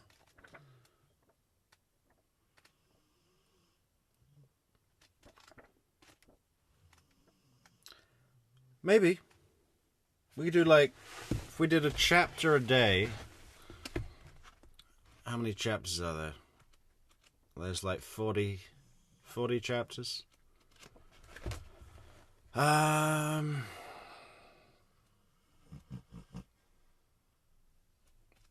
Maybe we should do that. Does that exist? Didn't Joel's wife... not Joel. Jay. Didn't Jay's wife do that? I haven't seen that, but I think I remember it being mentioned. Thought I did this. Jane told you that? Jane told me that. She said you had to be there if you were... And she basically made it sound like if you... And she's a confidant of Wendy. But Jane knows Wendy as well as anybody. Jane doesn't think any of this. But Wendy's pretty good at fooling people.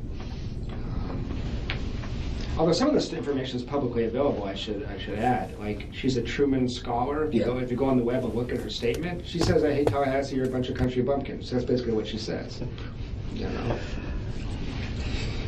Although I think she told a lot of the locals that she was satisfied, she wanted to make the best of things, and that she actually... No, that is what she said, but not when the door closed and it was just me and her in the house. Then it was, I mean, I got tired of listening to it. I think it's a great place. I deliberately moved back here. I couldn't went anywhere. I mean, so... But it wasn't for her. And she made that clear to you, is what you're saying. On a daily basis. You couldn't pull up to the movie theater without hearing about how the movie theater in Miami is better. Okay. She was obsessed with it. You know, her and Danny thought they'd be here a semester. Got stuck here. So. And then and all she'd been wanting to do is get back to South Florida. And she made that quite clear to you. Quite. I mean, it was kind of cold actually. She basically told me if it's between you and South Florida, I'm going to South Florida. Okay.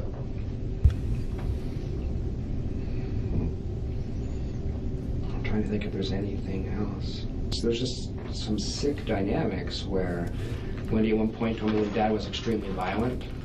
And I thought, well, this makes sense why you're so gun shy and, you know, hair trigger. And then later I said, well, with your history of family violence, she said, I never said that. So there was a lot of inconsistencies in line, but I don't think Charlie's been up here. If you were, with your experience and instincts, you were to talk to Charlie, I assure you, there's something off about that guy.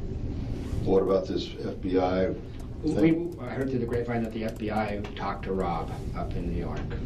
That's what Wendy told you? No, I think that's what Jane McPherson told me. Okay. So, and I try not to believe everything I hear because misinformation's everywhere. You know? Well, if Jane McPherson heard it, she most likely got it from Wendy. Yeah, well, that's true. That's true. But he's like an outside he's not really a part of the core family. They don't have a relationship, basically. Okay. And the impression is he's a guy who wants nothing to do with his family. There's something that happened in that house and he wants nothing to do with it. Okay. And I just think there's, that's the other theory, which will sound super crazy, but the people that have visited the house in Miami, they said to me, has anyone considered maybe the whole family's in on this? I mean, this is I said, people don't do that. I said, well, you go in that house, it's real strange in there. It's real secretive. It's real weird. Have you met her parents? I have. Is there anything that you can tell me about them? Everyone in that family suffers from a severe lack of empathy for other people. Okay. She learned that somewhere. They're pillars of the community. You get. Okay, I just found the Huxley paragraph from chapter 1 of Those Barren Leaves, which is the name of the book. I'll share it if people want to know. It says, the little town of Wetzlar stands at the confluence of two torrents that come down in two deep valleys from the Apuan Mountains, turbulently, for they still remember their mountain source. The united streams run through the town. Silence in Wetzlar is the continuous sound of running waters. Then, gradually, the little river changes its character. The valley broadens out.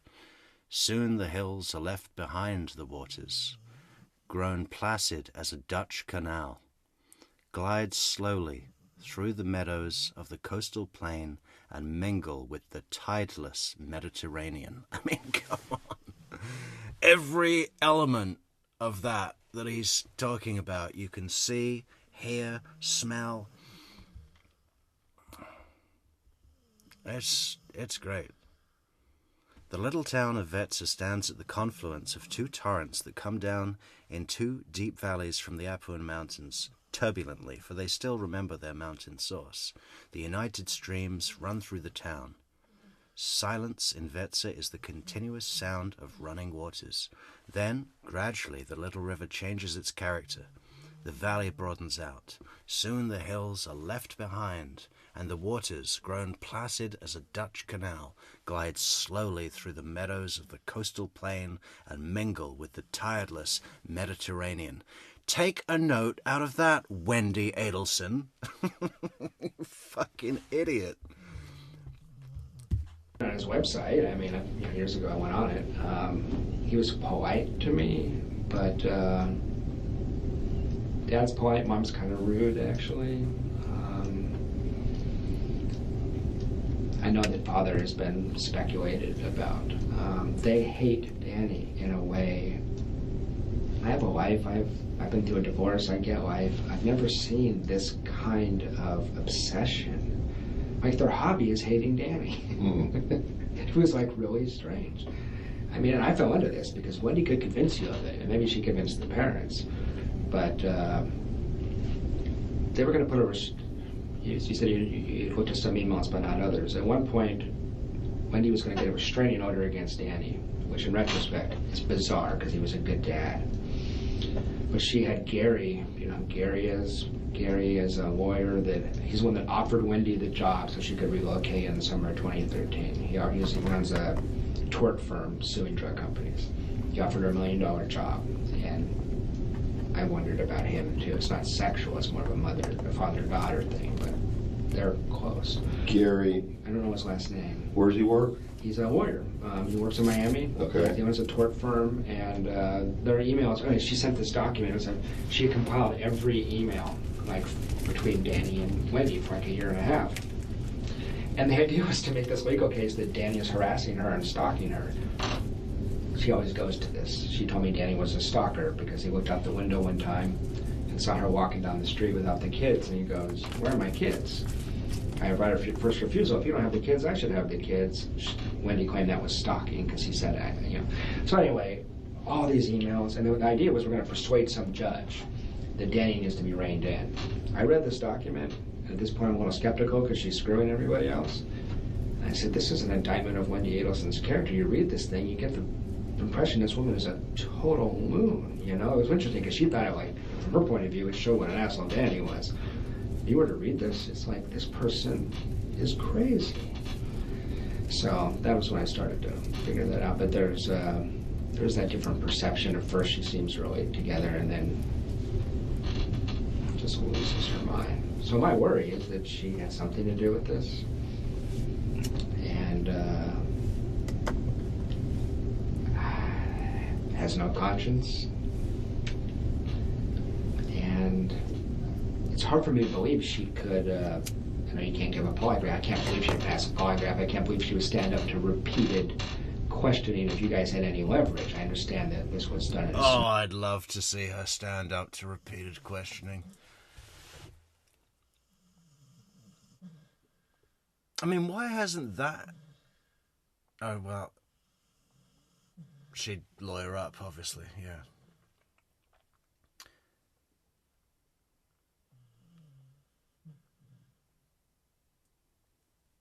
But I like that difference about the rules in Canada, Canadian interrogations.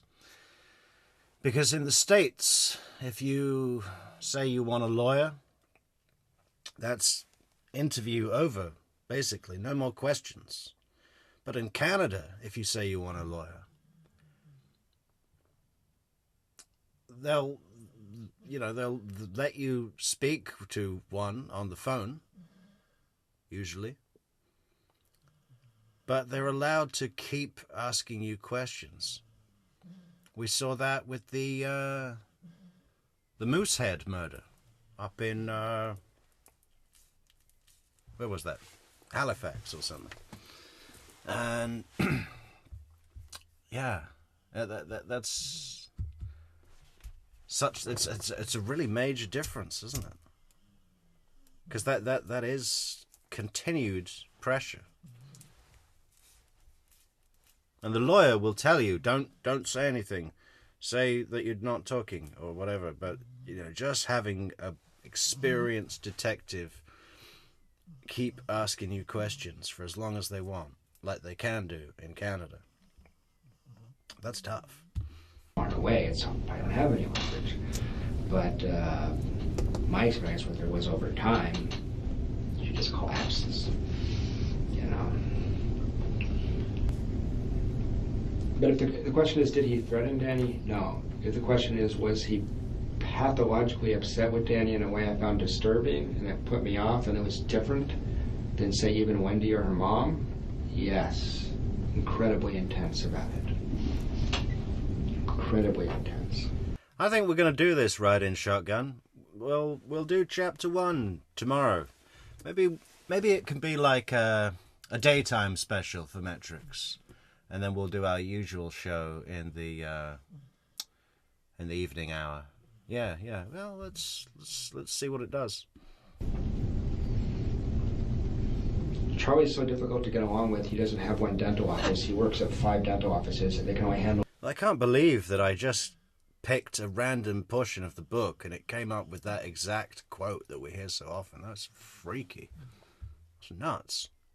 1 day a week in each office. Really? Yeah.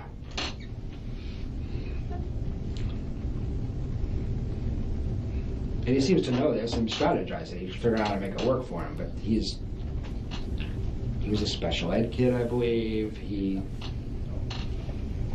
was very difficult to get along with. Did he have Velcro shoes? I bet he did, didn't he?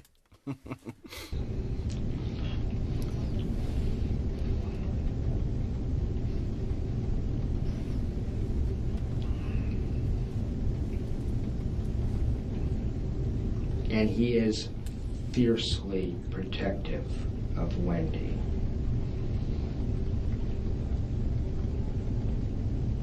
Okay.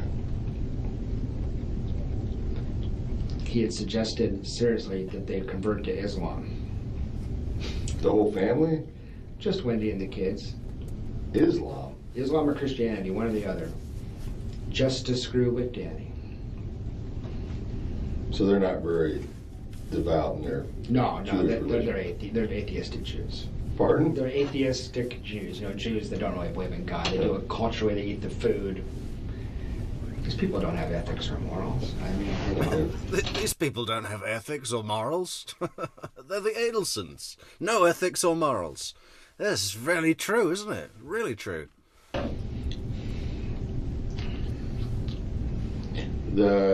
Immediately after the homicide, you came back. I know I'm with that, and then you reached out to Wendi, or she contacted you. 10 days later, she texted a mutual friend, acting as if I would be upset with her. Right. And I said, tell her to call me. She did. At 3 in the morning. She wasn't sleeping well. And we had a very awkward conversation. Mostly just, I think literally she talked for an hour and a half, and I said probably 30 words. I just listened mostly. It was real. She wasn't sleeping. It was real crazy. But that's where she told me a lot of things that weren't true. I mean, she was, and that could just be a relationship thing. I mean, she just, I couldn't contact you until Jimmy Judkins talked to you, right. I believe. And I don't know. I thought it was really strange not to. All my friends were texting with her, and she wasn't writing a lot back, but everyone else she acknowledged. Special ed kid. I like that. You know, I like that T-shirt. I'll have one myself.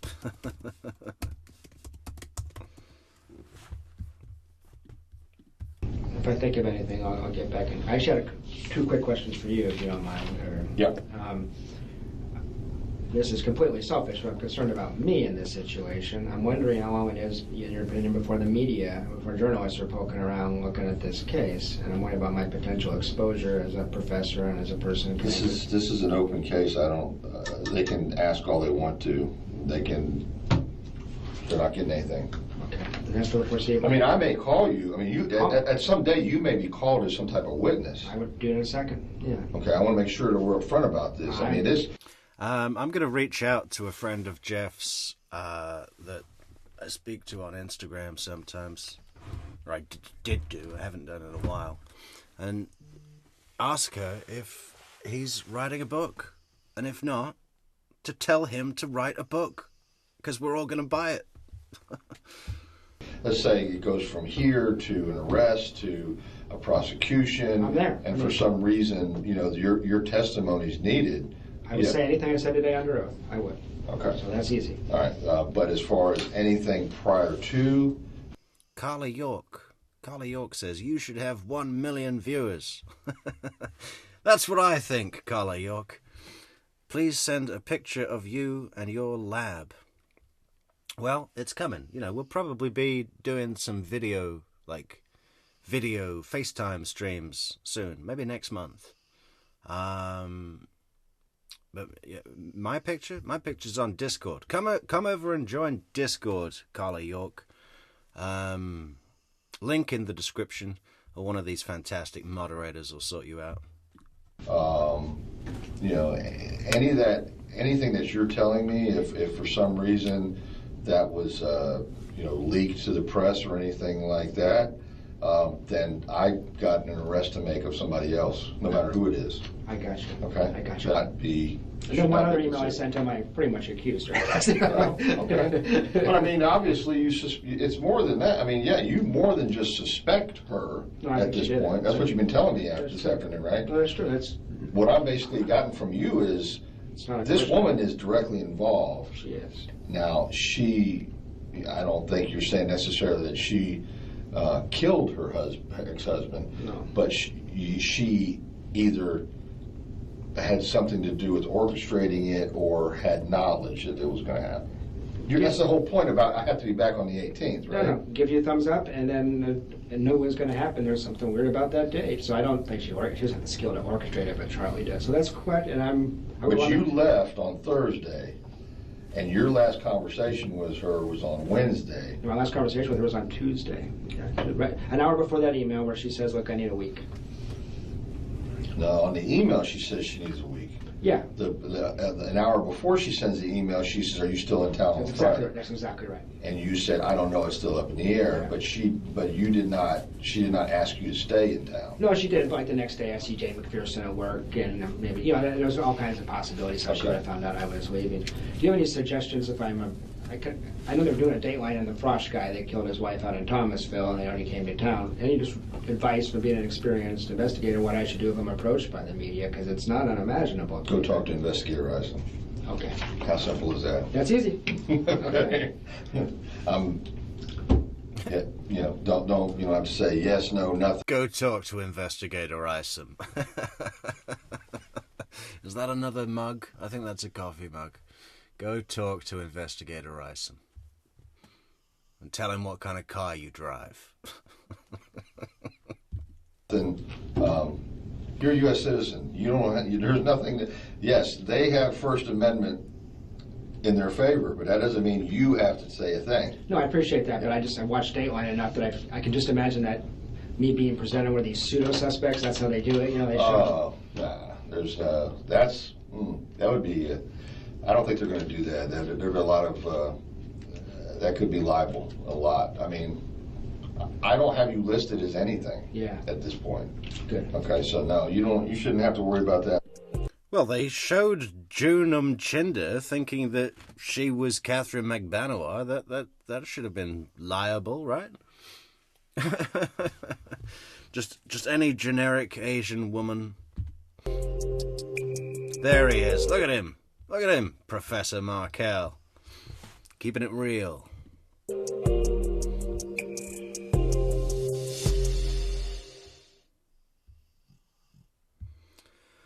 Well,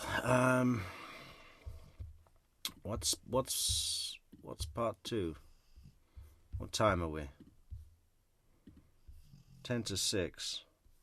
How long is this stream? Hey, look at this. 0 dropped frames, guys. 0 dropped frames. Strong signal. Not like in that fancy pants hotel with the bad signal. Just out here, keeping it real.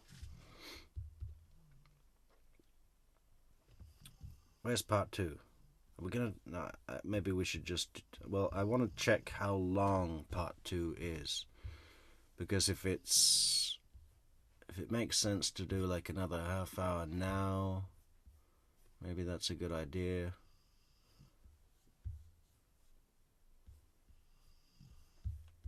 Or should we show Wendi on the game show? Where's Wendi on the game show? Or maybe a little jailhouse call? There's just so much. How are we going to decide what to cover, to get through? Please, anyone with requests, ideas, strategies, theories to explore, whatever. Discord. Send a message. Ideas board for the Discord.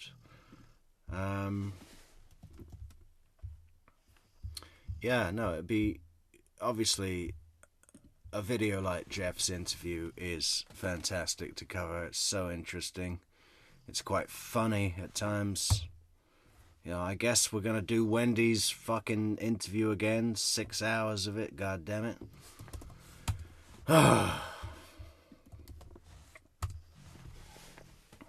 Do we need to do that?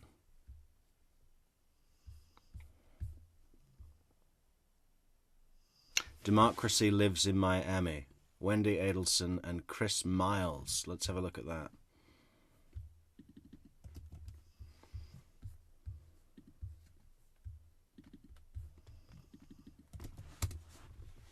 And now please welcome to the stage the Executive Director of the Immigration Partnership and Coalition Fund, Ms. Wendi Adelson.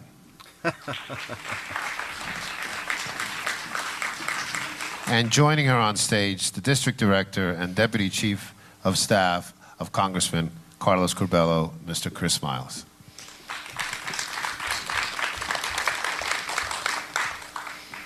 Thank you, George. I am so proud to be here tonight.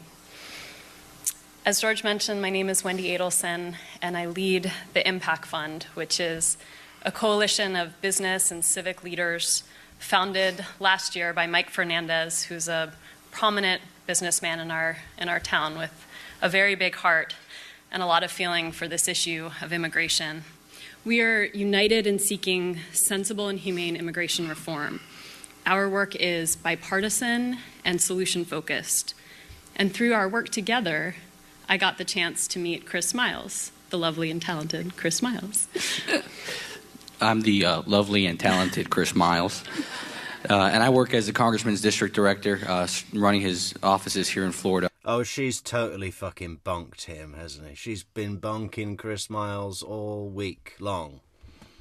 And I get to work every day in a bipartisan manner on issues like immigration, climate change, and really just working to try to change the tone in politics. And I've been able to do some great stuff with Wendi and This guy reminds me of, what's his name?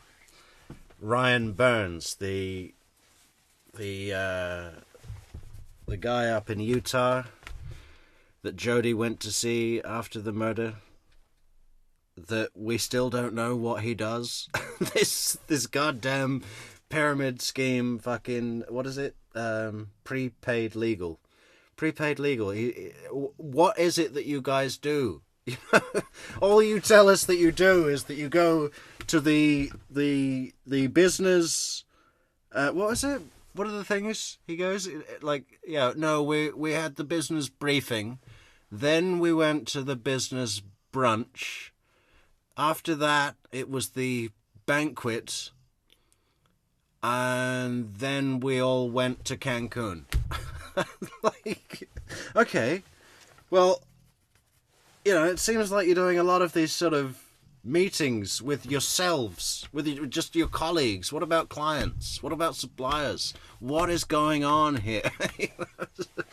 No, Thursday is no good because we have in the morning we have the business briefing, then it's the brunch.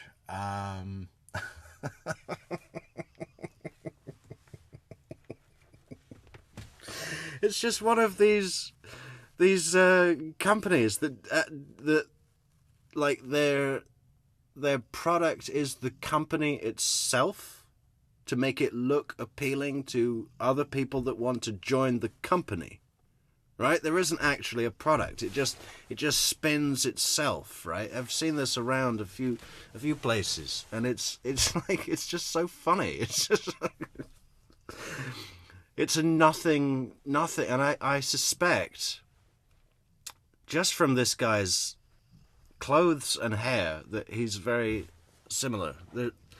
There isn't anything that they actually do. It's about looking like you're doing something, getting funding, right, for grants and stuff like that, and just spinning nothing. It's just the strangest thing.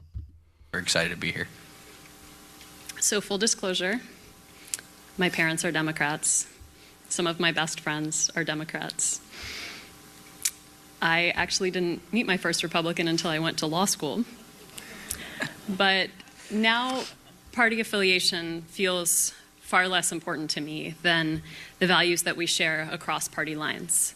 Chris and I are both actively involved in the pursuit of a legislative solution for DACA, for deferred action for childhood arrivals, for... And, you know, some people get annoyed if I, like, body shame Wendi Adelson. But, you know, she's a psychopathic killer, and she needs to be stopped, so I don't have a problem with it. Is this attractive to anybody? I mean, seriously. So I've heard people like talking about her on the stand, going, "Oh, she's a psychopathic killer, but she's smoking hot," you know, stuff like that. I don't get it. I must have missed that business briefing. I missed the brunch and I missed the banquet. I did not get that fucking memo. I don't like anything about her. Like, if I'm just looking at the physical form of the woman, I like nothing about her. Not one bit. You know? Not at all. And I find her awkwardly, you know, awkwardly unshaped. It's just, no. Terrible. For young people, sometimes babies brought to this country. who've grown up here, growing up as American, and thought this country was their home and their present and their future. In my role with IMPAC, our partners in passing legislation are the reasonable middle, like Chris and his team, whether they're Republicans or Democrats, not the loud and often extreme voices at the margins of either party. This is a time when we need thoughtful dialogue. We need a willingness to listen thoughtful dialogue? Then what the fuck are you doing here? Where's the thoughtful dialogue? Let's go to the wiretaps and find some thoughtful dialogue. Compromise for the greater good, like the Dreamers. Dogged adherence to a party line is not going to move us forward as a community, a country, or a society. For me, growing up in Miami with Cuban grandparents, you know, when I met my first Republican, it was when I was born. But another thing that surrounded my childhood, being the grandson of exiles, was this idea that politics and government were extremely important. That and education were the two most important things. And it was something that was very central to my childhood, whether we were at the coffee window or La Ventanita at Versailles or La Canarias later on when we moved out west, like most Cuban families did. Hey, just to stop here, guys, check out the poll. Smack bang in the middle.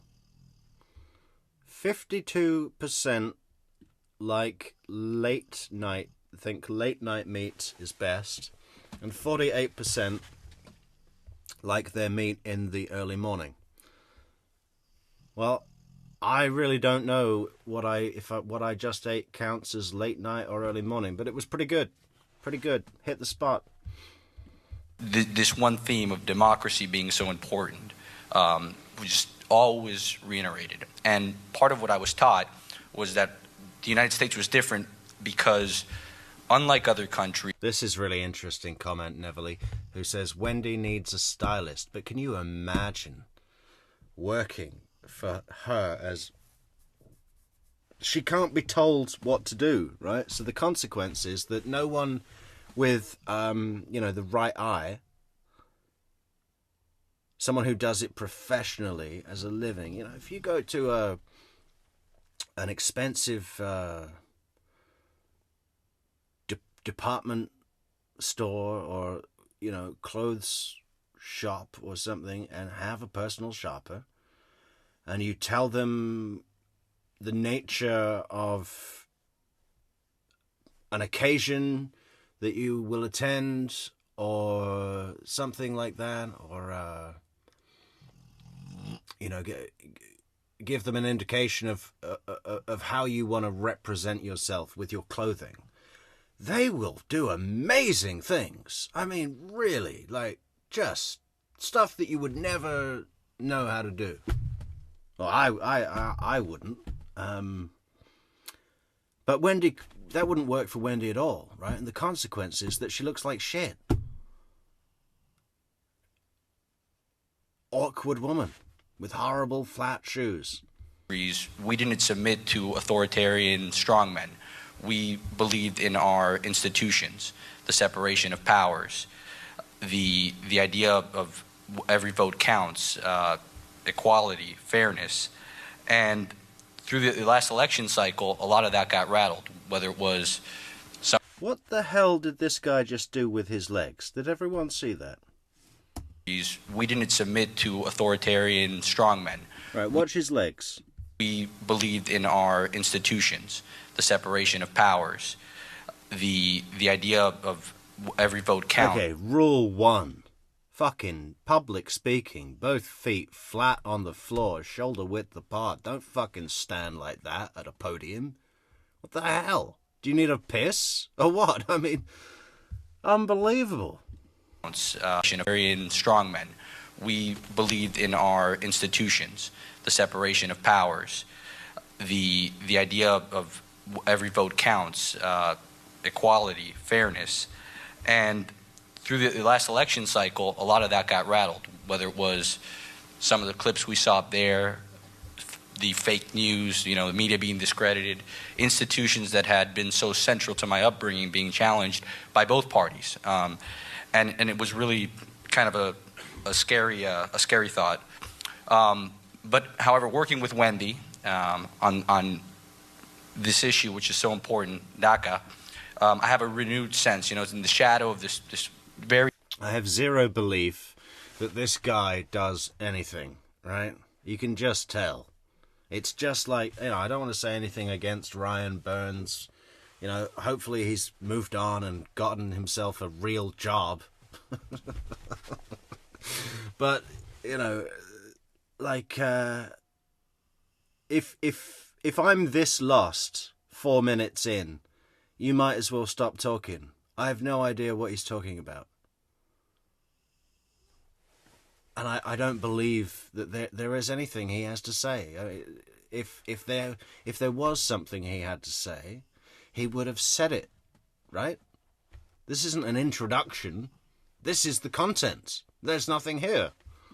Very divisive election. I have a new sense of optimism, which comes from what her fund does and what so many other leaders and most of us here believe in that these young children deserve an opportunity to stay in this country because they are Americans. And recognizing that has helped inspire me and kind of refresh me a little bit. So that video was scary, but I do think we have a good path forward. Our friends and colleagues tonight presented many different perspectives on the lives they have lived here in Miami and in other parts of the United States, on their values and their hopes for the future of our community and for our country. They talked about what it means to be American, to embrace the rule of law, the freedom of the press, the freedom to dissent, economic opportunity and social mobility, and respectful debate and compromise. There is some disagreement amongst the speakers about how threatened those values are in our current discourse. But there's no disagreement that these are America's values. The conversation finds common elements in this very diverse backgrounds and histories of these individuals, including values that are passed down by our parents, grandparents, and other family experiences. Moments of discovery about difference, injustice, decisions made to direct one's life and work toward building of community, appreciation of the freedoms offered in the United States, and a feeling of responsibility to use those freedoms in a constructive way. We are facing real challenges as a city and as a community. Hey, where's Nola Vine? It's officially Australia Day. Happy Australia Day, Nola Vine. Tonight we have come together to acknowledge that this is not an easy moment. There are no simple fixes. But instead, this is a time to reach across lines of difference, whether they be political, racial, religious, gender-based, or otherwise, and embrace our commonalities, to search for what unites us instead of what divides. The strength of our democracy is in this room. No elected leader, political party, cable news show, or interest group can undermine the will of our people and the institutions that make up our democracy. It's time to turn down the noise of partisanship and identity. It's time to read from my script, which massively detracts from anyone believing that I have any meaning or knowledge. It's time to turn down the noise. Yeah, I was just thinking that, man. Oh. Why can't you remember these few short lines so you can look up and try and connect with your audience like a little bit better than what you're doing? This is shit, you're shit.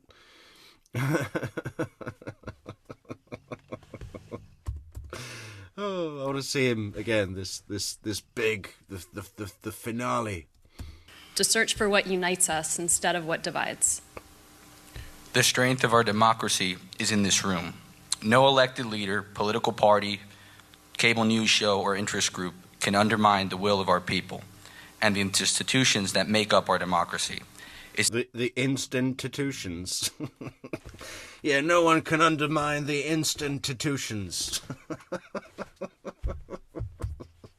No elected leader, political party, cable news show, or interest group can undermine the will of our people and the institutions that make up our democracy. It's time to turn down the noise of partisanship and identity politics and turn to the principles that unite us all. Democracy lives in us.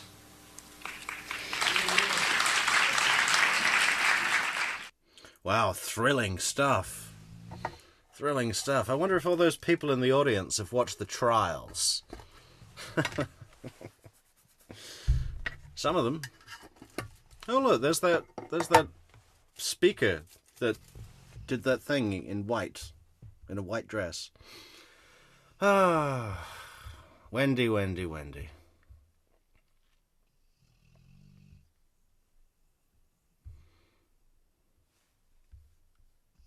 I know, Victoria Gold, right? Terrible.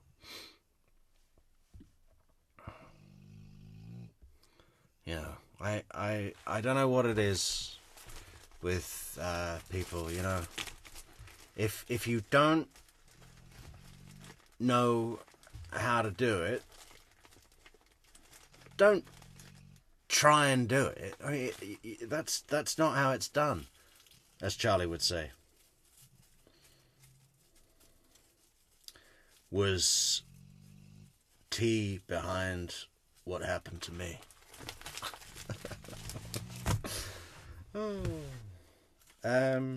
Yeah, if you don't know how to do it, don't think that just by doing it that you'll be able to. You won't. And the only reason that you don't know how to do it is because you think that there is something to learn, when really all you have to do is let go, you know? It's like when Carlos Castaneda went to see Don Juan for the you know, to learn about the medicinal plants. He was like, yes, I've read all about this in college books. He's thinking that visiting this shaman is that he'll be able to learn some, you know, that he'll have something to say. Or a Zen master. You go and see a Zen master expecting him to tell you some secret of the universe, and he'll just look at you and laugh. And that is the secret of the universe. And he knows that because he's a Zen master. What am I even talking about? Public speaking, yeah. Well, should we close it down? Close it down. What are we? 4 hours, 36. That's probably about enough. But I'm wide awake now. This is where my sleeping pattern comes in. Where is it 8 in the morning right now? Bangladesh. Maybe. Well, it is 6 in the morning. I could just get up and have a normal day. I used to get up at 6 every day. Before you people came into my life and demanded things of me. Which I really appreciate, each and every one of you. What should we do now? It'd be nice if there was just a small clip. What about this jailhouse call? Let's do it. Hello, this is a prepaid collect call from Charlie. An incarcerated individual at the Leon County Jail. This call is not private. It will be recorded and may be monitored. If you believe this should be a private call, please hang up and follow facility instructions to register this number as a private number. To accept charges and consent to this recorded call, press 1. To repeat, thank you for using Securus. You may start the conversation now. Hi, Charlie. Yeah, hey, guys.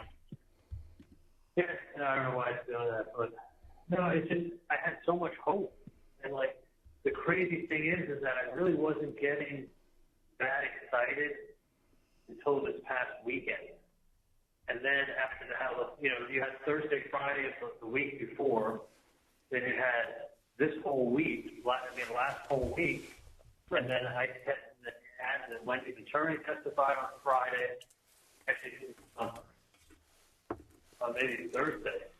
And no, it was all day Thursday. Yeah, Friday. She was Friday. Yeah, okay. Friday morning.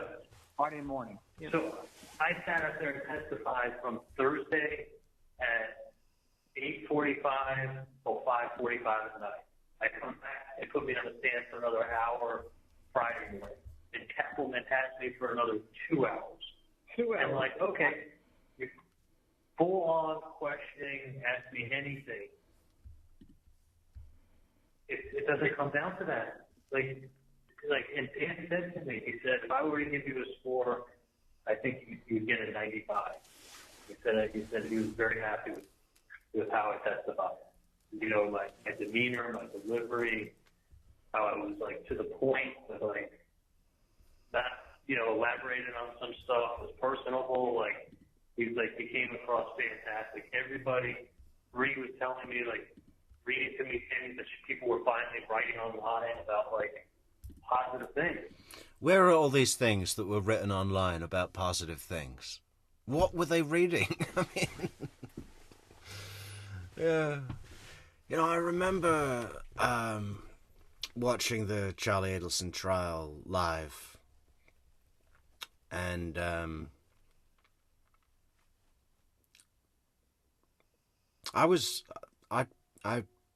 remember not really liking it that much. Yeah, obviously I was pleased and excited, but I did feel a little bit cheated, and I think most of that was to do with Daniel Rashbaum's performance, because I had expected to see a lawyer come in like with some serious skill, and I was really looking forward to that, because that's a huge part of what I like about following these cases, is a lawyer that can get it done, you know. And he did not deliver on that one bit. But in retrospect, I think probably it was of the three trials that we've seen in this case so far, it is the best one to date, you know. When you really think about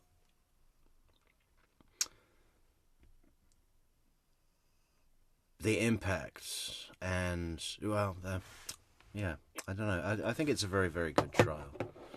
But someone made a really interesting comment the other day. Now, we'll go into it another time. Like, finally, people are writing positive things about the case. Yeah. And I was literally like, I was on cloud nine over the weekend. I was like, I'm going to see my son. I'm going to get out. I'm going to go to see Scott. I'm going to go there. I'm going to have these. Who's Scott? Does anyone know who Scott is?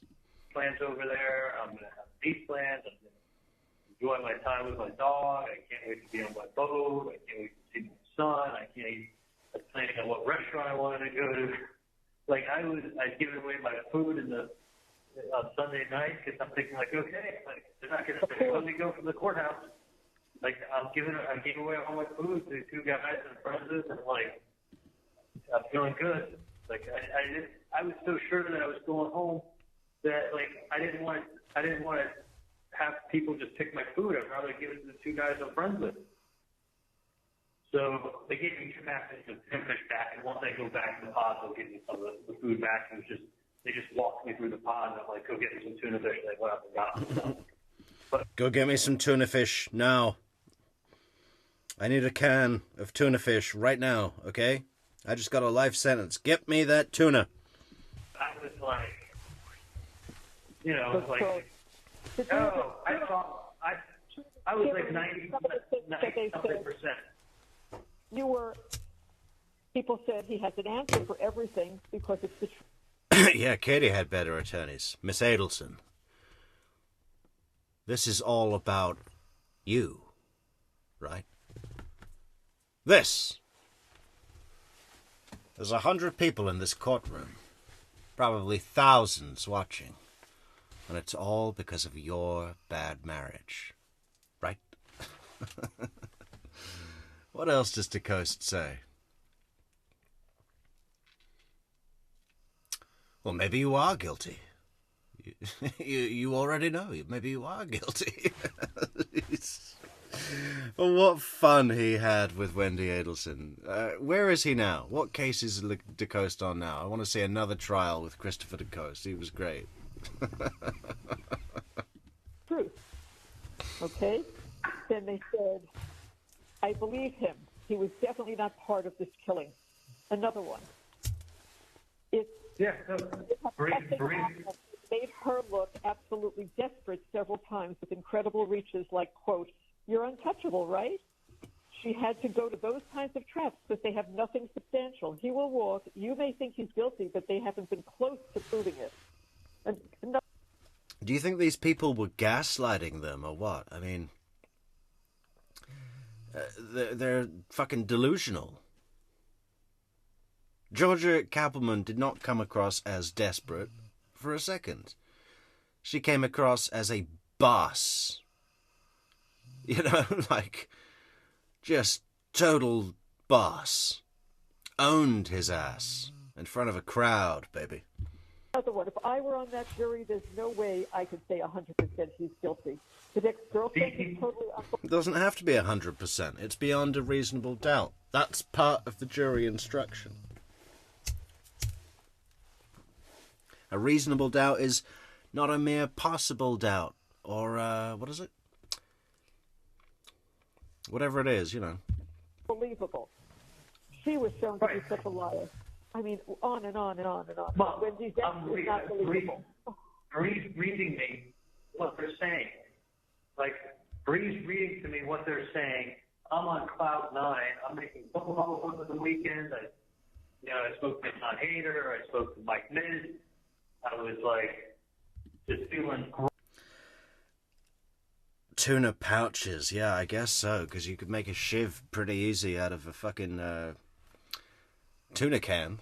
Yeah, can you imagine the quality of tuna? I like cans of tuna, but I buy the best one, which is like €2 a can now. What the hell? Should be 60 cents. But it is really good, you know. If you have the cheap tuna, man, I can't eat that shit. I do not like that. And probably the ones that they have in jail is even worse than the cheapest one you can get from the supermarket. Great, thinking everything is going as good as you could have hoped. Absolutely as good as you could have hoped. Like, Kappelman got to the point that she wanted to ask me how old is, what does Bree do for Dave, and how old is she? Like, why are you asking me her occupation and her age? Like, because she had nothing to talk about. Because you know that she's his nanny, and you're about to make me look bad. So instead, I said, well, Bree went to college, and then after she graduated college, she worked for Dave, and she was 24, and I was 39, and that's the mother of my child. Like, I shut her up. Yeah, well, Charlie, you know, we're in the real world, and a 39-year-old being with a 24-year-old raises some eyebrows. You know, that's not... It's, you know, obviously...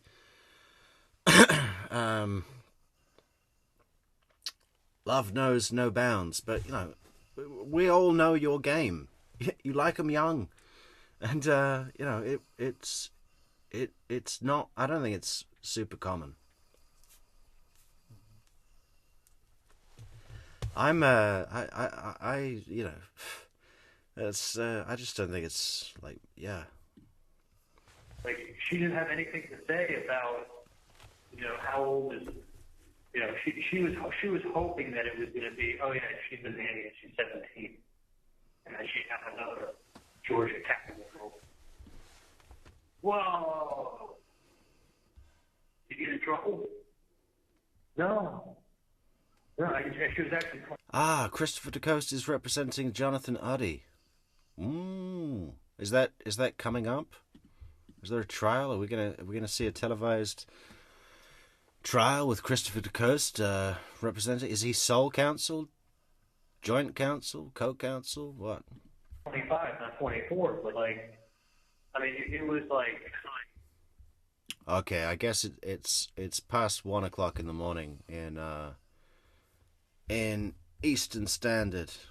Maybe we should go. We'll shut it down. 4 hours 48. All right, we'll make it 5 hours. We'll do 12 more minutes. it was, I felt when I was, honestly, Mom, I felt when I was on the stand and she asked me, what does Bree do for Dave and how old is she? I was like, you have nothing else to ask me. I know. You've run out of questions. I mean, Mom, I've never in my life gone from one extreme of emotions to the next like this. I've never come close. No. Not. We were all on a high. After you testified, we were all on a high.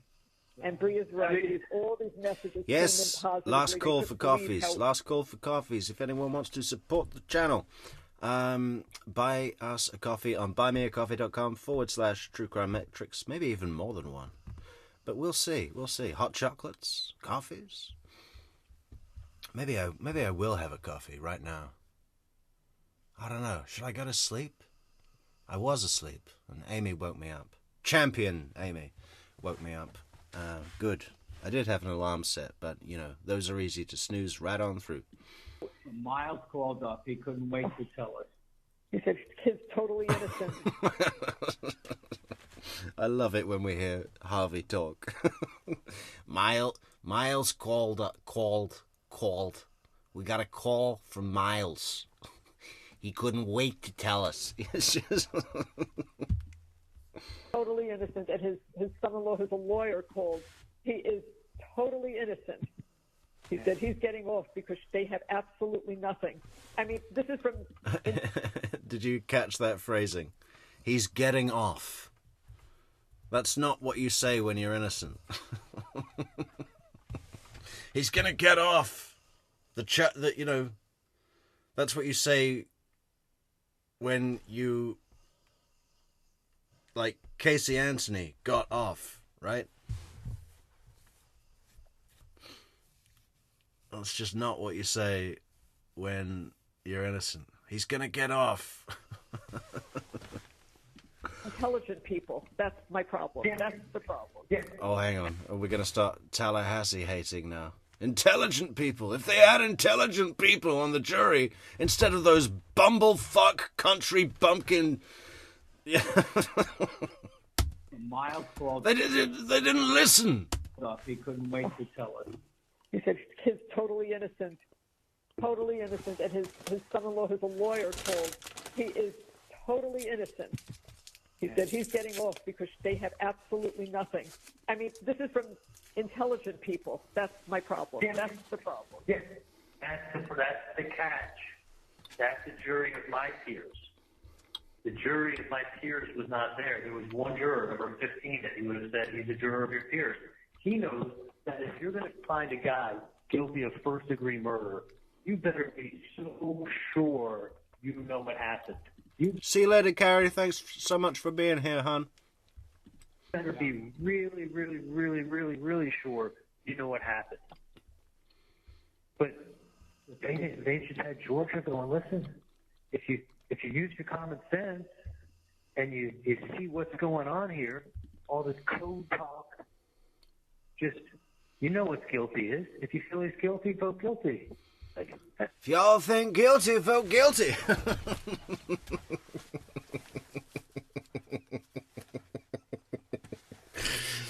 Oh, it must have been so awful for Charlie to sit there and listen to George's fantastic closing argument. I don't know if we'll do part 2 of Jeff tomorrow. Maybe we should go to George's closing. I just, I like to mix up the energy. It's we'll see. We'll see. We'll put it to a vote. Yeah, man. Just imagine being Charlie Adelson, listening to that point-perfect, pitch-perfect closing argument that Georgia put out against him. Like I said before, you think the Kansas City Chiefs will beat the Dolphins. That may be your feeling, but you sure aren't going to bet more than, you're not going to say I'm 90% sure, 95% sure, 99% sure. That's the realm that you have to be. You're going to take somebody's fucking life. Yes. I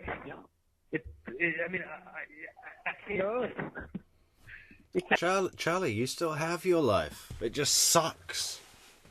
You know, Dan is dead. His children have no father. His parents have been through hell and continue and will never be whole again. And that was because of you. You still have your life. I can't get over, like, you're taking somebody's fucking life from them, and you're destroying lives, and you're being shown fucking emails. Charlie, you still have your life. It's just with less stuff and no pussy ever again. Or like a book that Wendy wrote, or autopsy photos. Like, the autopsy photos are horrible. I didn't write the book, and she can say whatever the fuck she wants. She used it to rub it in their face to be like, look, this rich, educated white girl is laughing at you on her way to civilization. We just read it, Charlie. That's exactly what it is. And hating Dan. Saying that the character Josh has grandparents in Montreal. Well, that's a bit of a fucking coincidence, isn't it? Seeing as that Dan was born in Montreal. Isn't that what she did? Isn't that what you did? Tallahassee was just a stop on your way to civilization? You even said it in the book. You were foreshadowing. You were making fun. Hey, Bethany. You're about 5 hours late, but that's okay. You didn't get a notification? Oh, that's too bad. Neverly or Ryden or Amy, did you guys get notifications? Because obviously I don't get notifications. I know that people have to click the bell, right? That's how you get notifications. Make sure you click the bell, Bethany Bears. Emails, nothing. She had absolutely nothing. And they had a liar for their big witness, so nothing. And two big witnesses. The guy. No, listen. No. Yeah, but I don't want to talk about that. But I'm just saying, like, no. Yes, I know. But I'm just saying, like, even when somebody was lying, they're just like, well, it's okay if they're lying. You read these emails. Like, holy shit. I was just sitting there thinking, honestly, you know what I was thinking? You know what I was thinking. If I knew it was going to be like this. I know what you were thinking. I was thinking. This is a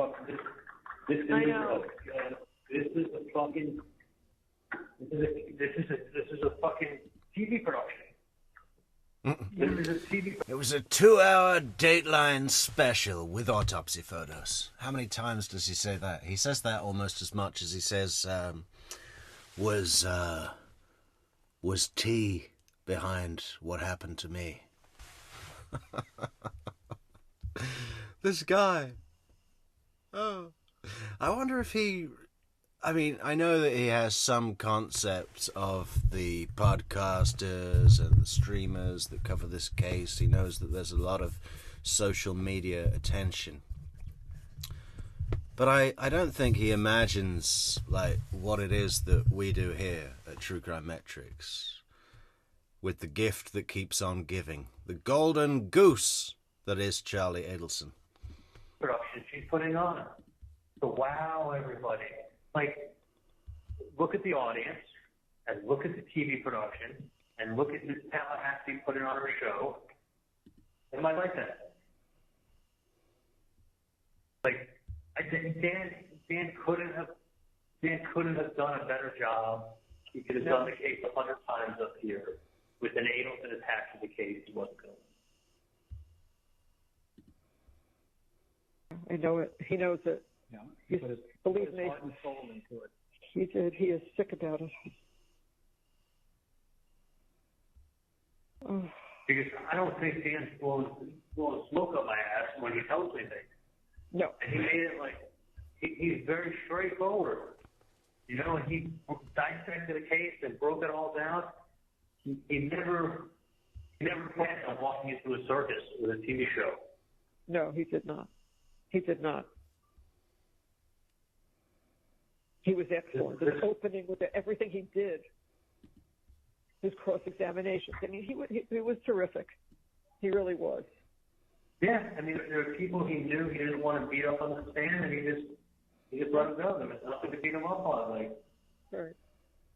He didn't want to lose points trying to go after law enforcement. You know, like, okay, like he could have objected to some of the stuff Sanford was saying. He was just like, it makes us look bad if we're going after them.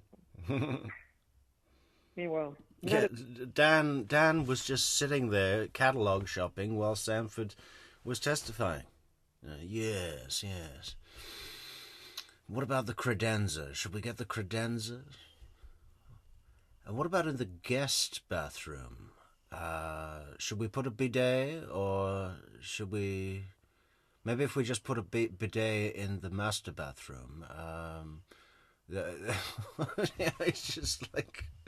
He's just decorating his new $2 million house that he's got with the Adelson scratch while Sanford is testifying. Of course he didn't object. Yes. What about the white gold Rolex with the diamond center? Yes, that ought to look good. That ought to look good. None of that would have mattered, hon. None of that would have mattered. This was just the God's honest truth. The God's honest truth is that matching. All right. And it wasn't because we could go on all night, guys. It was because of the TV show. It was because of 2020. It was because of Facebook. It was because of the blog. It was because of the podcast. It was because of the newspaper, the local stations, the out-of-town stations covering, Court TV covering it in a small-ass town, and you're an outsider from Miami. In a small-ass town, dusty, smelly town, Tallahassee. We hate Tallahassee. Nothing happens. The movie theater carpet, it's all sticky. Tallahassee food trucks.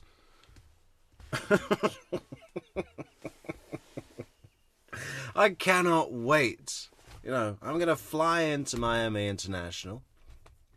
I'm going to go to the gates where Donna was arrested, if that's possible. Even if it's not, just the general feel of the place will be like being in the video. But then, we're going to drive up to Tallahassee. I really want to check out Tallahassee because the small town, nothing town. Just got to go to the movie theater and check out the carpet. Rich, white, Jewish. Holy shit.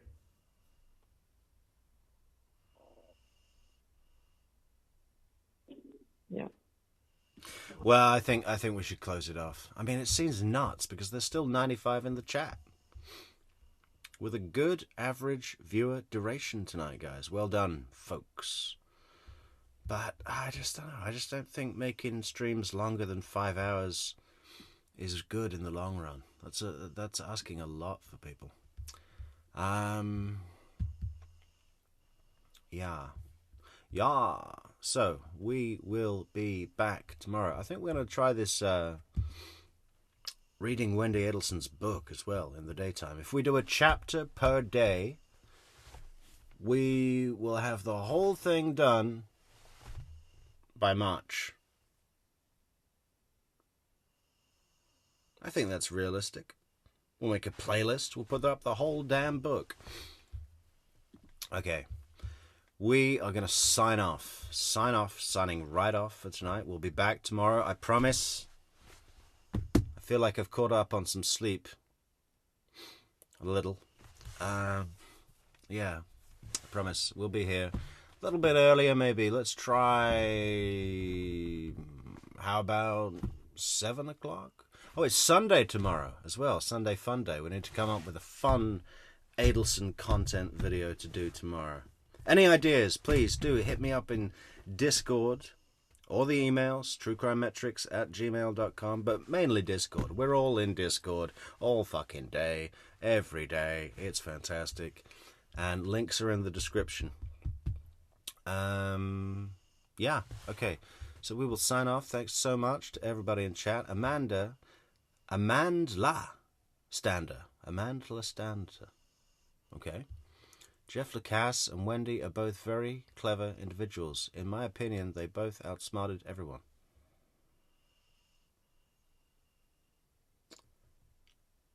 Well, but what do you mean? Who did Jeff Lacasse outsmart? I don't think he was trying to outsmart anyone. Hang on a sec. Charlie, darling, will the kids' bathroom need a bidet too? Yeah, right. All important. A gold bidet. Yeah, solid gold bidet.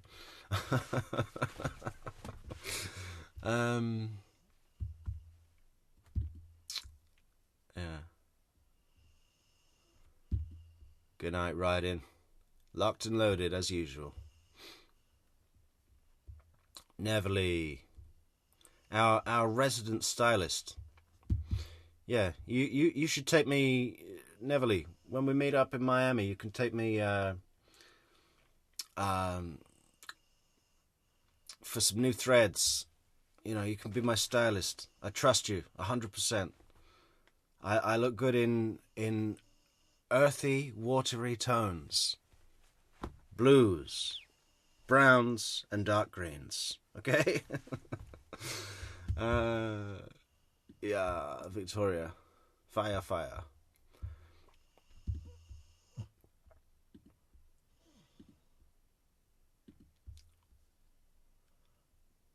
And Darklin. See you later, Darklin. Alright, see you later, everybody. True Crime Metrix out, and I'm going to make an outro so it doesn't say welcome back at the end, but for now, we're just going to let it ride.